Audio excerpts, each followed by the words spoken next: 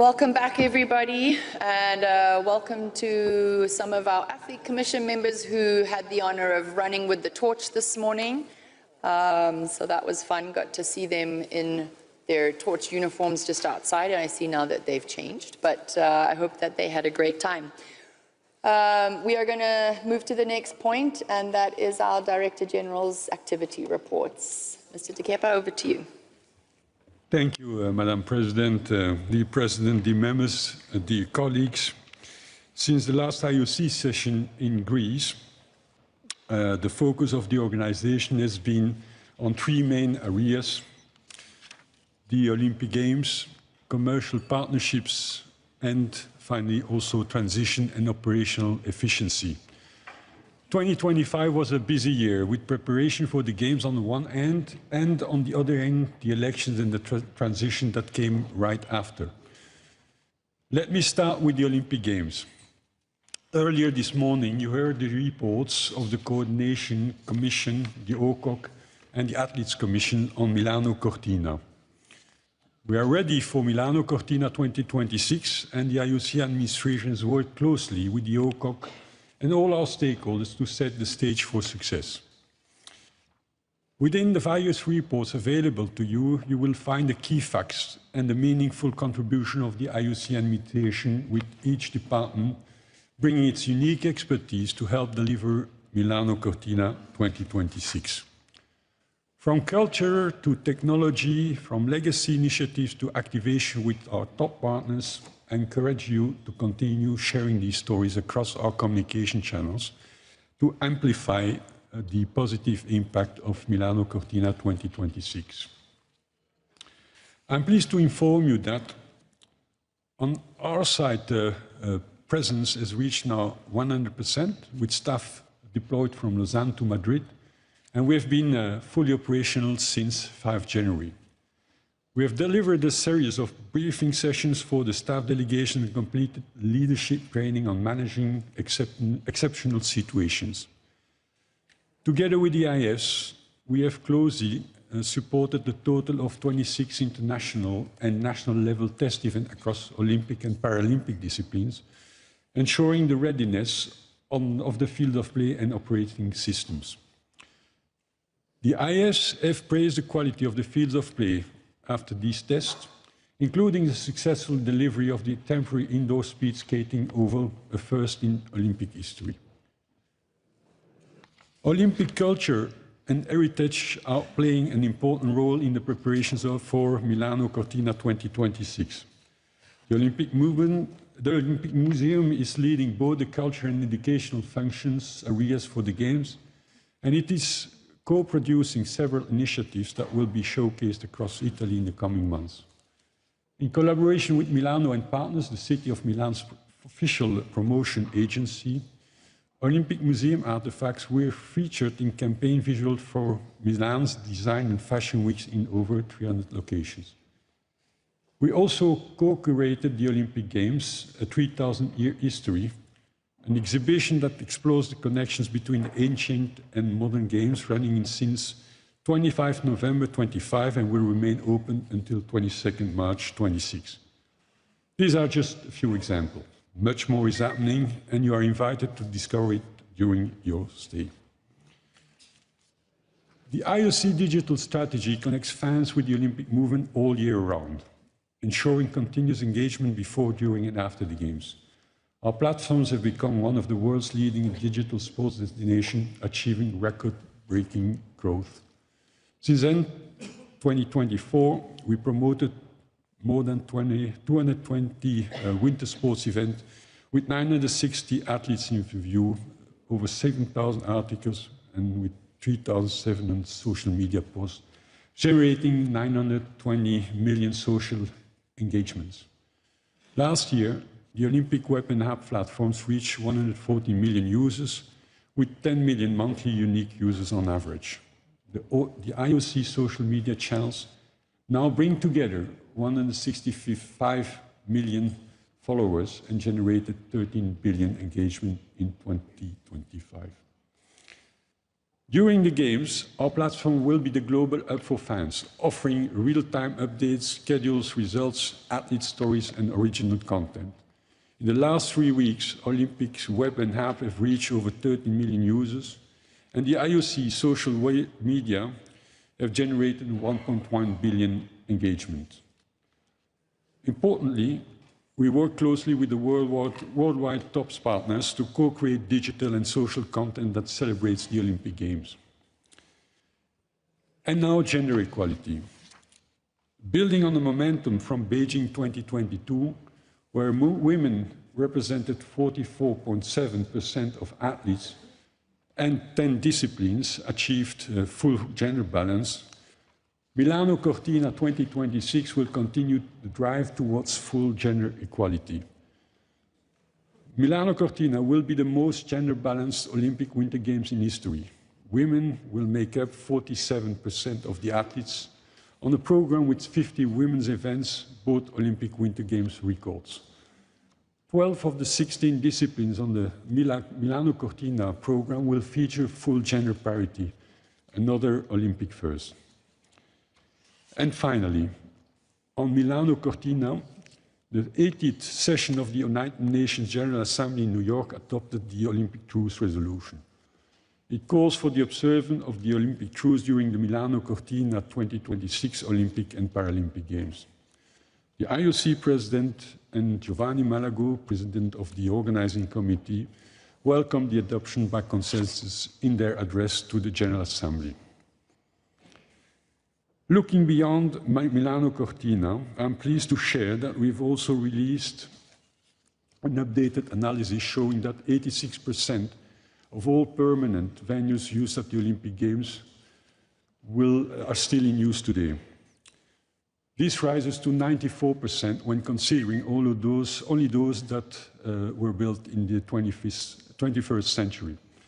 The updated study includes the venues from Tokyo 2020, Beijing 2022, highlighting how the Games continue to deliver lasting benefits for their host communities. Now Dakar 2026. Later today, you will hear the reports from the OCOC, which is why I just want to emphasize that within our administration, our Dakar delivery unit continues to provide strong support to the Youth Olympic Games Organizing Committee. The focus now is on helping Dakar 2026 in the transition from planning to readiness mode. We are progressing according to plan. Commercial partners.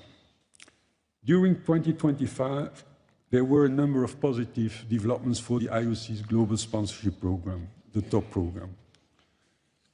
First, the IOC is pleased to welcome global technology company TCL to the TOP program. TCL is a world leader in the TV and household goods industry and has partnered with us through 2032 in the home audiovisual equipment and home appliance category. TCL have been extremely active for their first Games. We are excited about their activations and activities around Milano Cortina. We were also delighted to extend our top partnerships with our worldwide partners, insurance partners, Allianz, and our partner in the beer category, AB InBev, up to Brisbane 2032.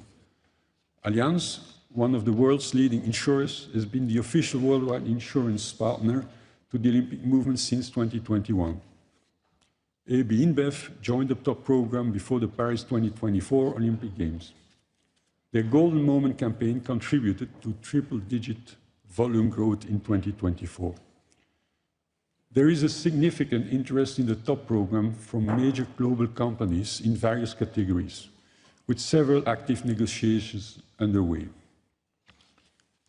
Our top partners have ramped up their activities for the Milano Cortina Games, including global campaigns for promoting the Games, activations and showcases in the city of Milan as well as in the mountain clusters, activations dressing major landmarks in Milan and in the mountain clusters, torch relay support.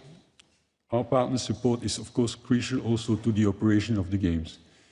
Deloitte will be delivering the Games technology solutions for the first time. Omega and Swiss Timing will be providing their timing and scoring technology. Coca-Cola, AB InBev, and Visa support concessions, and insurance policies are provided by Allianz. In addition to the millions of dollars of funding provided by top partners to enable the NOCs to send the teams to the games, top partners support the athletes, including direct engagement of over 150 athletes as ambassadors by our top partners, service in the Olympic Village, and travel grants. Our Olympic Games media rights program went from strength to strength in 2025. It started with securing an extension of our media rights partnership with Comcast, NBC, Universal, through to 2036, including new and innovative joint strategic initiatives and projects. Beyond that, some key media rights deals in 2025 included the awarding rights in New Zealand to Sky, a new agreement with Televisa Univision for Mexico, America movies covering South and Central America, and finally with Case TV in Brazil. As a result, Olympic Games media rights have been secured until 2032 in most key territories. The Milano Cortina Games will be available everywhere fans are, through expansive distribution across both television and digital platforms by our media rights holders. The major linear television networks worldwide continue to deliver the largest global audiences.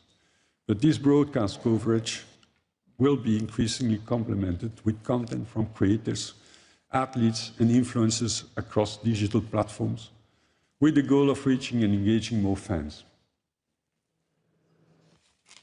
Following the success of Simone Biles' Rising, Sprint, and Court of Gold in driving attention ahead of the Paris Games, we have partnered with Netflix to feature two major docuseries on the run-up for Milano Cortina.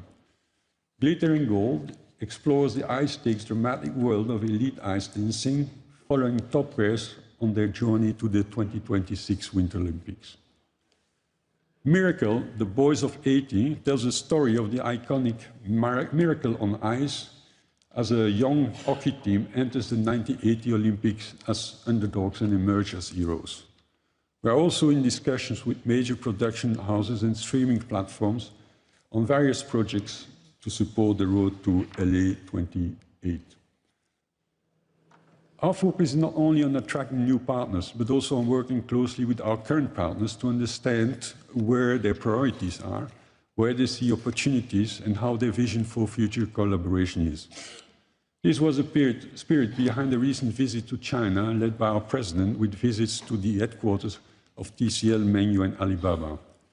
These visits were aimed at strengthening the three existing partnerships, but also provided an opportunity to gather valuable feedback for the ongoing Fit for the Future consultation. We were very impressed with all that we experienced there, and I'm confident that we have a bright future with these key partners.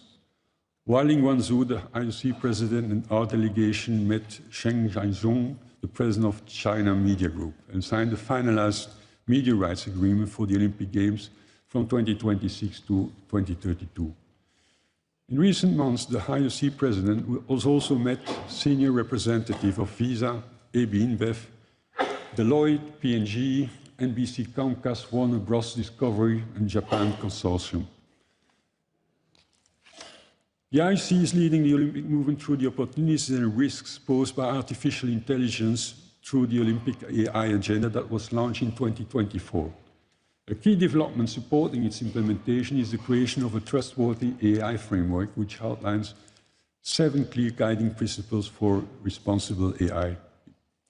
It also includes practical checklists designed to enable the responsible use of AI for everyone in sport, reinforcing both broad accessibility and alignment with the Olympic values.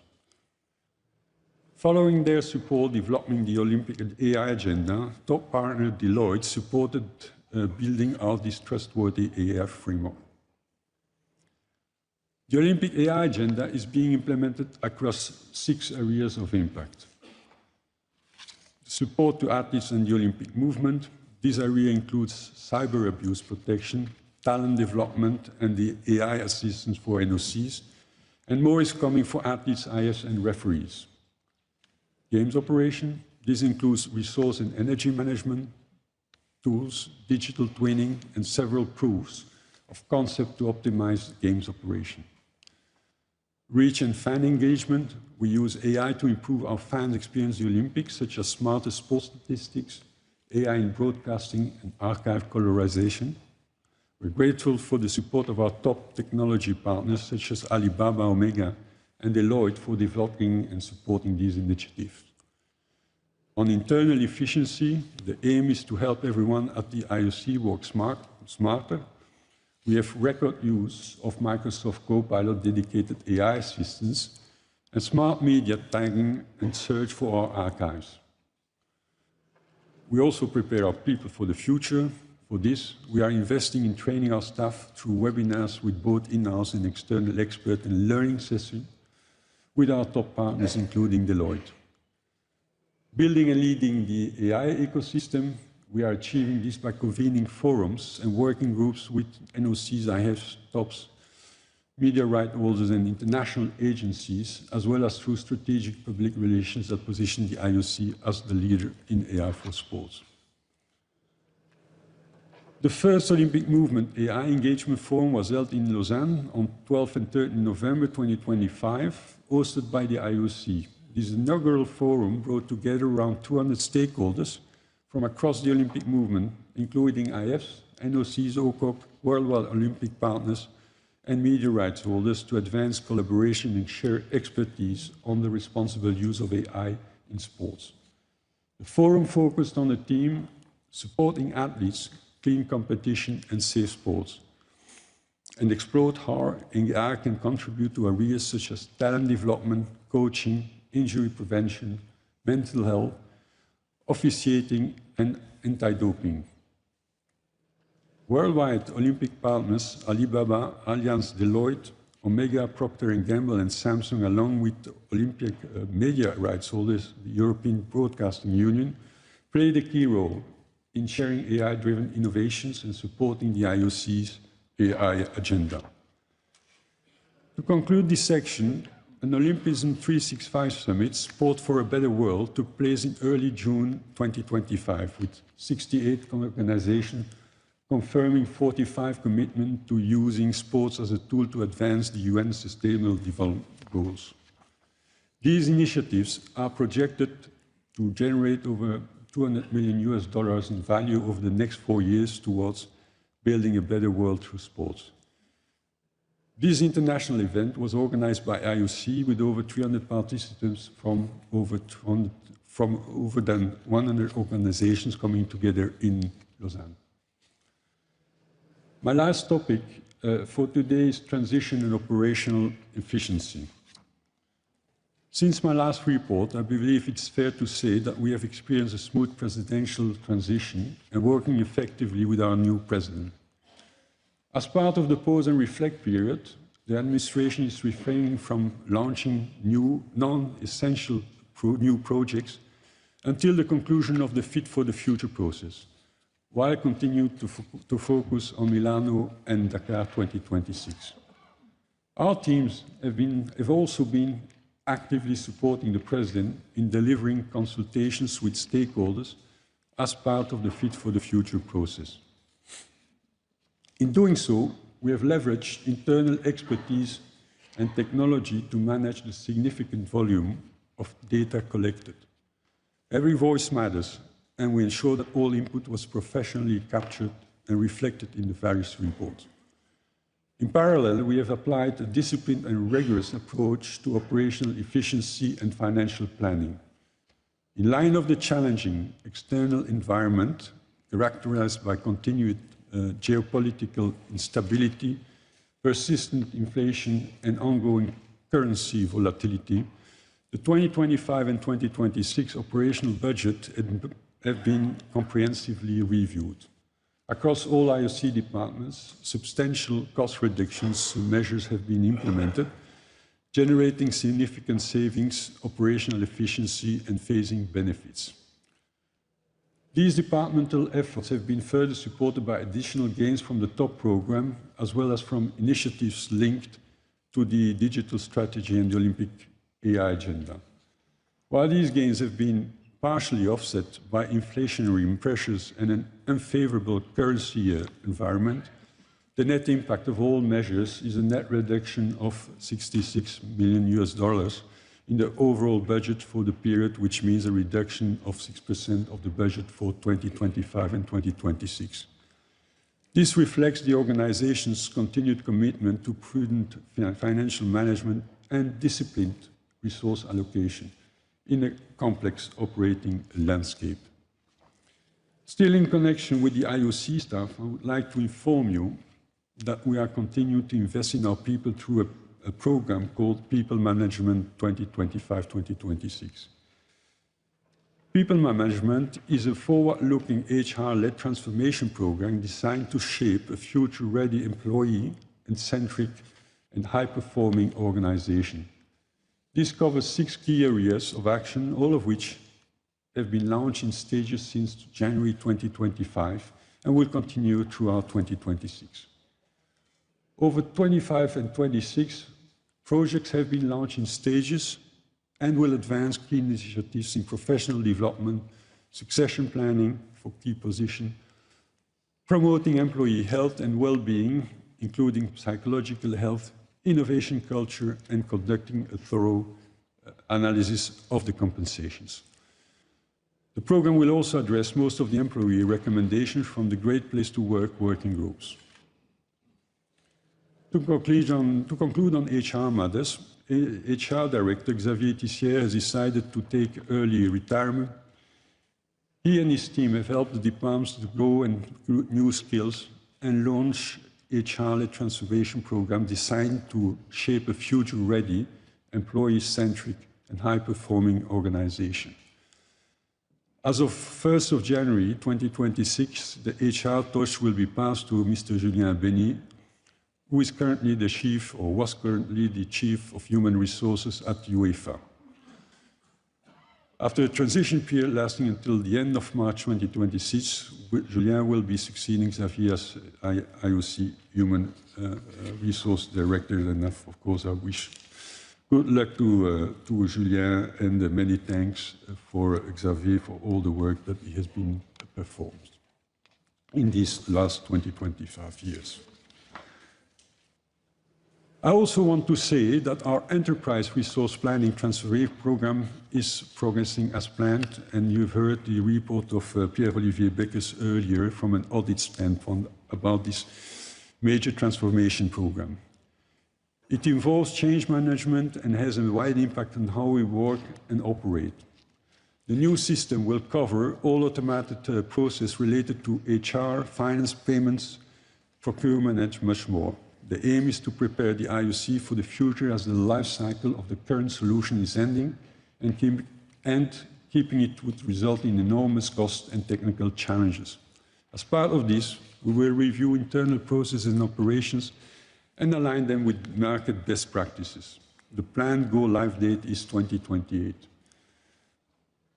To conclude my report, let me share with you the objectives of 2026, and they are quite logically the Olympic Games, ensuring the successful staging of the Milano Cortina 2026 Olympic Winter Games and the Dakar 2026 Youth Olympic Games, while we continue, of course, to support the future editions of the Games. The second objective is Fit for the Future, support the IOC membership in shaping, leading and starting to implement the Fit for the Future. And then thirdly, the revenue generation and the IOC administration. Future-proof the organization by strengthening revenue generation, operational efficiency and AI-ready skills, and by fostering staff well-being and professional developments. For each of these objectives, we have measurables, key results that will help us assess our progress through the year. Dear President, let me maybe conclude by thanking you personally also for all the support we have enjoyed and I have enjoyed in this transition year. And also wanted to thank the Honorary President for his wise advice and availability in this transition period. I wanted also to thank my colleagues in the IOC Executive Board for all the support they have given. And now, of course, I shall be happy to answer any questions you may have. Thank you. Thank you, Mr. De Keper.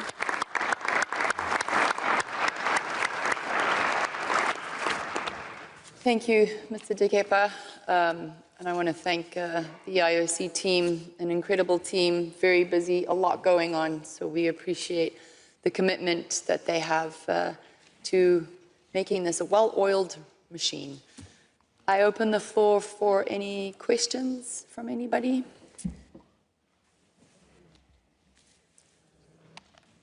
Nope. Okay, you're off the hook. Thank you, Mr. De Keper. I think right now it would be a nice time to give recognition to the many people across our Olympic movement that make everything possible. We have a special thank you video voiced by a double Olympic champion in snowboard cross, Miss Lindsay Jacobelis, and I would like to ask for that video to be shared with everybody, please. There's nothing more Italian than passion. The passion when history shifts by a fraction of a second.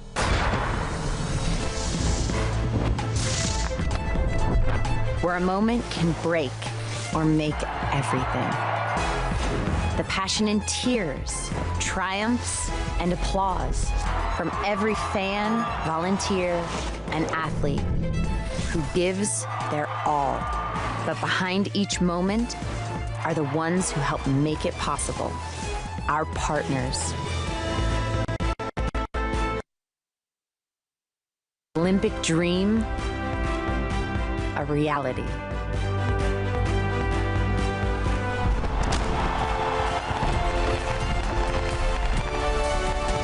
Thank you.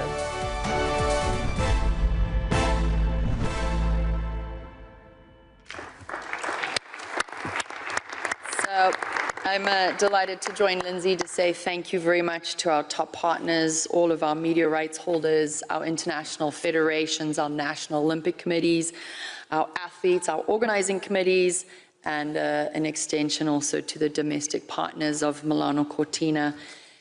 And my deepest gratitude also goes to the volunteers. We had a few moments with them a couple days ago, and they cannot wait for these games to start. I hope that you've all had the pleasure of being met by some of the volunteers, really an incredible group. Out of the 18,000 volunteers, the average age is 25. They had over 100,000 applicants. And for me, what stood out is that if the average age is 25, the commitment to giving a service to something greater than themselves is still really ingrained in our young people, and that was something to be really proud of. So also congratulations to the Milano Cortina team. The volunteers are really going to help ignite the magic of these games. So thank you very much. We will now move to point 10 on our agenda, which are, we will hear from Mr. Oswald from our legal commission. I will pass the floor over to you for amendments to our Olympic Charter. Thank you, Mr. Oswald. Thank you, President. Dear President, dear Honorary President, and dear colleagues, we have to propose to you a few amendments to the Olympic Charter. These amendments have been reviewed by the Executive Board and approved by the Executive Board on December 10. You have all the details and the reasoning for this amendment in your document. I'm convinced you read this document carefully. We have 5 amendments to propose. The 2 most important amendments are related to Rule 11, and it relates to the definition of the Olympic emblem and the design standard for organizing committees. First of all, to ensure the alignment with the IOC new rules and guidelines, we updated the definition which clearly state now that the Olympic emblem, how the Olympic emblems are composed, that means with the Olympic rings and a written element, and possibly when it's relevant, a distinctive graphic element. The second is the update of the design standard for OCOG. They will make the Olympic emblem, or the Olympic symbol, more visible and make the event identity clearer, and will offer a stronger trademark protection. The three remaining amendments are pretty straightforward. It's more a bit housekeeping details regarding the terminology in the Charter. First of all, the list of abbreviations have been adjusted to the changes of the names of some organizations within the Olympic movement. The second is the IOC Medical and Scientific Committee, which has been updated to its new name. That means the IOC Health, Medicine and Science Commission.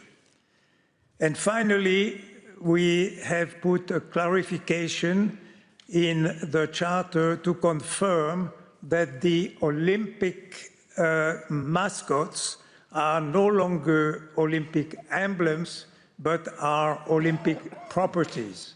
It's quite technical, but makes a difference, of course, for us and for the organizing committee. That's it, Ms. President, and I give you the floor back, unless you want me to proceed with the vote. I think we can see if anybody has any questions or any clarifications of Mr. Oswald or the Legal Affairs Commission. I think all very clear. It was really just cleaning a few things up and making changes that needed to be made in terms of specific names. Okay. Danny, I can pass the floor back to you. Thank you. Well, we can proceed to the vote. Those who approve this amendment to the Charter have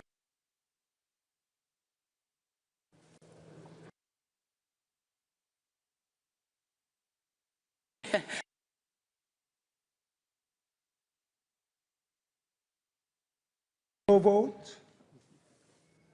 Nope. Okay. And I believe we had 2/3. Unanimous. Thank you very much. Thank you, Mr. Oswald, and we had 2/3 majority, so thank you. Thank you very much for that. We will move on to point 8 under anti-doping, and I would like to welcome the President of WADA, President Banca.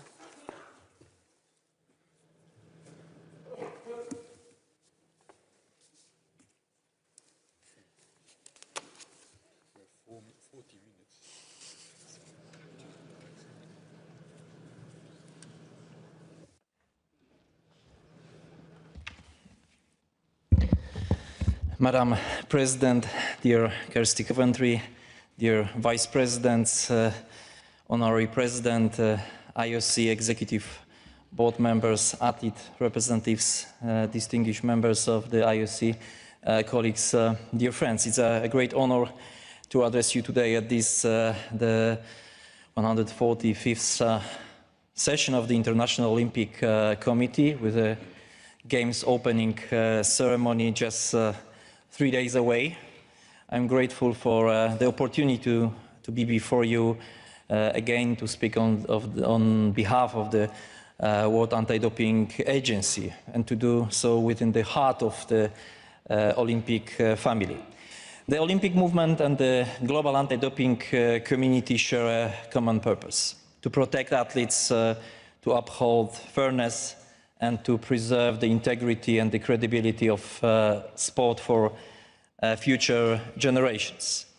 The past year has been another busy and productive one for WADA. As a president, I'm encouraged by what I've seen over the past 12 months. We are part of an anti-doping community that is increasingly aligned. And we are determined to meet today's challenges and those that lie ahead. For us, much of 2025 built toward a major milestone, the 6th World Conference on Doping in Sport in Busan, Republic of Korea, which took place in December. We welcomed 1,500 participants from across the globe, including many of you here today. The conference was not simply a conference. It was a powerful demonstration of shared responsibility and global cooperation. In front of the world, the unity of the anti-doping community was clearly on display. Governments, sports organizations, athletes, laboratories, and anti-doping organizations came together. They focused on solutions rather than divisions. Alongside the conference, we held our executive committee meeting, our foundation board meeting, and a meeting of our athlete council. These discussions reinforce a clear message. Clean sport is stronger when all voices are heard. The centerpiece of the conference was the approval of the 2027 World Anti-Doping Code and international standards. During the 2-year consultation process, we received more than 5,000 comments from stakeholders in over 60 countries. This included input from approximately 600 athletes across 70 sports. Their voices were central, and they were heard. The revised code places stronger emphasis on the human rights of athletes, particularly minors and protected persons. It strengthens responsibilities. It introduces flexibility where appropriate. And it really reinforces trust in the system. Over the next 11 months, WADA will focus intensively on implementation and readiness. We will hold 4 regional symposiums to ensure all stakeholders are fully prepared. This is now the 5th version of the code. It continues to evolve as sport and society evolve. What matters most in this? These are fair and strong rules. They do not belong to WADA, they belong to all of us. And with that comes shared responsibility. One set of rules for every sport, for every country. Another important outcome of the conference was the endorsement of the Busan Declaration. It calls for stronger education, deterrence, detection, investigation, and sanctioning. It calls for increased resources and deeper cooperation. It is a declaration of accountability. Turning now to Milano Cortina 2026, our cooperation with the IOC and the International Testing Agency continues to strengthen the integrity of these games. We launched education programs in 18 languages. More than 5,300 athletes and entourage members have completed them. We support the ITA's pre-games testing program. We will deploy independent observers and athlete engagement teams. And we've worked closely with the Rome laboratory to ensure full readiness. We want these games to be remembered as a celebration of excellence, fairness, and confidence in a truly level playing field. Beyond the games, WADA's broader work continues to deliver tangible results. One hugely important area is the Intelligence and Investigations Capacity and Capability Project that we carried out in Europe, which we expanded into Asia and Oceania. I would like to invite you to watch a short video that highlights some of the work we've done in this space.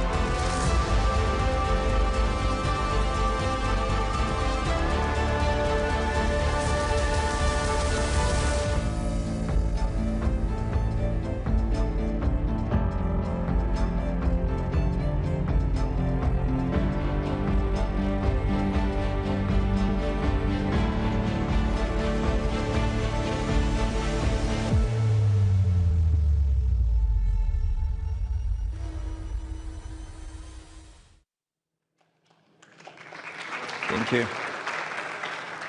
Since 2022, we've been strengthening our collaborations with the law enforcement, first across Europe and now Asia and Oceania. So far, we've engaged with 99 countries, 97 anti-doping organizations, and 86 law enforcement agencies. Through this cooperation, we've carried out 225 intelligence-led joint operations, dismantling 75 illicit laboratories and criminal networks. And today, dear colleagues, I would like to share something with you for the first time, some fresh figures and news. As a result of these operations, more than 78 tons of performance-enhancing substances have been seized. 78 tons. That represents 1.6 billion doses of prohibited substances kept off the global market. That's 1.6 billion threats to health removed, gone. This is what effective global collaboration looks like. So following the success in Europe and Asia, we've plans to expand the project into the Americas this year and next year, and then Africa in 2028 and 2029. At the same time, we adopted the new international standard for investigations, strengthening consistency worldwide. Through Operation LIMS, the most successful anti-doping investigation of all time, we delivered accountability, resulting in the sanctioning of 298 Russian athletes. We've also seen growing trust in our whistleblower system. Reports to our informant platform Speak Up have more than tripled since 2017, now exceeding 600 reports per year. This tells us that athletes believe in the system, and they are willing to defend it. More broadly, we are firmly on track to deliver on our strategic plan for 2025-2029, which provides a clear direction and focuses on leading, growing impact, being athlete-centered, collaborating and performing. The plan covers every area of what we do.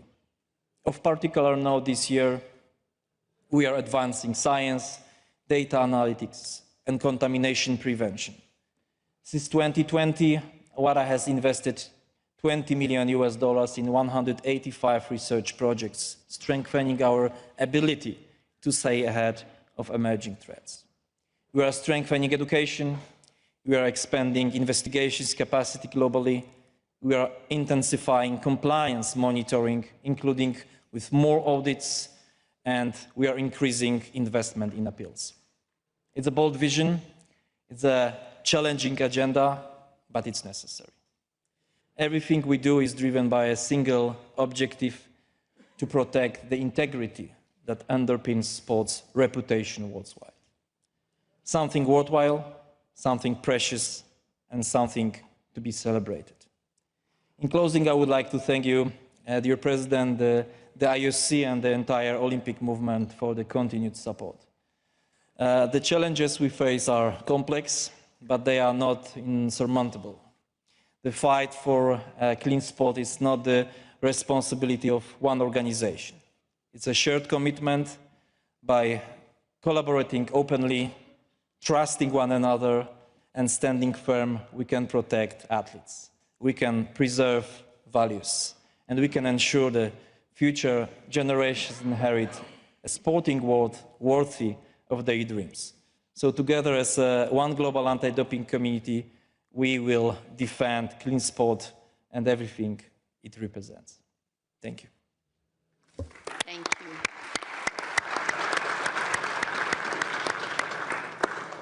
Thank you, President Bank. I'm going to ask you to stay for a few minutes and ask if anyone has any questions, please. Your Highness, Prince Albert. Thank you. Thank you, Madam President. Congratulations, Mr. Banca, for your presentation, and thank you for the great news and the great development.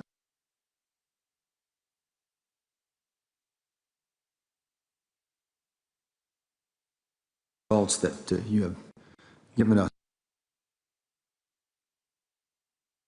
You mentioned, sir, that there will be some regional workshops. Do we know when and where these workshops?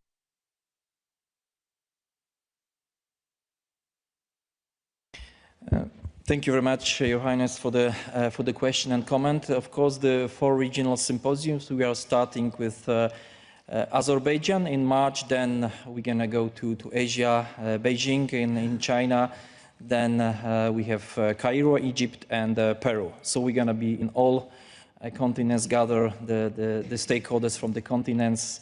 As I mentioned during my speech, it's going to be busier for us because once we adopted the new code, now it's time to really make sure that the legislation, the rules of the stakeholders are in line with the code, and they are going to be ready for the full, because the code will come into force on 1st January 2027. So 4 regional symposium because the code will come into force on 1st January 2027. So 4 regional symposium in 4 continents. Thank you. Thank you. Mr. Cope. President, thank you. And if I may, through you, thank you, Witold, for your clear, concise, and, if I may say so, a report from a very, very complex landscape. And thank you particularly for restating unambiguously that our collective ambition must, of course, be to catch the cheats and uphold the primacy of clean athletes. We have great education programs. And they certainly help, and we've witnessed them in WADA, in this room, and in many of our federations. World Athletics, we have similar programs in the integrity unit. But if we're being blunt, they don't always impact the intentional rule breakers in elite sport. And as you quite rightly articulated, particularly in the short video, the importance really of just doubling down on intelligence-led testing in simple terms, the right test, the right athlete at the right time. So I think it's pretty clear that catching the dirty athletes is probably the best way we can serve the pinnacle of clean athletes at our elite sport, but we do have to push on beyond simple compliance and in a way just, well, in a slight pun, reach for the stars. Thank you. Thank you. Thank you very much, President. I couldn't agree more. I think only together we are stronger, and I think we all agree that we have to invest more on science, new detecting methods, intelligence and investigations. So this area is very complex, but to be more efficient and stronger, we have to work all together, and we have to invest more, not only resources, by powers, and it has to be done through the strong collaboration. Thank you. Thank you. Mrs. de France, please. Yeah. Thank you, Madam President. Thank you, Mr. Chair and Honorary Chair. Sorry. I just want to congratulate you on being able to have the confidence of the athletes and the number of athletes who are reporting that there are problems. Something like 3,000. The numbers went by so fast I couldn't really know what the number is. But again, congratulations on this level of confidence in your organization. That's a wonderful thing, and more athletes will be involved with making sure that they have a fair shot at the competition. So again, my congratulations. Thank you very much. It's a big honor for me, although I have to say we are very busy with all these, comments and requests from the athletes and the reports, but I think it shows the confidence from their side on our organization. Thank you. Thank you very much, and congratulations again. Very good job. Look forward to continuing our work together. Oh, wait, no. Oh, Maya? Can you hear me? Thank you, Mr. President, for a great speech. And I would like to thank, most of all, for involving athletes and the strong collaboration with the WADA Athlete Council, especially during the code review. It was a long journey and a lot of hours of collaboration, but we really feel that the athlete's voice was an important part of this work. And here I would like to thank all the WADA Athlete Council members for their commitment. Strengthening the athletes' entourage accountability is the thing that we find as a big step in the new code, so thank you for that. And also, we are happy that the Ombuds program is continuing, and we look forward to the results of the working group on contaminations. And our system is getting better and better each year, but of course we know that there are still places to improve. We need to make sure that all the athletes that are going into the Olympic Games are included in the ADAMS system. So we keep fingers crossed for your further patience in your work and your commitment to work with all the stakeholders to protect clean athletes.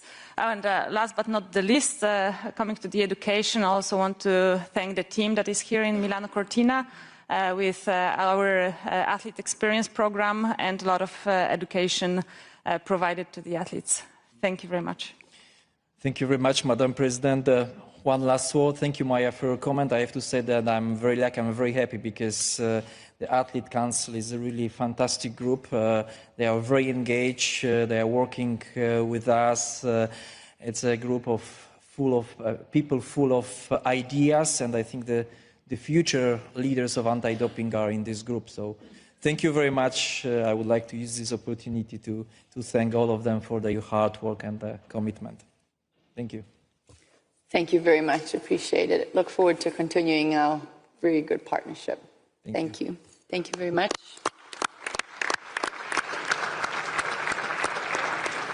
We will stay with anti-doping, and I would like to ask the new chair of the ITA, Mr. Atinian, to please come forward.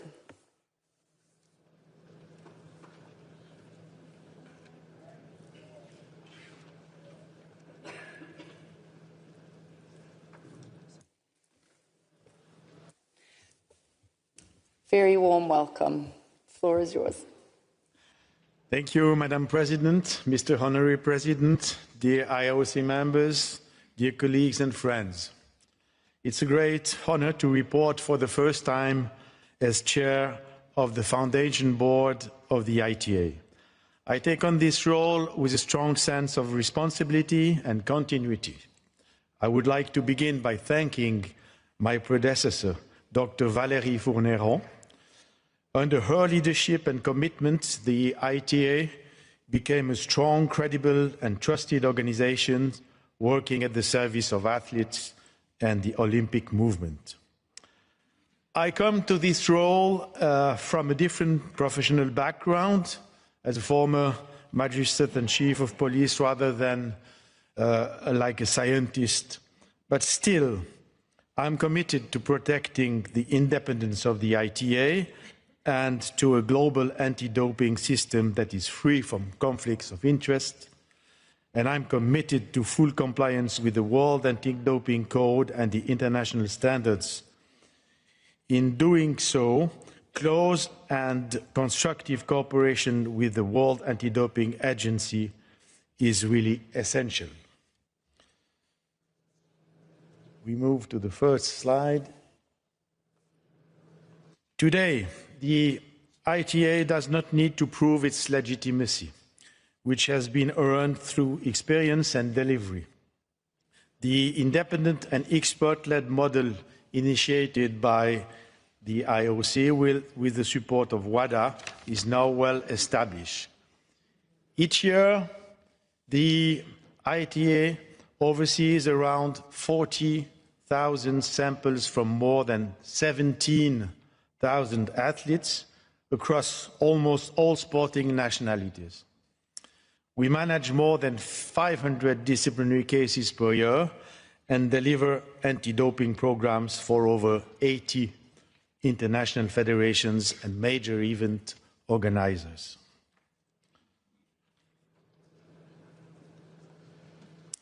I will now turn to the pre-games phase for Milano Cortina 2026. In the lead-up to the Games, the ITA supported a coordinated pre-Games phase of the Olympic anti-doping program on behalf of the IOC. We did this by sharing targeted, risk-based testing recommendations with international federations and national anti-doping organizations around the world. For the international Olympic winter federations, which have delegated their program to us, the ITA implemented the pre-games testing on their behalf. These recommendations were designed to support proportionate testing and reduce the risk of gaps across sports and countries during the most sensitive preparation period. The recommendations were structured by risk. This ensured that testing was both targeted and consistent.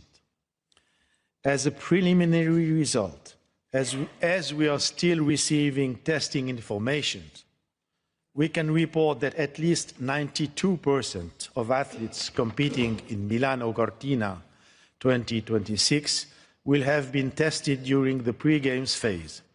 This is the highest proportions ever reported ahead of an edition of the Olympics.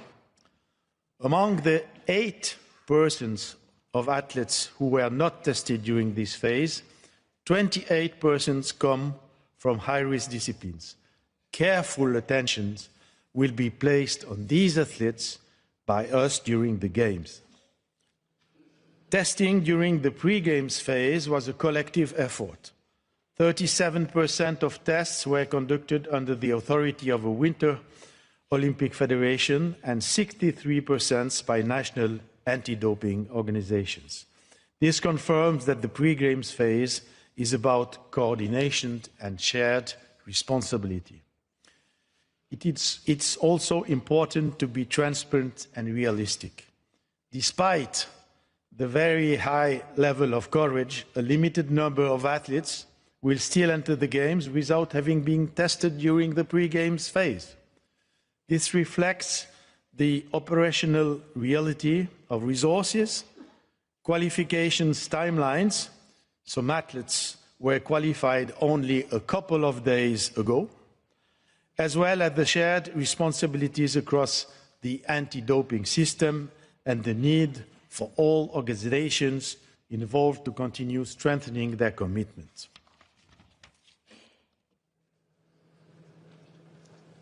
To make these results more concrete, this slide focuses on the 25 delegations with the highest medal counts at previous editions of the Olympic Winter Games. It shows, in a simple way, how pre-Games testing was distributed. Athletes tested in line with the recommendations, athletes tested below the recommendations but at least once, and athletes not tested during this phase. What we see here are the levels of testing coverage across the largest delegations. Following the Games, the ITA will publish a full and transparent report on the pre-Games phase showing how testing was implemented across sports and delegations. It is intended as a source of transparency and learnings for the anti-doping community and as a basis to continue strengthening pre-game testing approaches for future editions. Finally, I note that all participating neutral individual athletes from Russia and Belarus were subject to pre-games testing and that all AIN athletes without exceptions have been tested before the Games in line with ITA recommendations. I will now turn to the Games time anti-doping program. Milano Cortina 2026 will be the 7th Olympic Games across summer, winter and youth editions, supported by the ITA on behalf of the IOC. This experience allows us to approach these Games with confidence and realism. The Game time program is fully planned and ready. It will be delivered in cooperation with the organizing committee and with NADO Italia by a large international workforce operating under common standards. despite the geographical spread of venues. All 145 doping control officers working at the Games have been trained and certified through the ITA's dedicated IDCO program, which helps ensure harmonized process and knowledge to conduct testing. Testing during the Games will be conducted both in competition and out of competition, following a risk-based and intelligence-led approach. Athletes who didn't undergo testing prior to the Games would receive particular attention. Results management will be handled independently by the ITA. Any potential cases will be brought forward to the anti-doping divisions of the Court of Arbitration for Sport. All samples collected during these Games will be stored in the ITA's centralized long-term storage facility and may be reanalyzed for up to 10 years. This is essential for long-term difference. It shows that anti-doping controls do not end when the Games close. This is not only a principle.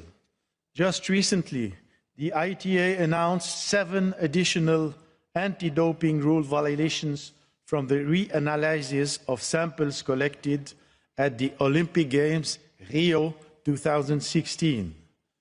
This confirms that doping offences can still be sanctioned many years later and shall serve as a strong message to those who are tempted to cheat. At the same time, we are all well aware that a stolen victory moment can never be replaced in retrospective for the rightful winners. Sooner or later, truth comes to light, and the efforts deployed by the IOC and the ITA to do everything in their power to deliver justice should be underlined. The Games time program will be observed by the World Anti-Doping Agency's independent observers team, which allows me to thank WADA for their careful supervision. Intelligence and investigations activities will also be conducted in close cooperation with the Italian authorities, another great example of cooperation between public law enforcement agency and sport organizations, as mentioned before. As a constant advocate of integrity and the rule of law, I invite all athletes and delegations to play by the rule and protect the fundamental Olympic value of fair play. President, dear colleagues, before I conclude, I would like to add one final point. As the newly appointed chair of the ITA Foundation Board, I look forward to engaging with all of you during these Games, and in particular with the International Winter Olympic Federations. This includes federations that already work with us, and also those who do not currently delegate their anti-doping programs to us. Your views matter to us as I embark on this new mandate. The ITA will continue to build partnerships based on trust, transparency, and respect for the role of all organizations in the system. On behalf of the board that I chair, I look forward to supporting the ITA administrations and to working with ITA Director General Benjamin Cohen and the team. This spirit of openness and collaboration will be an important part of my mandate. Thank you for your long attention, and I wish you all very successful and inspiring Winter Games. And grazie to our Italian hosts. Thank you.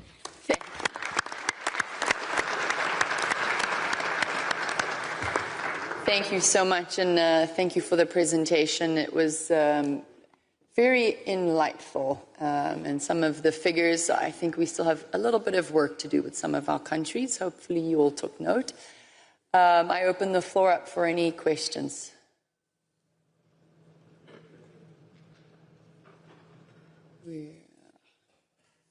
Humphrey. Thank you, Madam President. I just want to thank Jacques for the really comprehensive update. On behalf of the athletes, I just want to commend you and the entire pre-games task force for the coordinated risk-based approach and delivering the highest level of pre-games testing coverage, reaching over 92% of tested athletes ahead of Milano Cortina is a significant achievement and sends a strong message about fairness, about clean sport, about trust and protection of clean athletes.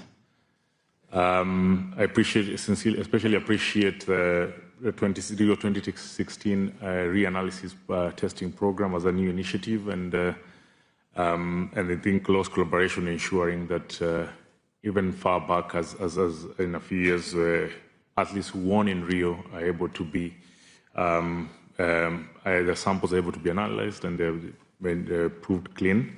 And of course, the report to publish after the games really signifies a close collaboration to improve on athlete confidence and integrity of the Olympic anti-doping system. So thank you and welcome and looking forward to further collaborations. Thank you. Thank you for those wonderful comments. Thank you. I don't see Mr. DeVos. Yes, dear President, dear colleagues, friends. First of all, I would like to congratulate Jacques with his election.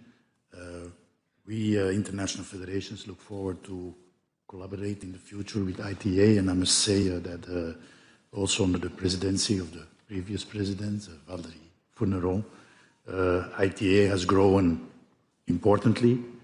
Many more and more federations are using the services of ITA, and I believe this strong organization and agency is really important for the success of the sport and the clean sport in general. So congratulations again, and we look forward to continue this journey together. Thank you. Thank you. I don't see any hands or anyone on the screen, so thank you very much. Congratulations. Look forward to continuing our work together. Thank you. Thank you, Ben.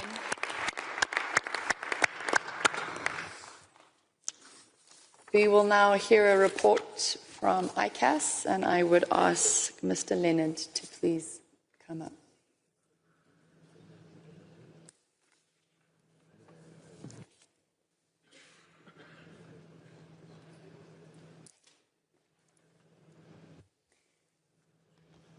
Welcome. The floor is yours.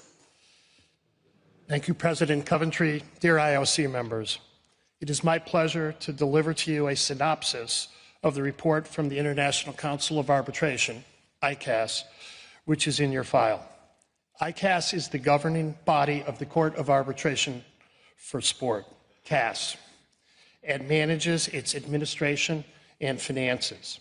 I am one of the founding members of ICAS in 1994 and its current president. With me on stage is Metu Reb, our Director General. In September 2025, ICAS President John Coates decided to resign due to health reasons.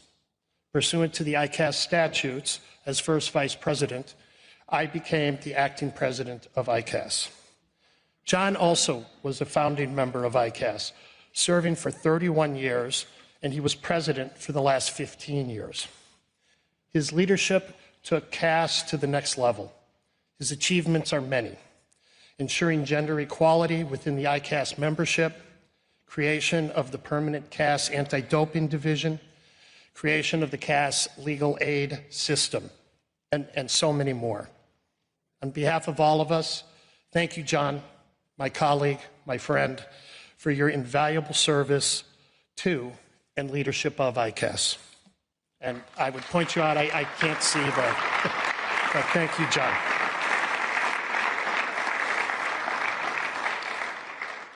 ICAS is composed of 22 judges or lawyers with significant judicial, international arbitration, or sports law or administration experience. Among its current members are 5 Olympians, of which I am one. Most of the ICAS members hold no administrative position in international or Olympic sport bodies.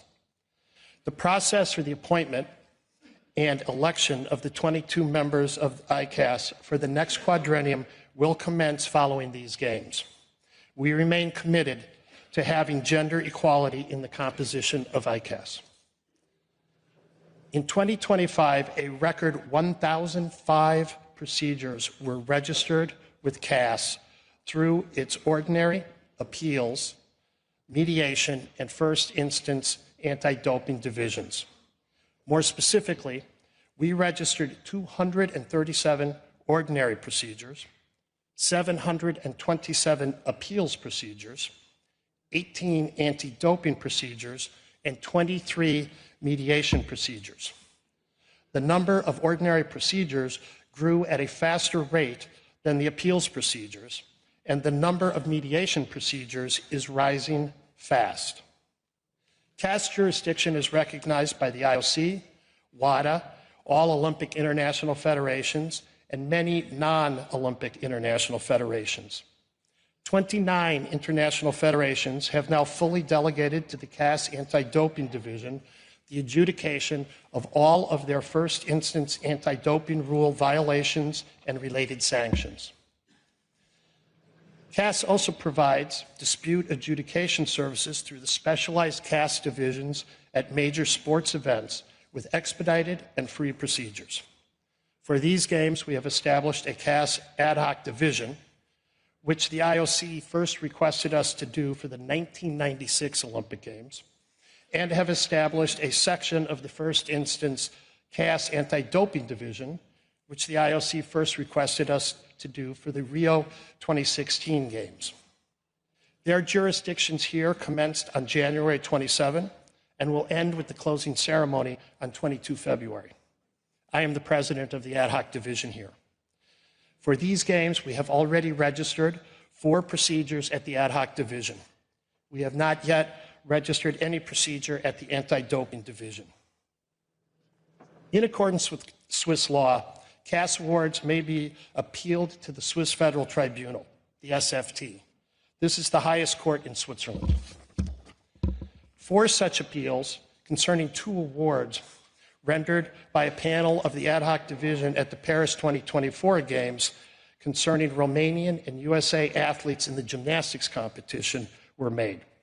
Each of the 4 parties involved appealed the panel's awards to the SFT on various grounds. The SFT decision was notified a few days ago. The SFT denied 3 of the appeals, confirming, among other things, the independence and impartiality of the panel and the field to play doctrine developed by our jurisprudence. One of these appeals concerned new evidence proffered after the CAS hearing had been held and the award had been issued. CAS cannot reopen a closed procedure without the agreement of all parties. The SFT decided that the new evidence justified a re-examination of the award and reverted the case back to CAS. Following the SFT decision, CAS can now ensure a thorough judicial review of the new evidence that has since been made available. There are some other CAS developments to note.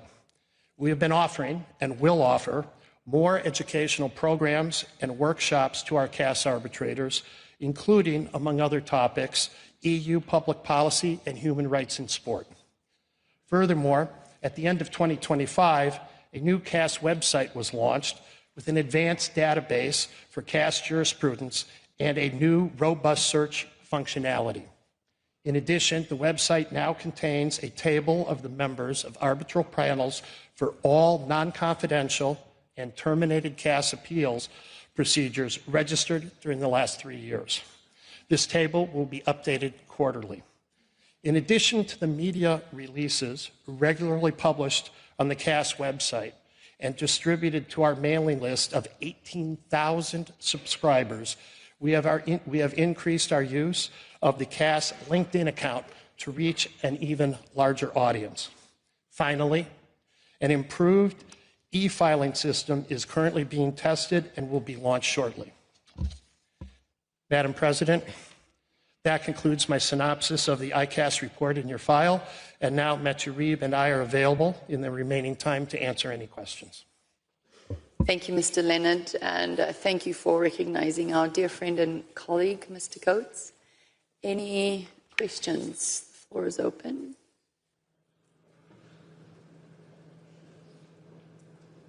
Nope. I think very clear. Excellent. Thank you very much. You're very welcome. Thank you. Thank you.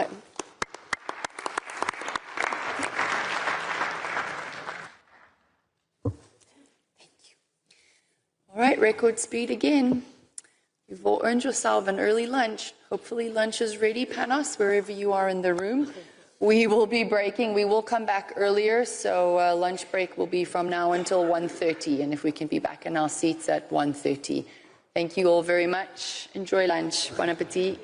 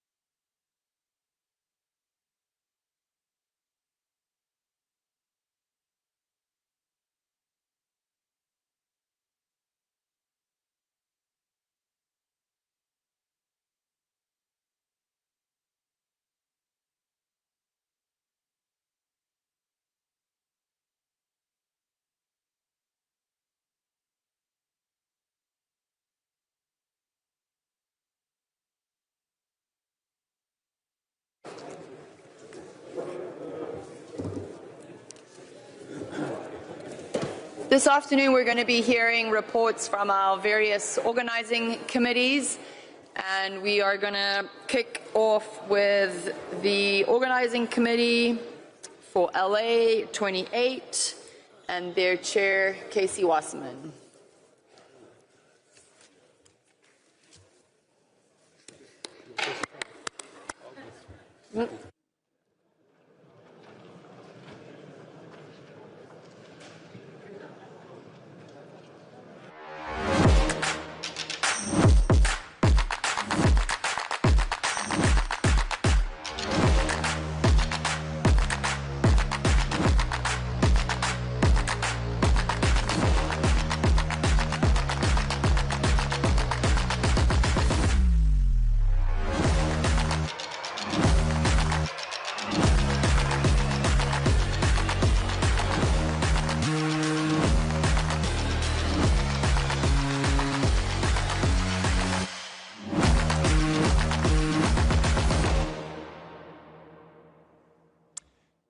Well, that's what it's all about. Good afternoon.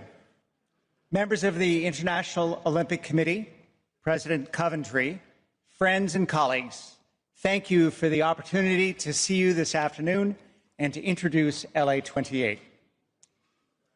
At moments like this, when the world seems complex, fast-moving, at times uncertain, the Olympic and Paralympic movement reminds us that sport is one of the few truly universal languages we all share. The United States has been a partner in this movement for more than a century, not only as a host of the Games, but as a steward of its values. We believe deeply in the power of sport to unite, to inspire, and to reflect the very best of humanity. That belief has not wavered. I'm here today as a friend to many of you and your colleague, to offer my personal reassurance that the commitment of those of us in the United States who serve the Olympic and Paralympic movement, that commitment remains very, very firm. Team USA, the USOPC, LA 28, and Utah 2034 are united in both that purpose and spirit. Collaboration, continuity, and trust continue to guide how we show up as partners, listeners, and stewards of this shared mission. As we all prepare to welcome the world here in Milano Cortina in just a few days, and as we look ahead to hosting the Games in Los Angeles in 2028 and then in Utah in 2034, we're reminded that these Games are not isolated moments. They're part of a shared arc, each one building on the last, each strengthening the movement that we collectively share. LA 28 in particular reflects that partnership. LA is not just preparing to host the Games, it's preparing to host the entire world. LA 28 has a very clear plan, very strong governance, and an unprecedented amount of private investment. We're advancing forward with optimism and discipline. Just as importantly, LA 28 is doing so in close alignment with the IOC, grounded in the shared priorities around athlete experience, sustainability, innovation, and global engagement. At a time when reassurance matters, let me be clear. The United States remains fully committed to the independence, the integrity, and the global mission of the Olympic and Paralympic movement. We understand the responsibility that comes with hosting the world. We embrace it with humility, with respect, and preparation. That commitment is embodied by the leadership guiding LA 28.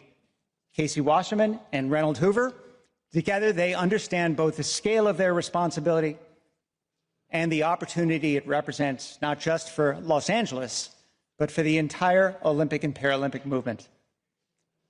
Their leadership is steady, collaborative, and deeply intentional. They are building with purpose, and they believe profoundly in the unifying power of sport.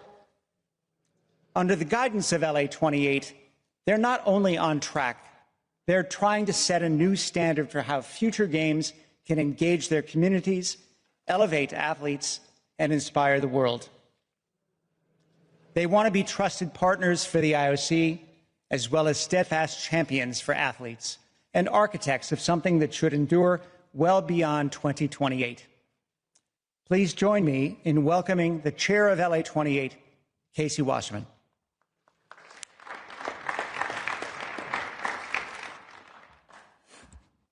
Thank you, Gene, and good afternoon, everyone. President Coventry, Honorary President Bach, thank you for having us today. It's truly an honor to be here with all of you. The energy and excitement in this country is incredible, and that is a credit to Giovanni, Andrea, and the entire organizing committee, and to our wonderful hosts here in Milano Cortina and across Italy. Their passion, their dedication, and their vision are already on full display. The Olympic movement has united people around sport for more than a century, bringing together nations, cultures, and communities in the pursuit of excellence, friendship, and respect. And it has done so despite the unpredictability of the world. Through times of challenge and change, the Olympics have endured as a beacon of hope and human achievement. And I promise you all today, LA28 will be no different, just 892 days from now.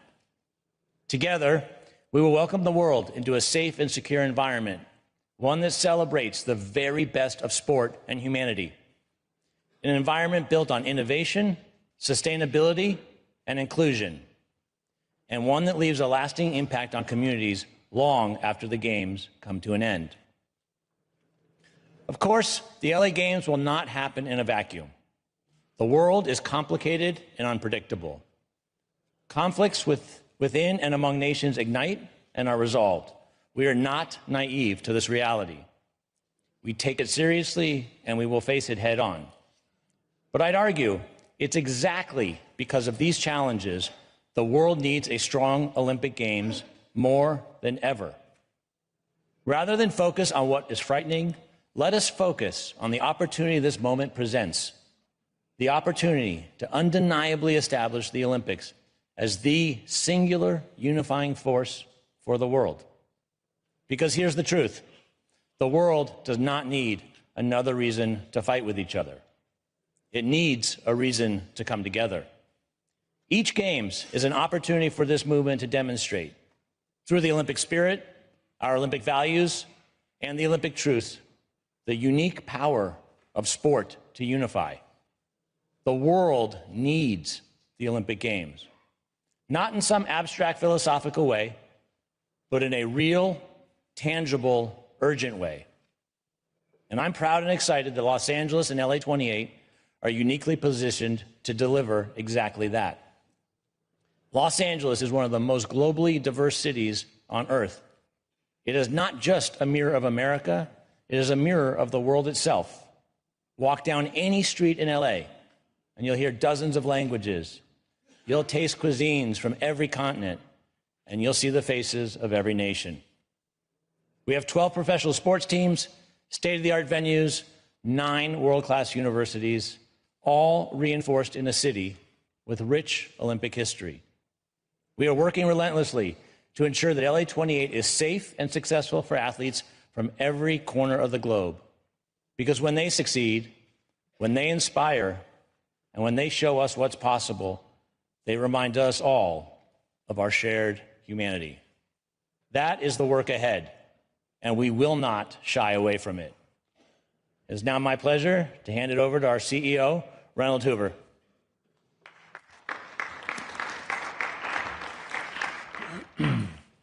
Thank you, Casey. I really want to build upon what you just shared and show some high examples of the unification opportunity in front of us and the momentum already carrying us forward. In just the first 24 hours of ticket draw registration, more than 1.5 million people registered. Fans from nearly 200 countries across 6 continents, a truly global response made one thing clear, that the world is ready for the LA28 Olympic Games. Outside the United States, the strongest demand is coming from Great Britain, France, and Canada, reinforcing the global pull of these games. And just last November, we launched our volunteer program 18 months ahead of schedule, and the response has been extraordinary. More than 180,000 people from around the world, from China to France, Canada to Great Britain, Mexico and beyond, have already expressed an interest in volunteering. The momentum continues to build every week, including 40,000 Angelenos who have already stepped up for their city right now. But what's most inspiring is this spirit of service isn't waiting until 2028. Volunteers are already coming together across Los Angeles, showing up, building communities, and bringing the values of the Olympic Games to life today.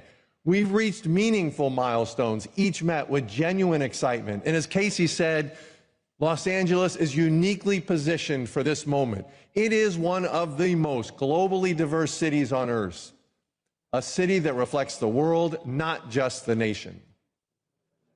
All of this reinforces a simple truth, that sport has the power to unite the world. We feel that energy everywhere, among fans, athletes, and partners, and it continues to escalate.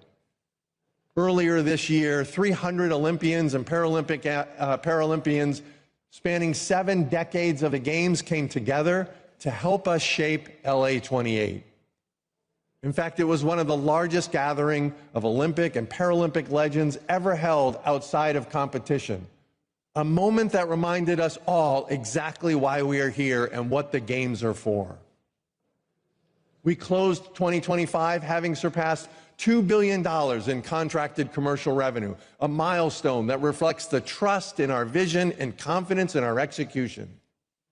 When I last stood before you, I said that the state of our OCOG was strong and growing stronger. Today, I can say with confidence we are building momentum, we are adding talent, sport experience, and voices from across the Olympic movement to a team that is rising to the moment. Over the past year, the momentum has translated into real progress. Our team has grown to more than 600 people and will approach 1,000 by the end of the year. Our executive team is fully in place, and we are now together under one roof in downtown Los Angeles across 8 floors, working side by side to deliver something extraordinary. Our Games plan is guided by a clear principle. Make the most of what already exists. We are maximizing world-class venues, co-locating sports, and minimizing unnecessary construction, while never compromising the athlete or competition experience. Sport is the heart of the Games. In Los Angeles, this world-class city is the perfect stage to celebrate it as the ultimate global unifier. Now, most athletes will call the Olympic and Paralympic Village at UCLA home.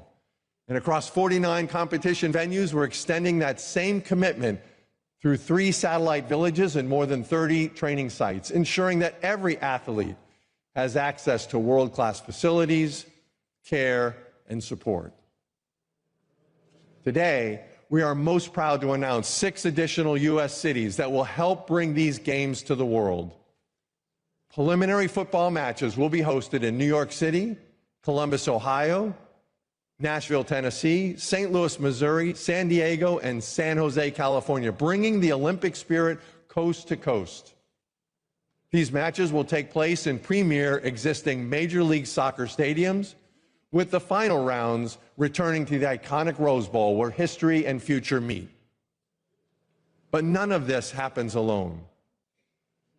Our work is built on strong trust, partnerships across every level of government. Locally, we are proud to stand alongside the city of Los Angeles and all our venue cities, including Oklahoma City. At the state level, California's support has been unwavering, last year delivering legislation that enables temporary venues, transportation solutions, and high-quality medical services. We brought 250 government partners together at the first ever Games Summit to deepen our alignment and shared purpose with them. At the federal level, with the support of the White House and Congress, LA 28 secured $1 billion for Games time security, an essential commitment to safety and success. And with the launch of the White House Task Force last August, nearly now 36 federal departments and agencies are now aligned in delivering a safe, seamless, and unforgettable Games. To that support, that global participation we launched, to support that, we launched LA28 Visa Link, a platform to help Games stakeholders navigate travel entry into the United States. Visa Link verifies official affiliation and purpose, helping ensure clarity, consistency, and timeliness in visa applications. We also have a dedicated visa assistance team already in place, and we continue our close coordination with the Department of State to strengthen our federal planning and execution for visa access. We approach this work with optimism, but also discipline. And we understand the scale and complexity of delivering the Games, and we actively manage those risks that matter most, including integrated delivery across stakeholders, procurement timelines, political and social dynamics, security and cyber threats, and, most importantly, an unwavering commitment to fiscal responsibility. But to realize that unifying power of these Games, the entire Olympic movement must move forward together. With complexity comes responsibility to act as one team aligned with purpose and execution. Every National Olympic Committee, every international federation, and every host city partner needs to be synchronized on what we are delivering and when we are delivering it. This requires some things: prioritizing athletes in Games delivery decisions, secure and shared financial responsibilities, and finally, implementation of proven best practices across the board. I hope you can feel that we are energized about what lies ahead, and we know you are too, which is why we must work together. Looking ahead to 2026, LA28 enters a pivotal year of execution. We're finalizing a transit-first plan in close partnership with local and state agencies designed to move people efficiently and sustainably.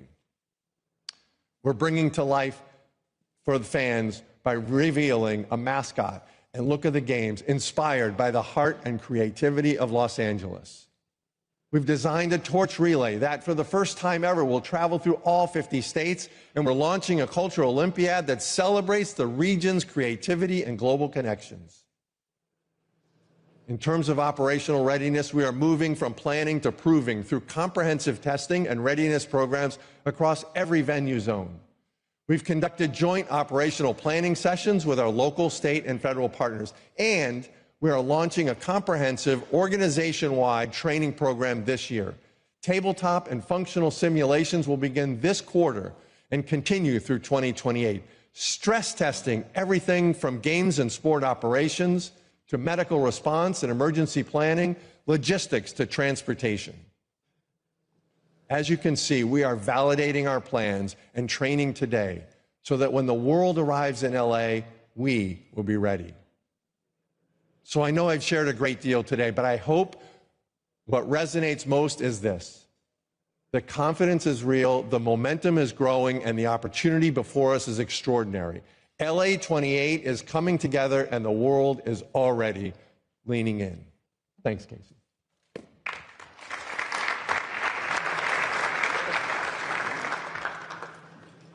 Every 2 years, we gather for a global ritual, not one imposed by any single nation or ideology, but embraced voluntarily by billions of people across every continent, every culture, and every background.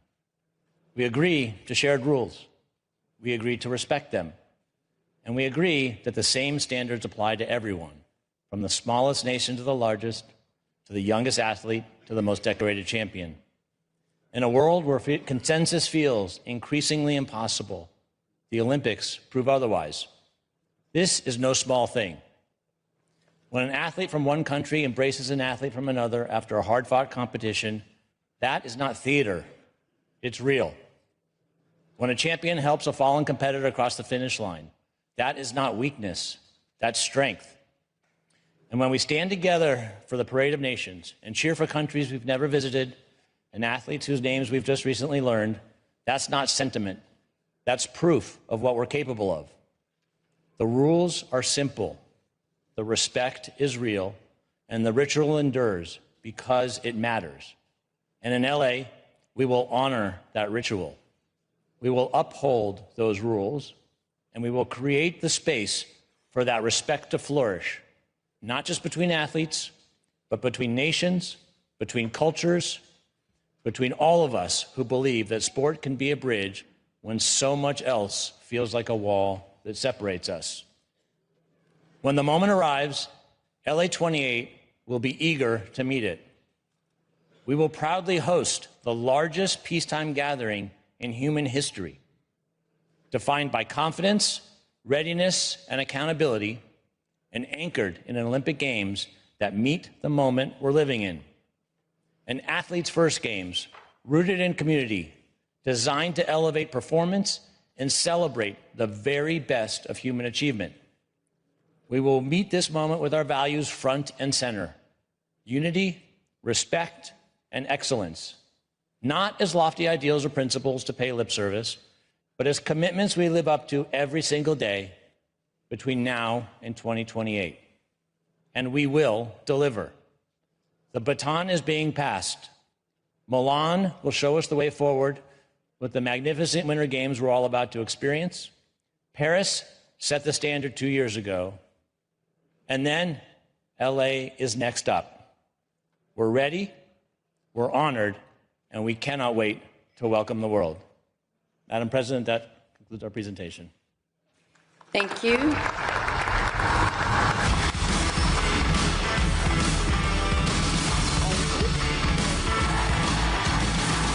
Next up, LA 28. Next up, LA 28.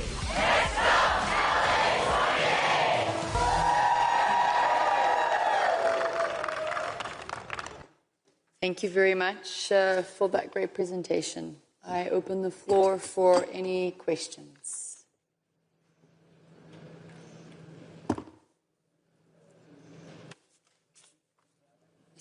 Mrs. Barani, please. Oh, I'm sorry. Nicole, completely jumped ahead of you. We welcome our chair to the stage, Ms. Nicole Hurwitz. Hold, please, all those thoughts.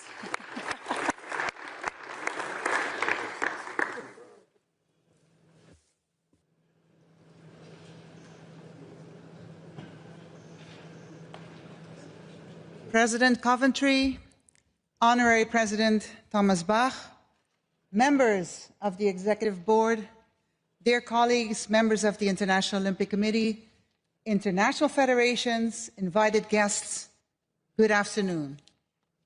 May I please acknowledge a wonderful presentation that was done by the team of LA 2028, and we could all feel the energy that was part of that presentation. You also received a report from us, from the Coordination Commission in your package, a report that is filled with facts and figures and lots of information. But this afternoon, I would like to focus on 4 key points. Firstly, I would like to congratulate LA 28 on finalizing the venue master plan and the competition schedule. The mix of existing venues and temporary builds across Greater Los Angeles, with a special dash of Hollywood magic added in, is a very appealing proposition. The Coordination Commission had the chance to meet in LA last June.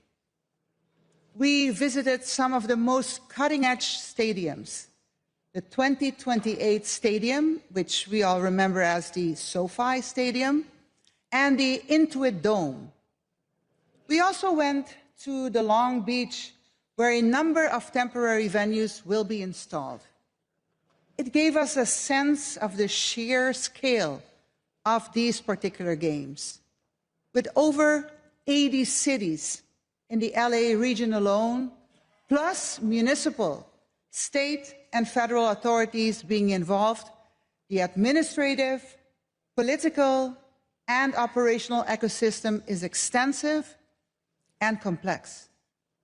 The message the Coordination Commission delivered last June was that these games, in terms of integration across all entities and delivery partners, require really thorough planning work.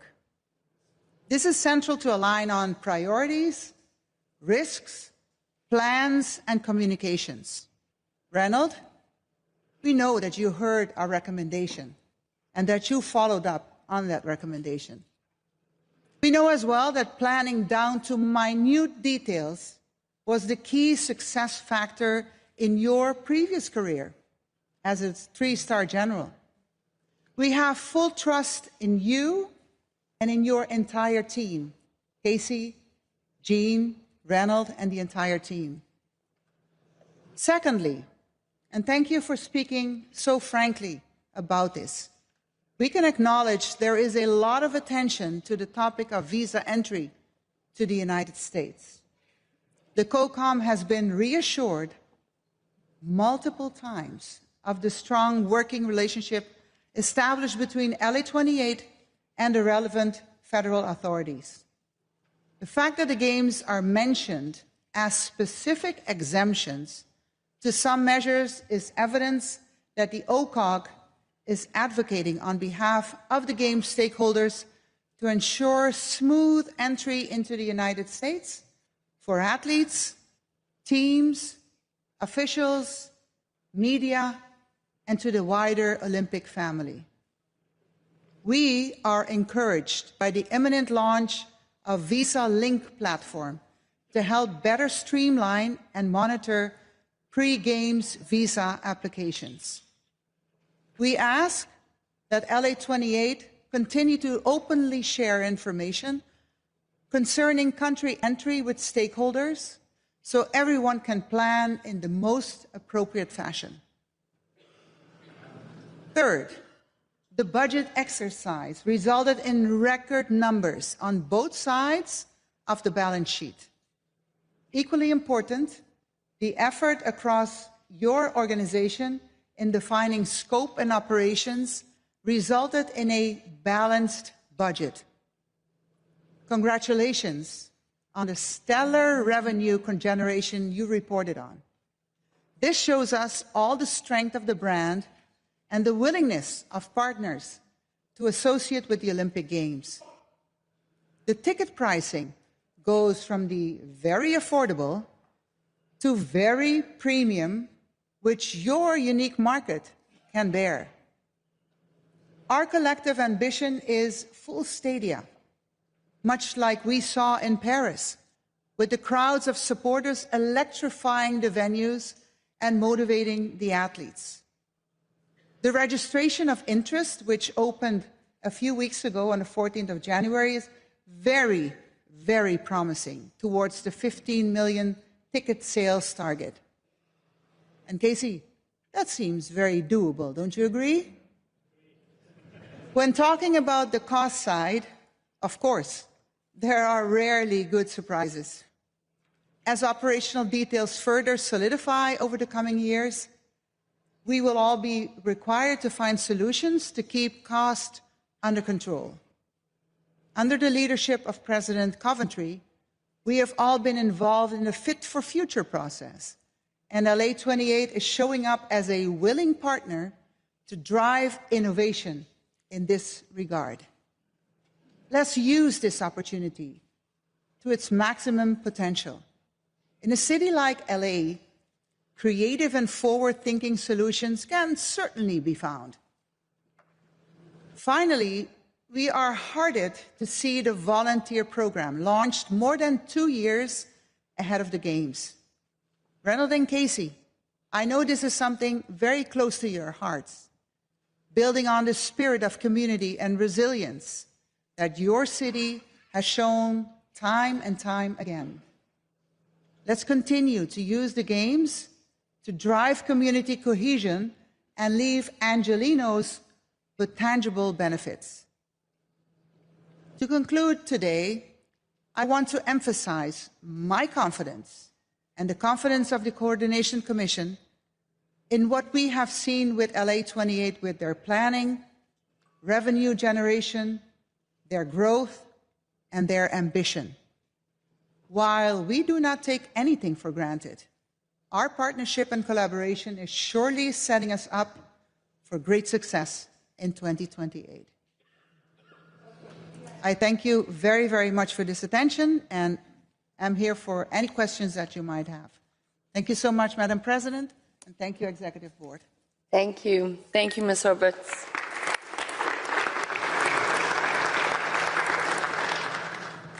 The floor is now open, and we had before Mr. De Vos.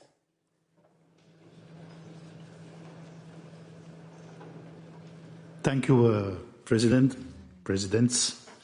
Dear colleagues, dear Nicole, many thanks for your report, and dear Jean, Casey, and Reynold, and the whole LA28 team. Thanks for your presentation. Very dynamic, as usual, as expected, I would say. And many thanks also for the good news that you have shared. I believe I can speak on behalf of my colleagues when I say that also the international federations are fully committed to contribute to the success of the LA Games. And I would even say more since the declaration this morning of our president. I'm sure that you will understand that as we are now 892 days out of the Games, international federations, and this is normal, it's normal business, it's with all editions of all the Games that we have concerns. And a good dialogue and communication between the organizing committee, the IOC, and the international federations is key. And we look forward to continue and intensify this dialogue in the near future. But I hope you will understand that and appreciate that I need to share some of these concerns. Planning was mentioned in the COCOM report, and event delivery and how the testing and test events will be delivered still needs to be finalized. And we need to make sure that the necessary operations will be tested. For some sports and disciplines, there is a very large experience in international events in LA.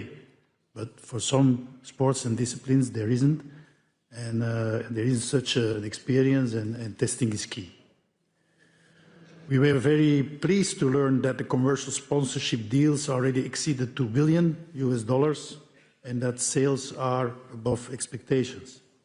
But it makes it a bit difficult for us to understand the message that we reached or that reached us recently regarding important cuts. It's at $600 million. Cuts in the budget of LA for venues and infrastructure. So it would be good if you could provide us some more information regarding these cuts, and if they take place, where they will take place. And will this have an impact on the athlete experience, sports presentation, services, or other areas? Also in transportation services, there are apparently some cuts, and it appears that from the 60 positions planned to be hired in Q1 of 2026, only 8 would be filled. And we know the transportation system in Los Angeles will be completely different from the one in Paris, given the lesser availability of public transportation. So we really will rely on that, on what is organized by LA28.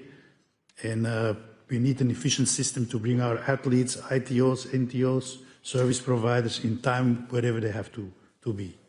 And also some international federations shared their concern regarding the distances between their hotel and the training venues, the competition venues. And some federations are still trying to find out where they will be based in Los Angeles.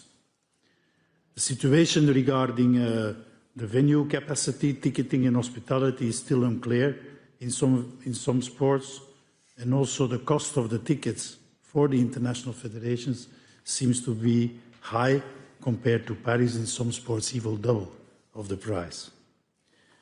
We understand that the majority of the sports managers have been identified, but due to salary restrictions in some sports, it has not been happened. And also the timing for onboarding these managers to start the work is delayed, probably due to procedures of obtaining visas, which now takes for those who have to work in Los Angeles apparently 4 months or longer. So as we are now 2.5 years out of the Games, we encourage you to find a way to bridge this, because these people need to start to operate. These are only a couple of points to illustrate that an update with the international federations is important, that the dialogue is important, that we look forward also to learn the calendar of future interactions with the international federations and, of course, with the IOC to further clarify these matters. But again, and on a final note, be assured that the international federations are strongly committed to work together with you, with the IOC, to make the Games a success. It's our damned responsibility, I always say. But only in a close cooperation between all parties we will be able to achieve this. So we really count on you. Thank you. Thank you, Mr. De Vos. Mrs. Barani, please. Thank you, Madam President, and thank you for LA 2028 team for your excellent presentation. I would like to join my colleague Igma in congratulating you on the good news that you provided us in terms of the preparation. My question is regarding the visas, but from two different perspectives. So I'm very pleased to see and hear that there is a lot of progress and there's a lot of attention. So my question is, one, there will be a lot of qualifications starting now. So I know there is a platform or an assist that you provide, but I would like to understand, is that going to be effective immediately, starting, to make sure that these qualifications happen with no problem at all? And then the other thing is, it's very exciting to hear that over 1.5 million tickets have been registered, and this comes from quite big, diverse countries, which is 175, and that's a huge. And the visa is another dynamic that also brings another challenge to this, which is how would you ensure that those registered and those who are going to proceed with the ticketing will have equal access to enter United States? Because the Olympic family and others, there is a specific platform and a specific access to that. But when it comes to ticketing and viewership, then it's going to be different. So how would you make sure that there is equal opportunity for all who purchase or who register for the tickets have equal access to the visa services? And also at the same time, will the platform of the visa begin in due time for the qualifications that will begin soon? Thank you. Thank you very much. I don't see any other questions at this time, so I will pass the floor over to Mr. Wasserman, please. Ingemar, we'll start with your group of questions. We're going to divide and conquer here. I hope you appreciated the horse jumping in the video. Finally, I know. Believe me, I got a call about that, everybody, in case you were concerned. So first, when it comes to the budget, we've had two budgets in the history of LA28. The one we bid with, to be fair, in 2017. And then once our venue plan was finalized and approved by the city, we budgeted from ground zero all the way up to our current budget. That budget actually went up $300 million from $6.9 billion to $7.2 billion. So I'm not sure what cuts you're referring to. Obviously, our job is to optimize that budget so that at worst we break even, because we don't have a federal backstop. And so we have sort of made the commitment that breaking even is table stakes. It is something we must deliver against. And so we have optimized that, but we've not cut the budget. I'm sure numbers within that numbers have moved up and down, but there's been no budget cuts as a total budget. Ticket cost, again, when you privately pay for a games, we've only got fundamentally two revenue streams, sponsorships and ticketing. And so our ticket prices on average are 17% higher than Paris. To be fair, the economic opportunity and the 4-year difference could have allowed us to go a lot higher than that. We have 1 million tickets at $28, and 2/3 of our tickets are under $200. So I understand that some of the tickets are expensive. We're happy to have conversations about what tickets the federations and the NOCs can buy, but our ticketing was based on that presumption that we have to deliver on our revenue to pay for the games. And I'll turn over to Reynold for the others. Hey, you want to just take the rest of them then? Kind of most of them are in your lane. Madam President, thank you. First, I'd like to address the question on test events. We like to talk about test events here in terms of overall testing and readiness. We will not just be testing the events on field of play. I want to make very clear that sport and athletes are at the center of everything we do, so testing those events on field of play is critically important. But there's so much else we will test as an organization in terms of operational readiness, and we're starting our testing now. Again, you heard earlier, Reynold is a retired 3-star general. We do a lot of rehearsal at LA28. And we're starting our tabletop and operational readiness exercises this quarter, and we'll go every 90 days with tabletops and operational readiness exercises. Test events on field of play will begin in the summer of 2027 and continue through June of 2028. So we have a significant program of test events where we'll be looking to the international federations to help us. I will also address the question of sport managers and sport manager hiring. Naturally, again, with sport at the center of everything we do, we need experts in the building to help us plan each of these 51 sport disciplines. Most of our sport managers are in-house already. They're not all hired, you're right. We don't have them all in-house, and we are certainly enlisting quite a bit of international skill and experience, and therefore there is a visa need. We are doing everything we can to expedite the visa process. But for those sport managers, for those sport disciplines that aren't in-house just yet, we have hired sport subject matter experts, and we are utilizing other sport managers to bridge the gap. So every single sport discipline is accounted for at LA28 at present, and by Q2 of 2026, every sport manager will be hired and in-house. Another question on hiring was transportation. I think there was concern that we minimize the number of hires in the transportation functional area, and that just simply isn't true. We have 30 transportation functional area employees at present. By the end of this year, we'll have 60, and we will continue to grow. This is a functional area that is critically important for us, certainly in Southern California, and for the success of an incredible games. Accommodations was a question as well. For all the international federations, you should know at present where your dedicated hotels are. If there are still questions, please let us know. But the international federation should already know at least where they should be staying, have had access to the portal, and will soon be getting their allocations. So if there are still questions remaining, by all means, please let us know. I think that's all.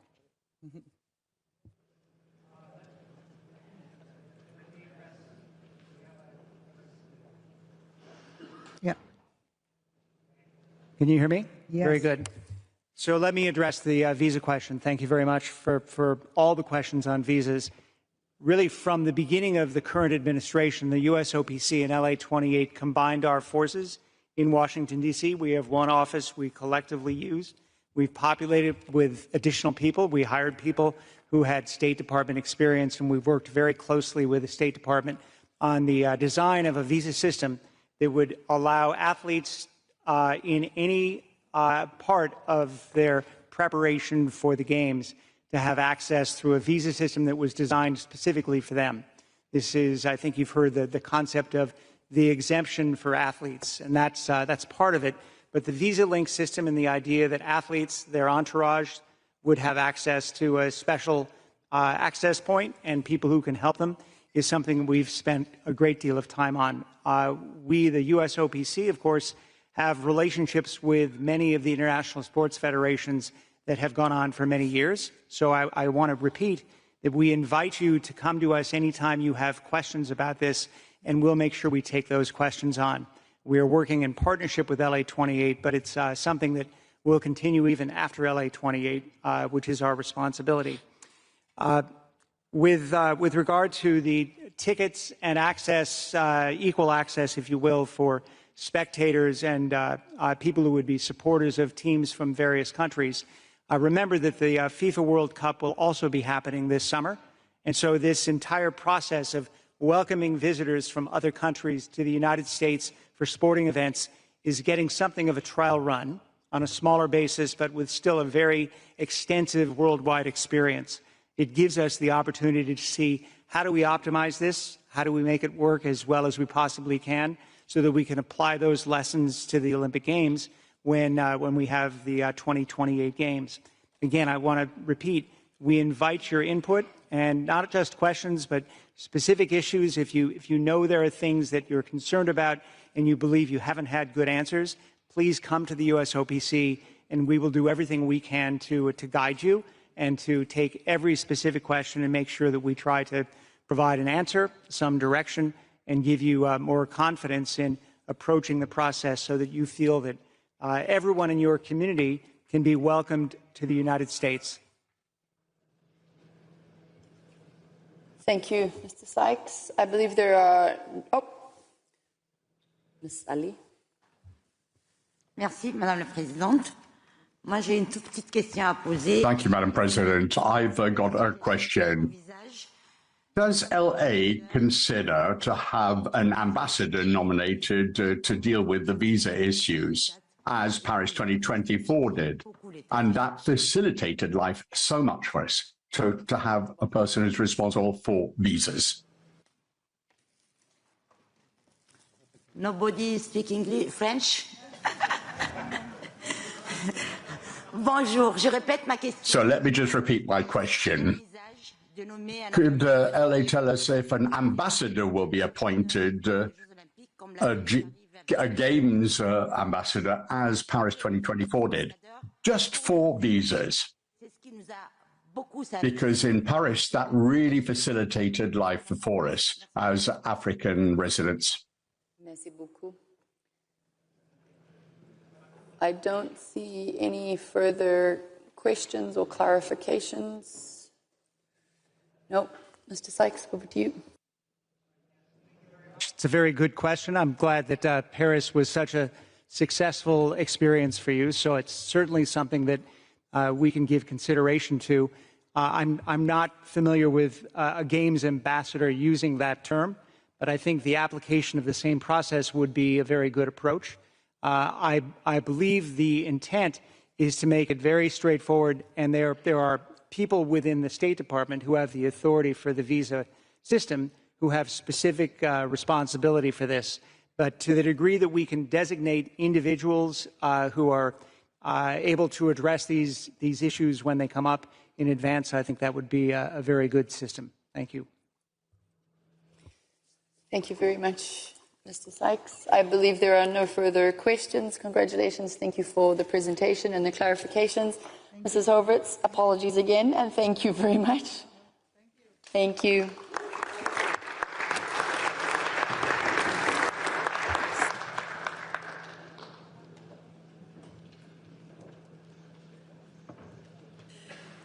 And with that, we will move on to hear about the Olympic Winter Games French Alps 2030, and I would like to invite their team, led by their president, Edgar Grospenron.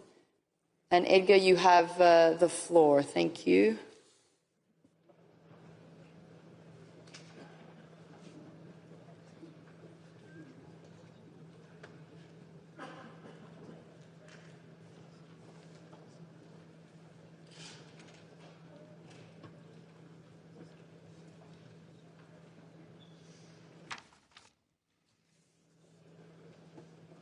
Okay. Yes, you have the floor. Thank you. Thank you very much. Thank you, Madam. Madam President of the IOC, dear Kirsty Coventry, dear members of the IOC, ladies and gentlemen, dear friends, of course, it is a great honor for me to address you today, almost exactly 1 year after taking up my duties as President of the IOC Alps 2030. 11 months ago, I came to present the emerging project Today, our organizing committee is up and running, structured, and fully engaged in its work. Just wanted to thank Pierre-Olivier Becker, our president of the Coordination Commission, Christophe Duby, and all his team and experts, and for sure the French IOC members for the help that they are providing us. You will see this, it will be reflected in the remainder of our presentation. But today, we are shaping our vision for the Alps 2030 Games. Let me share it with you. Our vision is naturally, first and foremost, that of the Games themselves, but it is also a vision for our mountains. Within the vision, we wish to preserve the pioneering spirit that has always driven the organization of the Olympic and Paralympic Games in France. We also seek to innovate and to look resolutely towards the future. This vision is rooted in an ideal, a hope, and a conviction. This conviction, you may know it, sport can change everything. Thank you, Tony. Moreover, when it's about Olympism, the Olympic spirit can make the world a better place. It gives us a unique power and the ability to see things differently. In moments of great uncertainty, in time of great questionings, of doubts, Olympic spirit reveals a world of possibilities. With the Alps 2030 Winter Games, sport will bring changes to the territories. This is our mountain. This is your mountains. A playground of exceptional landscapes, a place of unparalleled purity and beauty, a source of life, of introspection, of exhilaration, of sensations. Our mountains must reinvent themselves to meet the challenges of our time, to support, to anticipate and respond to transitions, climate change, sporting evolution, but also all the aspirations of new generations. We must open up the mountains at every level and across all its spaces, from the valleys to the peaks, from north to south, all year around, thinking about tomorrow. Let's build the Winter Games for the next generation.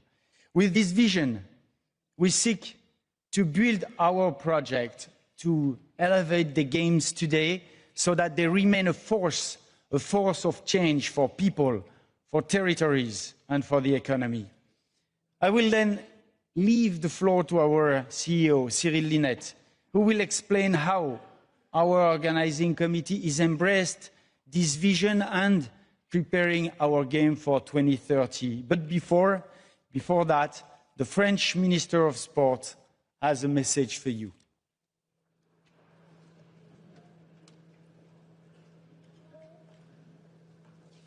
Madame la Présidente du CIO, Madam President, dear Kirsty Coventry, members of the Olympic Committee, dear friends, I'm very happy to be able to speak to you during this 145th session of the IOC. Our Italian friends are ready to open the Olympic and Paralympic Games in Milano Cortina, and I'm sure that they will be fantastic.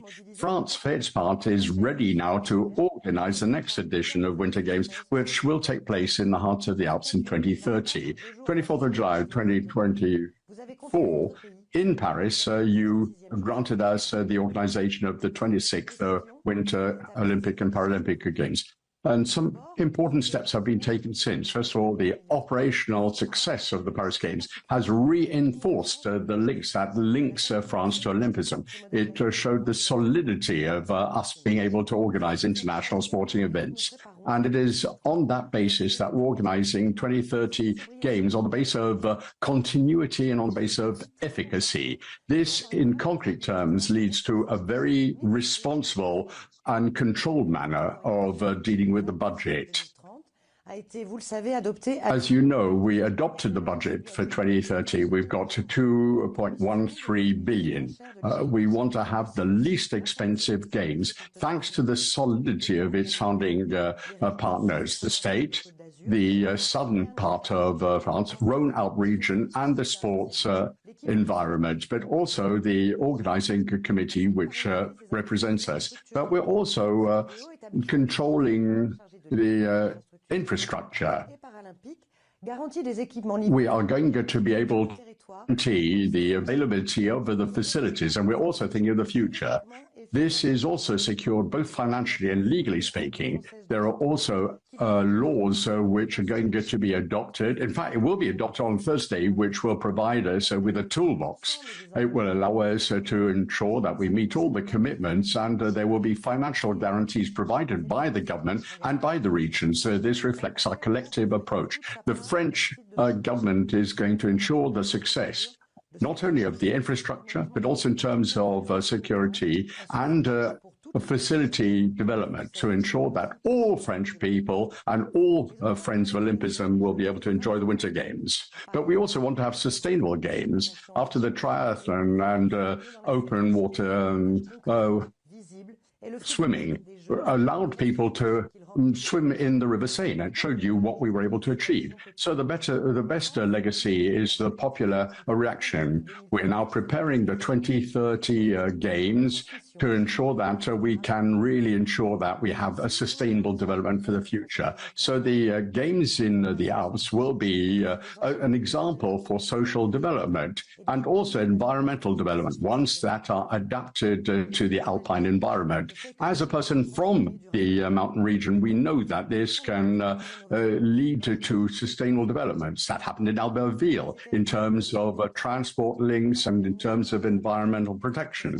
So we had 68, 72. Now it's going to be 2030 in the mountains, in our mountains, where we will be able to welcome the Olympic family. And rest assured, we are ready.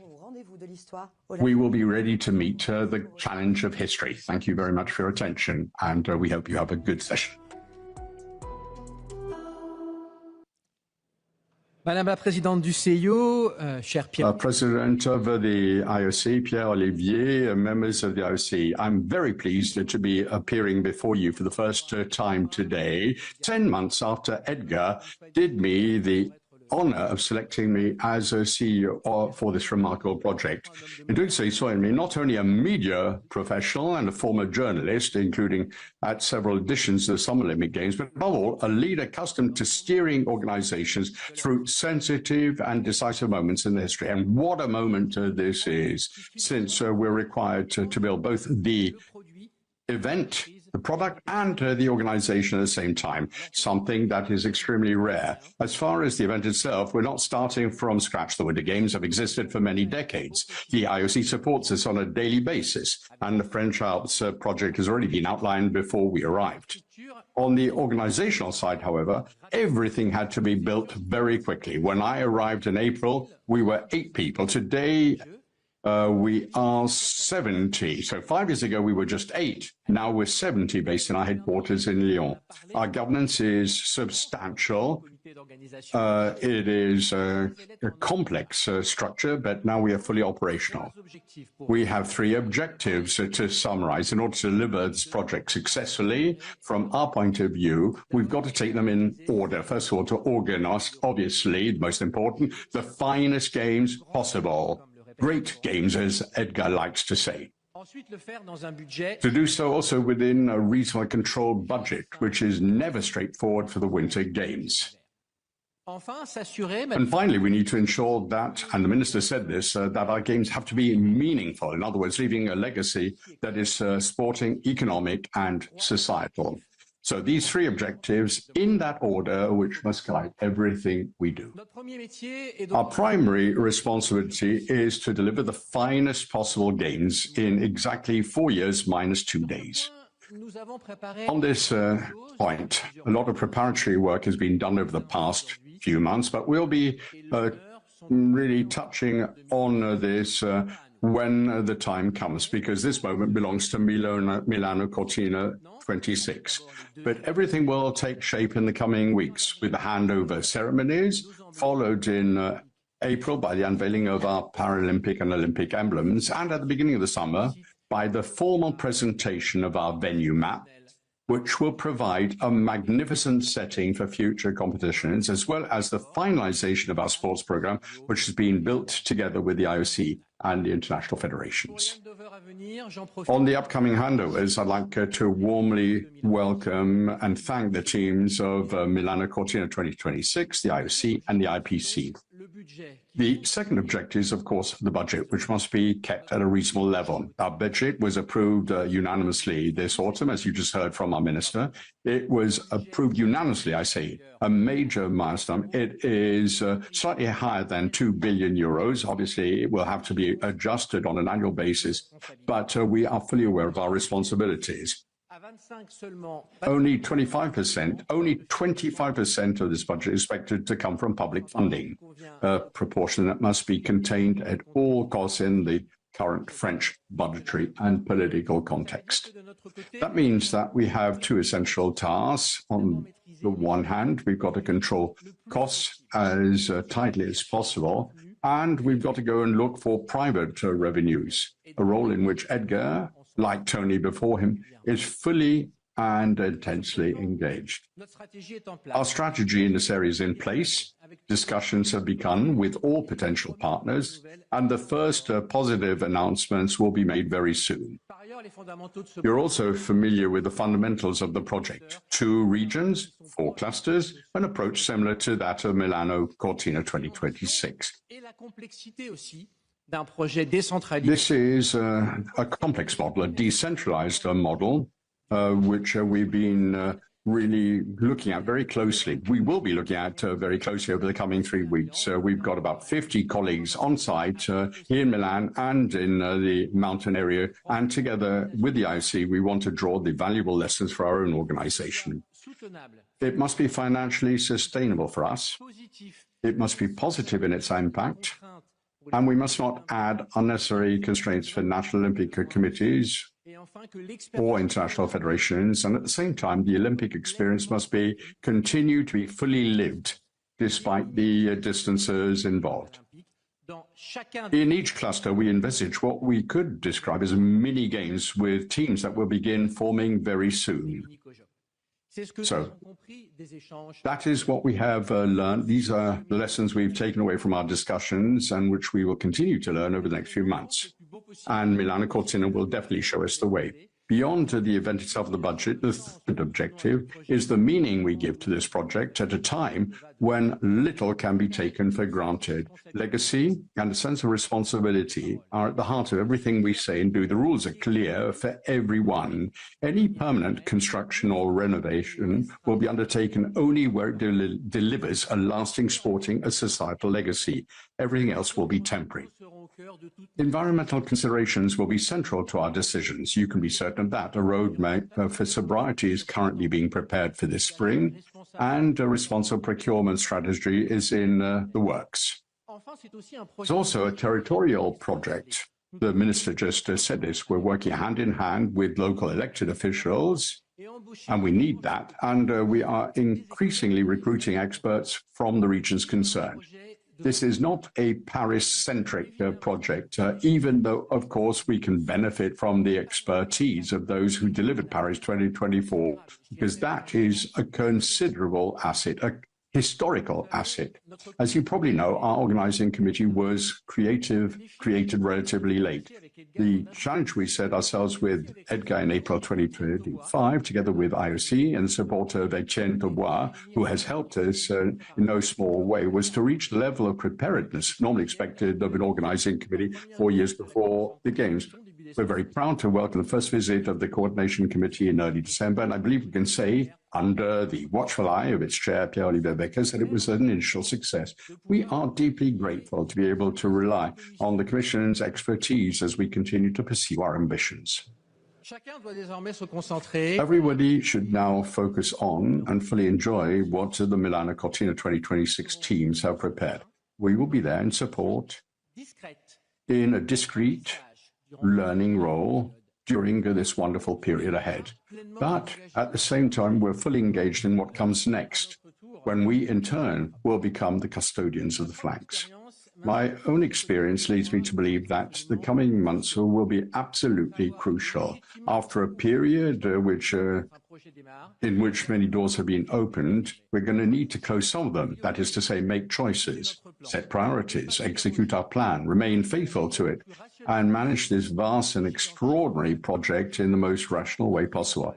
This will be our compass, that of the exceptional teams from the French Alps 2030 Organizing Committee, whose dedication has been absolutely remarkable. I learn from them every day. And I'm happy to work alongside them. I hand back to our President for concluding remarks, and thank you very much.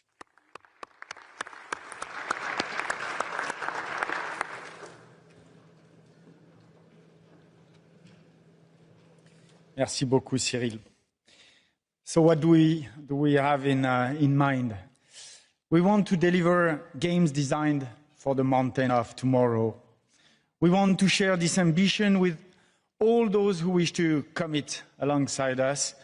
With this vision, we aim to deliver spectacular games, games that will awaken the senses together with you, together with all you who wish to experience or to live the Olympic spirit again.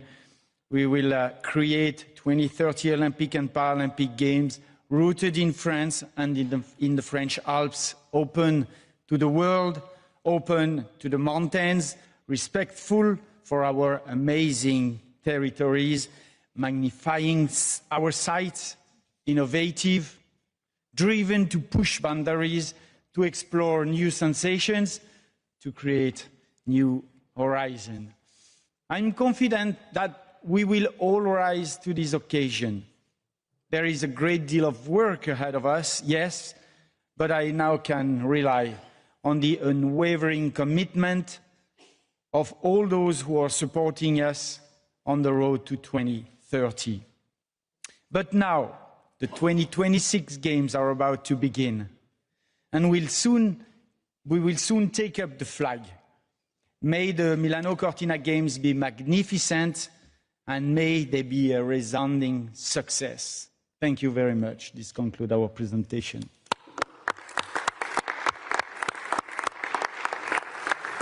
Merci beaucoup. Thank you very much. And I'd like to call the Chair of the Coordination Commission, Mr. Bakers, please.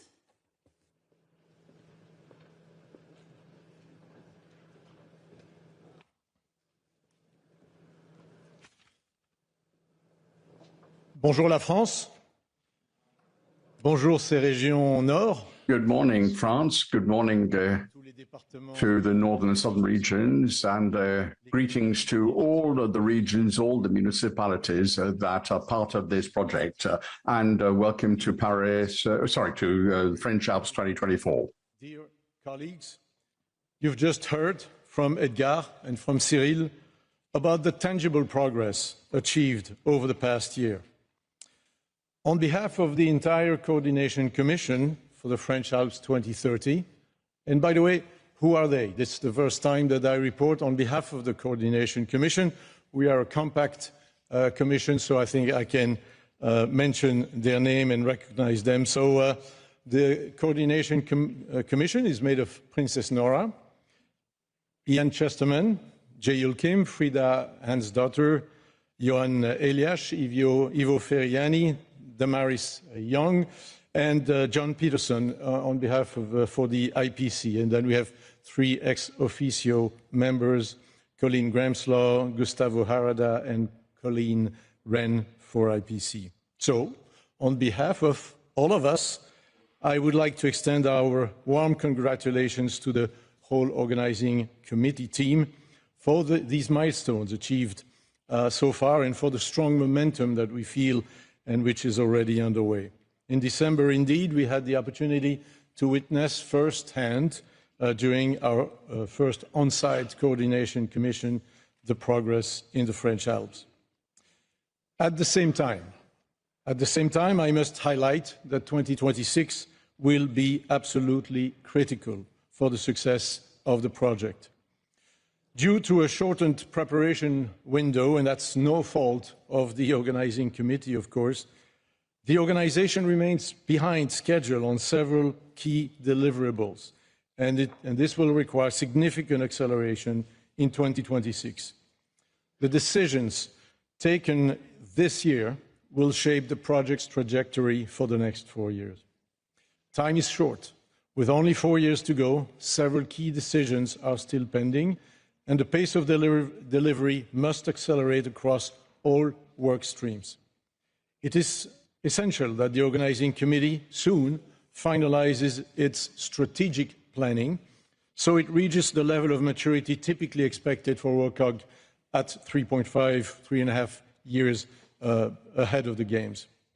So from mid-2026 onward, we anticipate the transition to the next phase of, this time, operational planning to begin.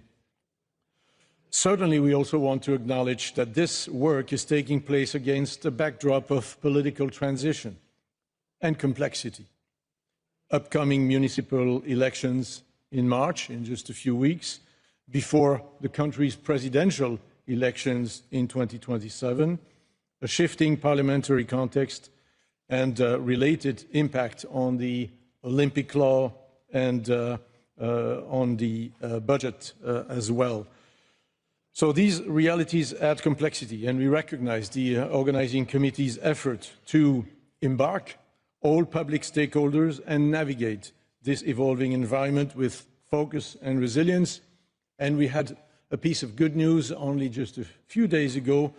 For those who heard the minister saying it, the Olympic law was finally passed at the French Parliament, and the final vote should take place this week, apparently on Thursday. So that's a good step achieved.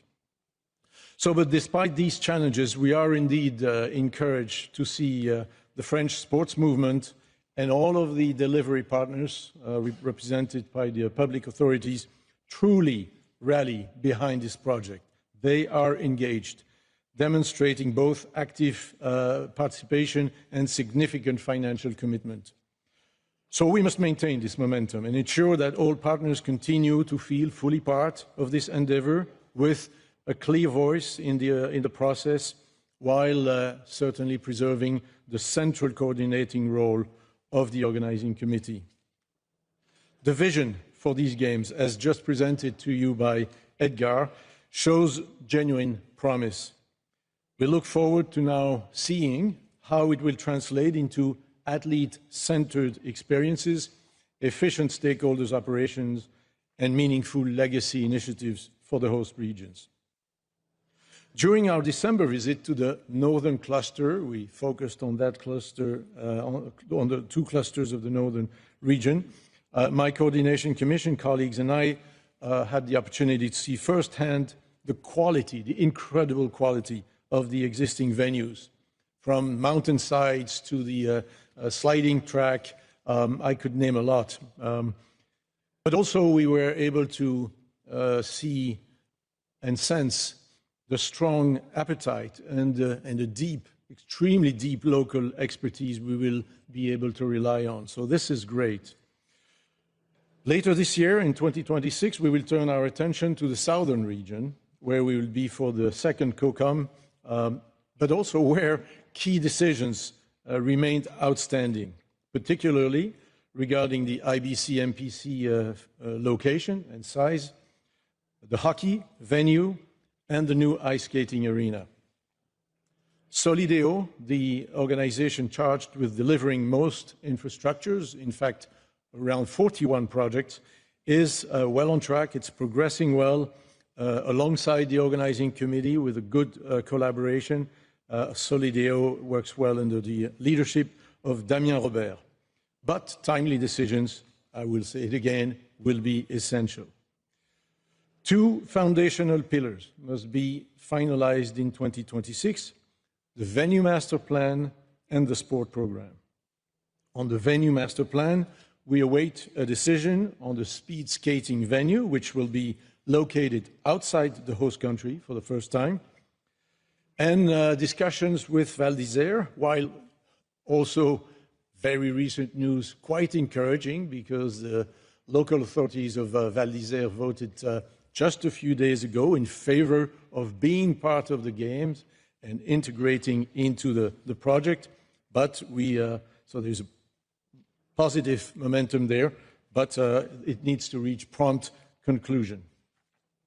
In parallel, deeper and detailed budget work is needed, clarifying responsibilities among delivery partners and ensuring that commercial targets, notably domestic sponsorship, stay on track. We see that good work is taking place. We expect good news in the coming weeks and months. We appreciate the strong work completed for the October 2025 budget revision, which was voted unanimously by all partners. That was very good to see all of them rally around this revised budget. And the next iteration will need now a more detailed bottom-up, because this was still more of a top-down approach. But the next iteration of the budget will be a detailed bottom-up assessment. And that's an exercise that I have confidence in. It will be much more manageable as the expertise of the organizing committee keeps building up, and I can attest that the work is already going on. During our coordination commission in December, we emphasized how important it is to establish a clear matrix of roles and responsibilities. Alps 2030, you have a lot of willing partners, as we could witness, but each of them needs to understand precisely and agree also on what needs to be delivered, by whom, and who is going to pay for what. It's not an easy exercise, but it needs to be done as soon as possible, and certainly we can learn from other experiences how important it is to get to clarity on roles and responsibilities early. Once the Milano Cortina Games conclude, the world's attention will shift rapidly towards 2030. Expectations will rise, the pace will intensify, the work ahead is substantial, and the clock will start ticking even louder.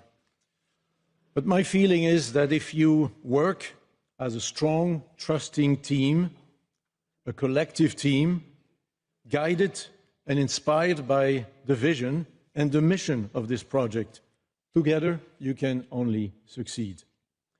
Finally, I encourage all of you, Team Alps 2030 and all of the government partners, to seize this unprecedented opportunity that the Milano Cortina Games offer. Because indeed, never before have we had two winter editions so geographically close and structurally similar with these widespread territories. So observe operations closely, discuss with athletes, spectators, stakeholders, absorb every lesson. I will do my part during these next 18 days or so. This is your golden opportunity. Use it fully. I can guarantee to you that the members of the COCOM and I, along with all management teams at the IOC, are energized and committed to support the organizing committee in delivering the most iconic and impactful Winter Olympic and Paralympic Games ever, even topping, and I am sure that this is what Giovanni Malago and Andrea would absolutely want to see, even topping what Milano Cortina 2026 prepares itself to astonish the world with. So this concludes my report, President. Thank you, Mr. Beckers, and thank you to the French Alps 2030 team. I will open the floor for questions. His Serene Highness Prince Albert. Thank you, Madam President.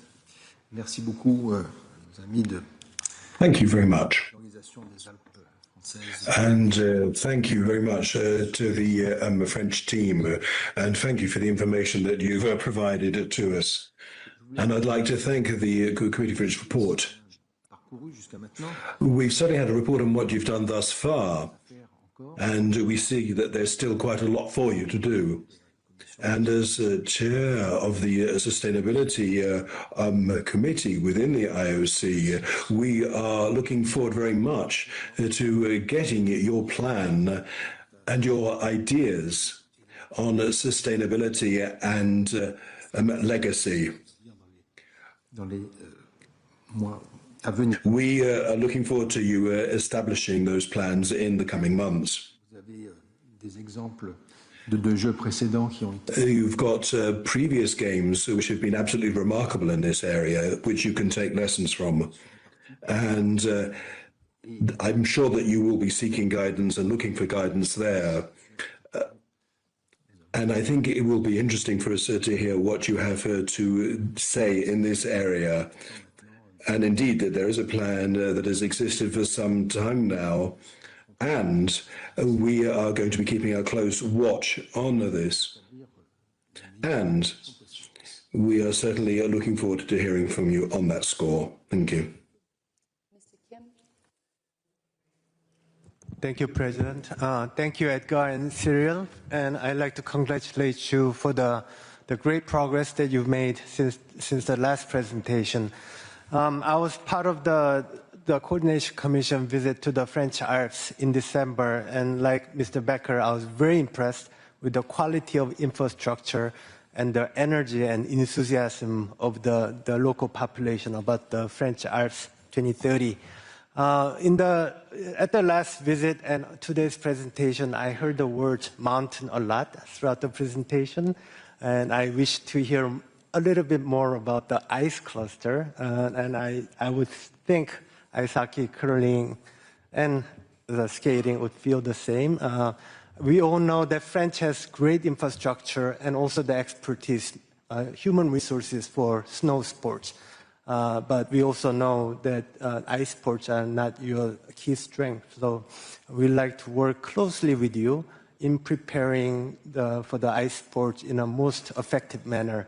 And I think it's safe to say that IFs have learned quite a bit and built expertise in preparing for the 2026. So please use us and work closely with us so we could have a great preparation for the 2030. Thank you.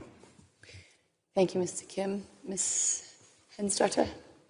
Thank you, Madam President, and dear Edgar and the whole team, thank you for the presentation. I would like to emphasize the importance of athlete experience, the opportunity to learn many lessons from Milano Cortina and the 6 villages concept to maximize the athletes' experience, especially around the opening ceremony. I know you're on it, and keep on with the good work, and thank you. Thank you so much. I don't see any other questions or hands, so I will pass the floor back to you, Edgar. Thank you. Thank you very much, Madame la Présidente. Je vais me permettre de répondre en français. I'll respond in French. Please. Because I am reacting. But I will be a positive reaction to what I've heard. We do have a legacy program, and we now have a team in place and who are looking at environment and legacy, and they're working very closely with the state as well. And indeed, they have suggested an environmental roadmap to us. And we've also signed an economic and a social charter as well with the trade unions and with the social partners. And we have also done that with our sponsors as well. So this is something which is going to be a real reference point for us. At the moment, we're looking at setting up an environmental committee. We're just thinking about how we could put it together, what its membership would be. We would like this to be something which is very representative, both of environmental organizations, but also our state partners, and also from the Alpine area. And also, we would like our partners to be involved, because we see there being traffic between our private partners and also the public ones, because here we want to have a real commitment here to environmental tradition.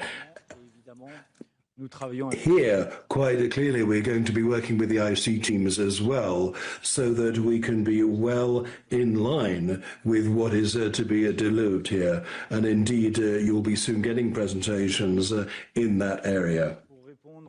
Now, to pick up to what Mr. Kim said, we're of course not forgetting ice sports. And I can say these are going to be well looked after in Nice, because there'll be very compact ice there. But not only will this be an ice cluster, we will have the closing ceremony, we'll have many activities happening there. And there's also going to be a medal area as well. And this is going to be an area for celebrations. What we see as important here is that the alpine area of France can be shown in its rich diversity. As I said when I spoke, because you have got lakes in the bottom of valleys, and you go right down as far as the Mediterranean. And I think this really shows from the very highest peak. And we've got the Mont Blanc as well. And I think that through these games, we want to really show the whole alpine area, what it has to offer, what it is, this area which is so attractive and in fact, which attracts the whole world. This is something which is very close to our heart, and it is important that we can bring in the ice sports to Nice. And the speed track is something that we're also working with other countries, and I think we're also in line with the 2020 agenda of the IOC. So we don't want to build infrastructure which is not going to be used later. We don't want to spend large sums of money to build stuff which is not really going to be needed later, whether there's no real tangible legacy for France. Therefore, these infrastructures, the 92 games or the bobsleigh run as well, which we will be able to use. And that is our idea here.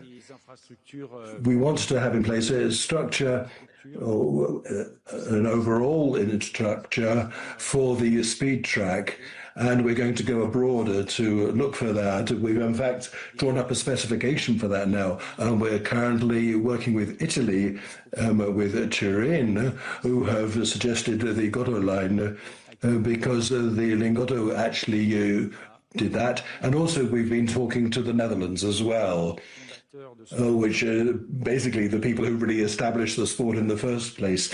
And there's a real appetite to have these speed skating for 2030. So therefore, to pick up also what Mrs. Friedensdottir said about athlete experience, and that is something that we also attach great importance to. We want the Athletes Commission, and for 2030, they're going to be working on the athlete experience before, during, and a wee bit after the Games as well. And we'll be doing that with a view to what happened in Paris. There's a great the athletes are very much in the public eye during the Games, and also we have to see what has come of that and what has been learnt afterwards. And therefore, we are looking at providing support to our athletes, both during, before, and after the Games. There'll be 4 villages, and each of them, they will be at each of the clusters, at each of the 4, so it's be 4 clusters. And we will be very watchful when it comes to organising the opening ceremony to ensure that all athletes at each cluster will be involved. We want them to be able to be properly involved in the opening ceremony. Merci beaucoup, monsieur. I have no further questions, so congratulations. Thank you very much. Thank you, Mr. Beckers. Thank you. Thank you, Edgar. Thank you, and the team.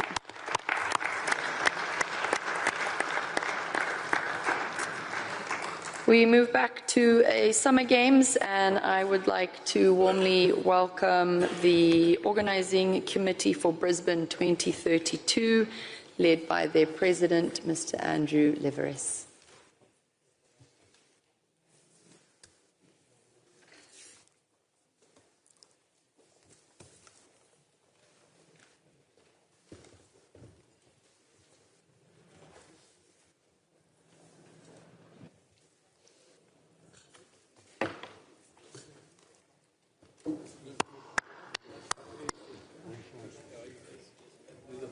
All righty.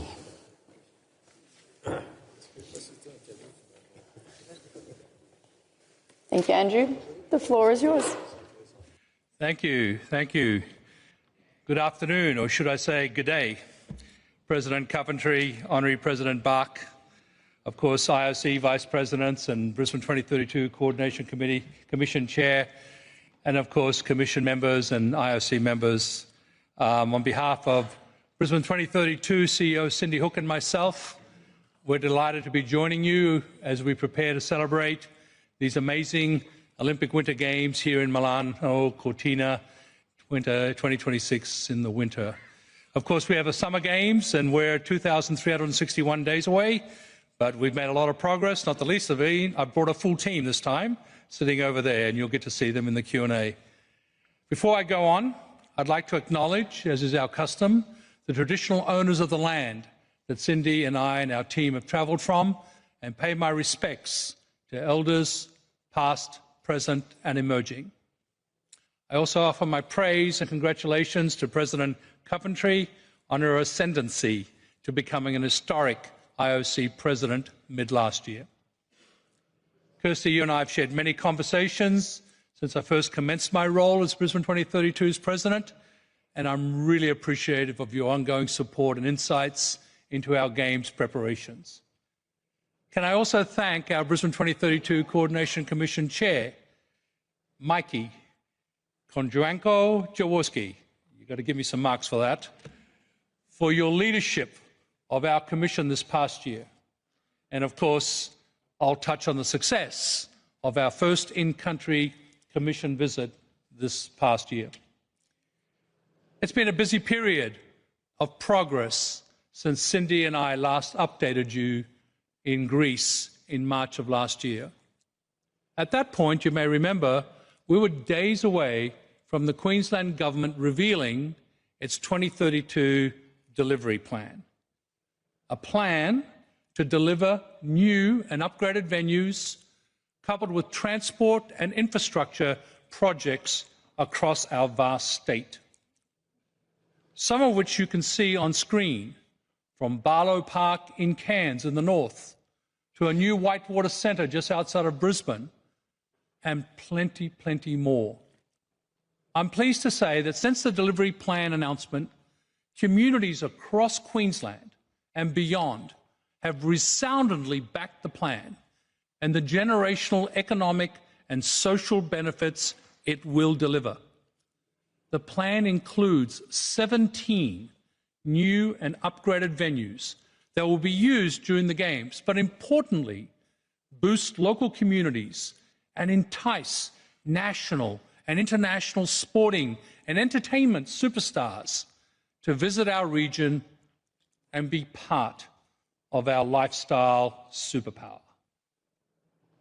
At the heart of this plan is an integrated blueprint, including a new 63,000-seat stadium in legacy mode for cricket and Australian rules football, a new legacy aquatic centre, and the main athletes' village, all three of those within a precinct, within walking distance of each other, situated right in the heart of Brisbane. A world-class city with world-class investment, infrastructure, and national and international expertise is materialising, and I couldn't be happier. Our focus ahead, discussed at our most recent Coordination Commission and as part of our ongoing discussions with the IOC and international federations, is to ensure that all venues in our venue master plan deliver an optimal experience for athletes to perform at their best and fans to maximise their experience. Cindy and I had the opportunity to share these delivery plan details and our overall Games progress in May last year when we welcomed our Brisbane 2032 Coordination Commission to Brisbane and Queensland for their first official in-country visit.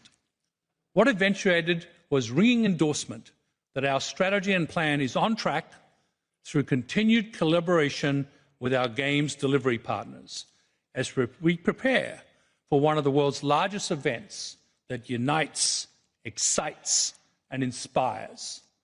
I thank Kirsty for joining that trip, as well as Mikey and the entire Commission for their valued feedback, suggestions, and support. And I look forward to providing our next update in May of this year. There are 3 other significant updates over the past year that I want to highlight. Firstly, the Queensland Government made legislation changes that clarify our broader Games governance. Brisbane 2032 remains, of course, responsible for putting on the show.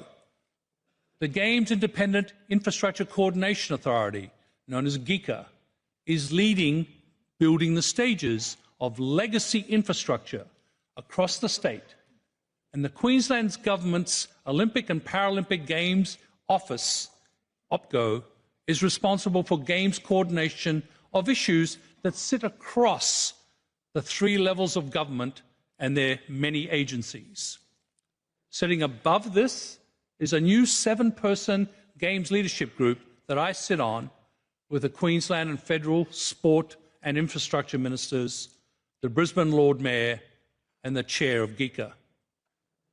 Secondly, Brisbane 2032's board was streamlined from 24 to 15 directors to provide us with greater agility and faster decision-making capability as we build momentum in our 6.5 years to go. I'm pleased to say that IOC members Ian Chesterman and Jess Fox remain on our board, as does IOC honorary member John Coates, as highly valued contributors. I want to acknowledge the incredible work and tireless efforts of all past and current board members who have been on task from day one. It's because of these leaders that we have such strong foundations and a clear charter to follow. Alongside this streamlined board, we now have put in place 4 advisory groups who provide specialised and critical advice to me and the executive and the board on our very key topics. This includes a commercial advisory group, an athlete and sport advisory group that will also serve as our athletes commission, an advisory group for the mayors from our host and co-host cities across the state, and one for our Aboriginal and Torres Strait Islander representatives.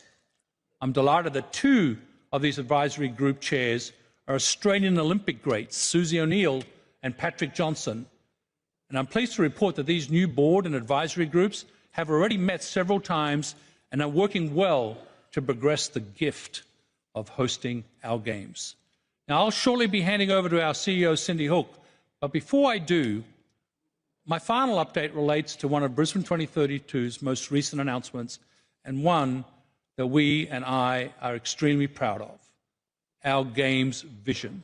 We took this exercise very seriously, and following months of consultation and record engagement for our organising committee, reaching more than 6,000 people from local, national, international communities, and of course, including our Coordination Commission members, and generating more than 1,300 ideas, I'm proud to confirm our Games vision you see behind me on the screen.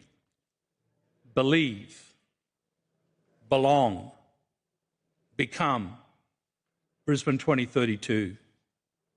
This is a Games vision supported by beliefs and commitments that you can see also on screen that blends simplicity in meaning with sincerity in measure, speaking volumes to who we are as Queenslanders and Australians and what we will achieve.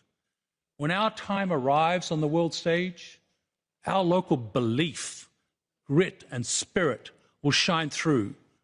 Our sense of belonging will be celebrated and shared, and we will rise to become an even greater city, state, and nation to visit, invest, and be part of.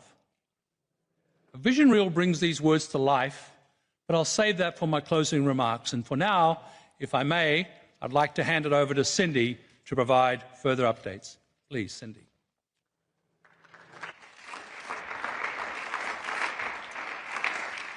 Well, thanks, Andrew, and good afternoon, everyone. It's great to be here ahead of the Milan Cortina Games. And as Andrew has indicated, Brisbane 2032 has been busy progressing our Games plan and delivering on our strategic priorities. Our team has expanded. We now have just over 60 people in our organizing committee that was formed back in 2022. And we have key hires that are accelerating across the function that matter: venues, sport, commercial, and procurement in particular. Since my last update, we've welcomed 2 new C-suite executives to the team, with the appointment of Chief Strategy Officer Marguerite Fitzgerald in October last year, and our Chief Marketing Officer Brent Hill in November. Both Marguerite and Brent have been quick to prioritize and their focus areas for the next year and the crucial portfolios that they will be delivering. I'm really delighted to have them on my leadership team. 3 other highlights I want to draw your attention to relate to procurement, commercial, and sport. In October last year, we launched a procurement and supplier portal, inviting businesses of all sizes to register their interest and put their credentials forward to be part of our Games in 2032. Our purpose for opening the portal with a little under 7 years to go was to ensure that businesses had plenty of time to prepare for Games procurement needs, and also that we, the Brisbane 2032 team, could understand market capacity and capability. This is really critical in a small market like Australia. We need to understand and be able to address potential delivery gaps. We're really grateful for the advice that our Paris 2024 Organizing Committee counterparts provided in giving early transparency and notice to suppliers on what our future needs will be. And it was great to welcome Paris 2024's Chief Finance and Compliance Officer, Fabrice Lacroix, to be part of our announcement and provide real-life examples from the Paris 2024 Games to hundreds of local businesses that gathered to learn about our opportunity.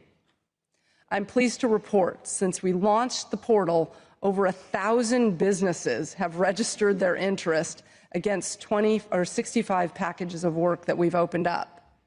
We're going to continue to engage and expand our procurement portal in the years ahead.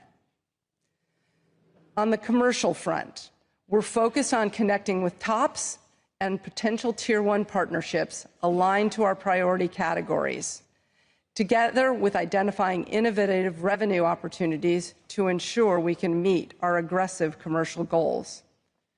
Andrew and I, along with our Chief Commercial Officer, FX Bonali, are continuing to have really positive and proactive engagements with businesses across Australia and the world. And we're already in active contract negotiations in 4 major categories. And those 4 negotiations represent 20% of our commercial revenue target. And we feel pretty good about that, given our commercial rights don't start until next January. I can confirm that our first contract is already signed, and that in the first half of this year, we'll announce our inaugural commercial partner, which is one of the largest companies in Australia. And we believe that's really going to set the tone for our commercial program. And finally, and definitely most importantly, on to sports and athletes. Since my last update, we have taken a number of meaningful steps to progress the development of our sports program. Under the guidance of Chief Sports Officer Kit McConnell, Brisbane 2032 has commenced regular engagement with the IOC and international federations regarding our sport program. We remain committed to work collaboratively with all our stakeholders to develop a program that's engaging, sustainable, and really importantly, it needs to be commercially and operationally viable. And we're excited to confirm the sport program by the end of this year. Our focus in the first half of this year is continuing a robust analysis of additional sports, sports that we'll recommend to you for consideration of inclusion in the Games. To date, we have engaged directly with more than 35 sports that are interested in being part of Brisbane 2032, and we're underpinning our work with extensive data analysis and insights. More to come on this later this year. And finally, as Andrew noted, we created an Athlete and Sports Advisory Group, which includes 8 Olympic and Paralympic athletes who have experience across 26 Games editions. And these people are going to be critical to ensuring that at every step of our planning process, we're keeping athletes at the heart of our considerations. I look forward to continuing to update you in the years ahead, and I'm now going to hand it back to Andrew, who'll provide an overview of what's ahead next year. Thank you, Cindy. As you've heard in this brief amount of time, there's a huge amount happening as we're near the 6 years to go mark. And as we move from our strategic phase, our planning phase, which has really served us well, to our implementation phase. Procurement opportunities, as you heard from Cindy, are in play. Commercial announcements are coming. Our sustainability strategy is in focus and will be announced this year. The government's 2032 delivery plan and venues are underway. Sports program analysis is ongoing, as Cindy updated you. Our vision is announced. And there's plenty more ahead, as we've heard from the other updates. Our engagement programs will continue to roll out across Queensland and across the entire country, promoting the multitude of ways communities can and will be part of the Olympic and Paralympic Games in 2032. Venues will start to take shape with architects and construction contracts awarded. More commercial announcements will be made. We'll continue to refine our Venture Master Plan and Sports Program, of course bringing those together, working closely with the IOC, IPC and the international federations ahead of the program being confirmed. Then we'll have some other exciting news, like our emblems, and so noted on the trademark update today. We'll make sure our global symbols that we'll roll out will continue to invite citizens from across the world to be part of our Games and visit our shores. And we're preparing for our time in Los Angeles and the shift in focus that will happen there from 2028 onwards to Brisbane, Queensland, and Australia. So my final announcement in my talk today is that Brisbane 2032 intends to have a significant presence as part of the LA 28 Games, not only as part of the closing ceremonies, but for the first time since Sydney 2000, we'll have an Australia House. We're already well advanced in our planning mode. Stay tuned for more details in the coming months and years ahead. I leave you with a visual summary of our Games vision, a vision formed from thousands of conversations drilled into a few powerful words, anchored as our North Star and focused on delivering a Games with athletes and fans at the experiential core. Believe, belong, become Brisbane 2032. Thank you.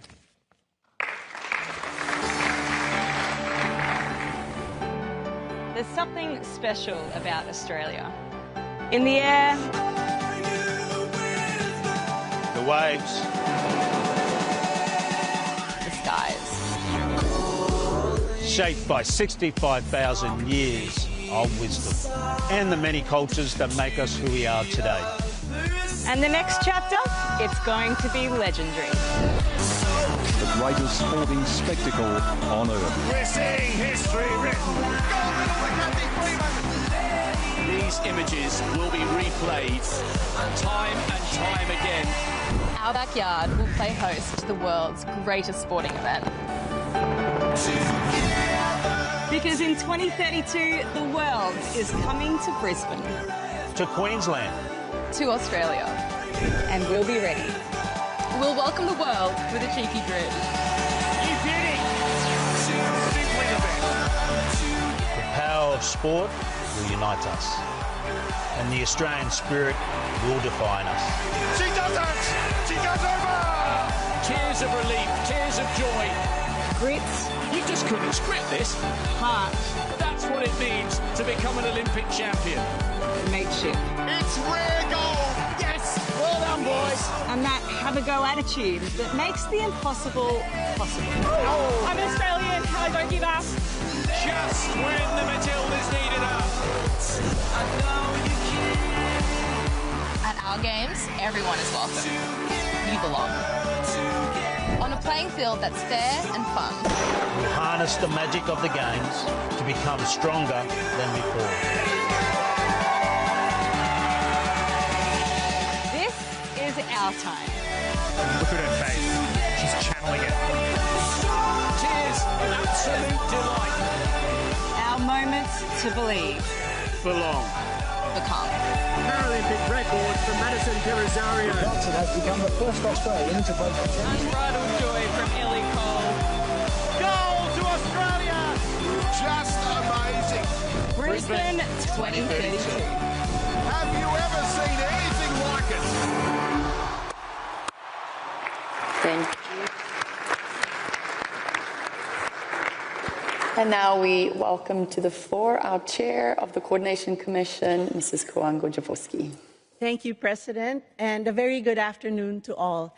I do actually have a written report, which is a lot more detailed, but please allow me to highlight some points and to react a little bit to Andrew and Cindy's presentation. Thank you very much, and congratulations to Andrew, Cindy, and the team. Well, first, for this very substantive update, and of course, for the progress that has been achieved over the past year. The developments presented today reflect disciplined planning and strong integration across the project with all the delivery partners. Brisbane 2032 continues to move forward with steadiness. What we are seeing now is an organizing committee that is grounded in its vision and steadily strengthening the capacity required to deliver on these. That maturity is becoming visible not only in structures and processes, but in the way partners across Queensland are aligning around this task ahead. Well, being on the ground in May with the entire Coordination Commission for the first time was quite a highlight. Experiencing Queensland firsthand, the venues, the communities, the warmth of the welcome, it really reminded us all of the huge potential that these games have. It's one thing to read the progress reports from afar, but it's another thing to be standing in the middle of the venues, to be talking with the local partners, and feel the genuine enthusiasm of the Queenslanders. And I know that many of us, if not most of us here, well, you know exactly what I mean. And truly, those moments matter. They reinforce why this project is so important, and they give us the confidence that Brisbane has its foundations, the spirit, the partnership strength to keep progressing with purpose. So congratulations to Brisbane 2032 on your very meaningful vision. We saw very clearly in Paris how the strength of a shared vision can bring coherence to a wide range of objectives. When everyone understands the destination, decisions become clearer, alignment becomes easier, and the entire ecosystem moves with greater purpose. Well, Brisbane now has that opportunity. The believe, belong, become vision, well, it needs to do more than inspire. It needs to be the common language that unites every partner across Queensland and across the whole Australia. So our expectation is that Brisbane takes this excellent foundational work that has been presented today and channels that collective force of all delivery partners to really rally behind it. So if Brisbane 2032 can embed this vision as the guiding reference point for decision-making, for collaboration and public engagement, it will create the clarity and the momentum that is required for the 6 years of work ahead. We have seen in them the emergence of a governance system that is both sophisticated and it's also deliberately designed to support one integrated games effort. From the COCOM standpoint, this model is the right one. It's thoughtful in its design, it's clear in the roles that need to be played, and it's capable of guiding the games through the increasingly complex phases that lie ahead. It will take time for every component to operate at full maturity. Well, we all know that's normal. But with Andrew and Cindy at the helm, we have full confidence that this system will only continue to get stronger. And alongside this is Brisbane's strengthening of its organizational core. The OCOG is growing steadily and deliberately with a leadership team now in place across the key functions that will shape these games.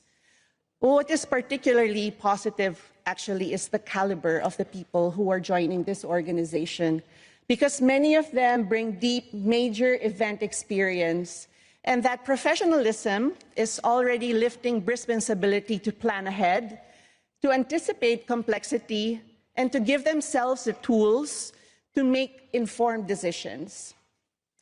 The discipline that Brisbane is bringing to the work on the venue master plan at this stage is reassuring.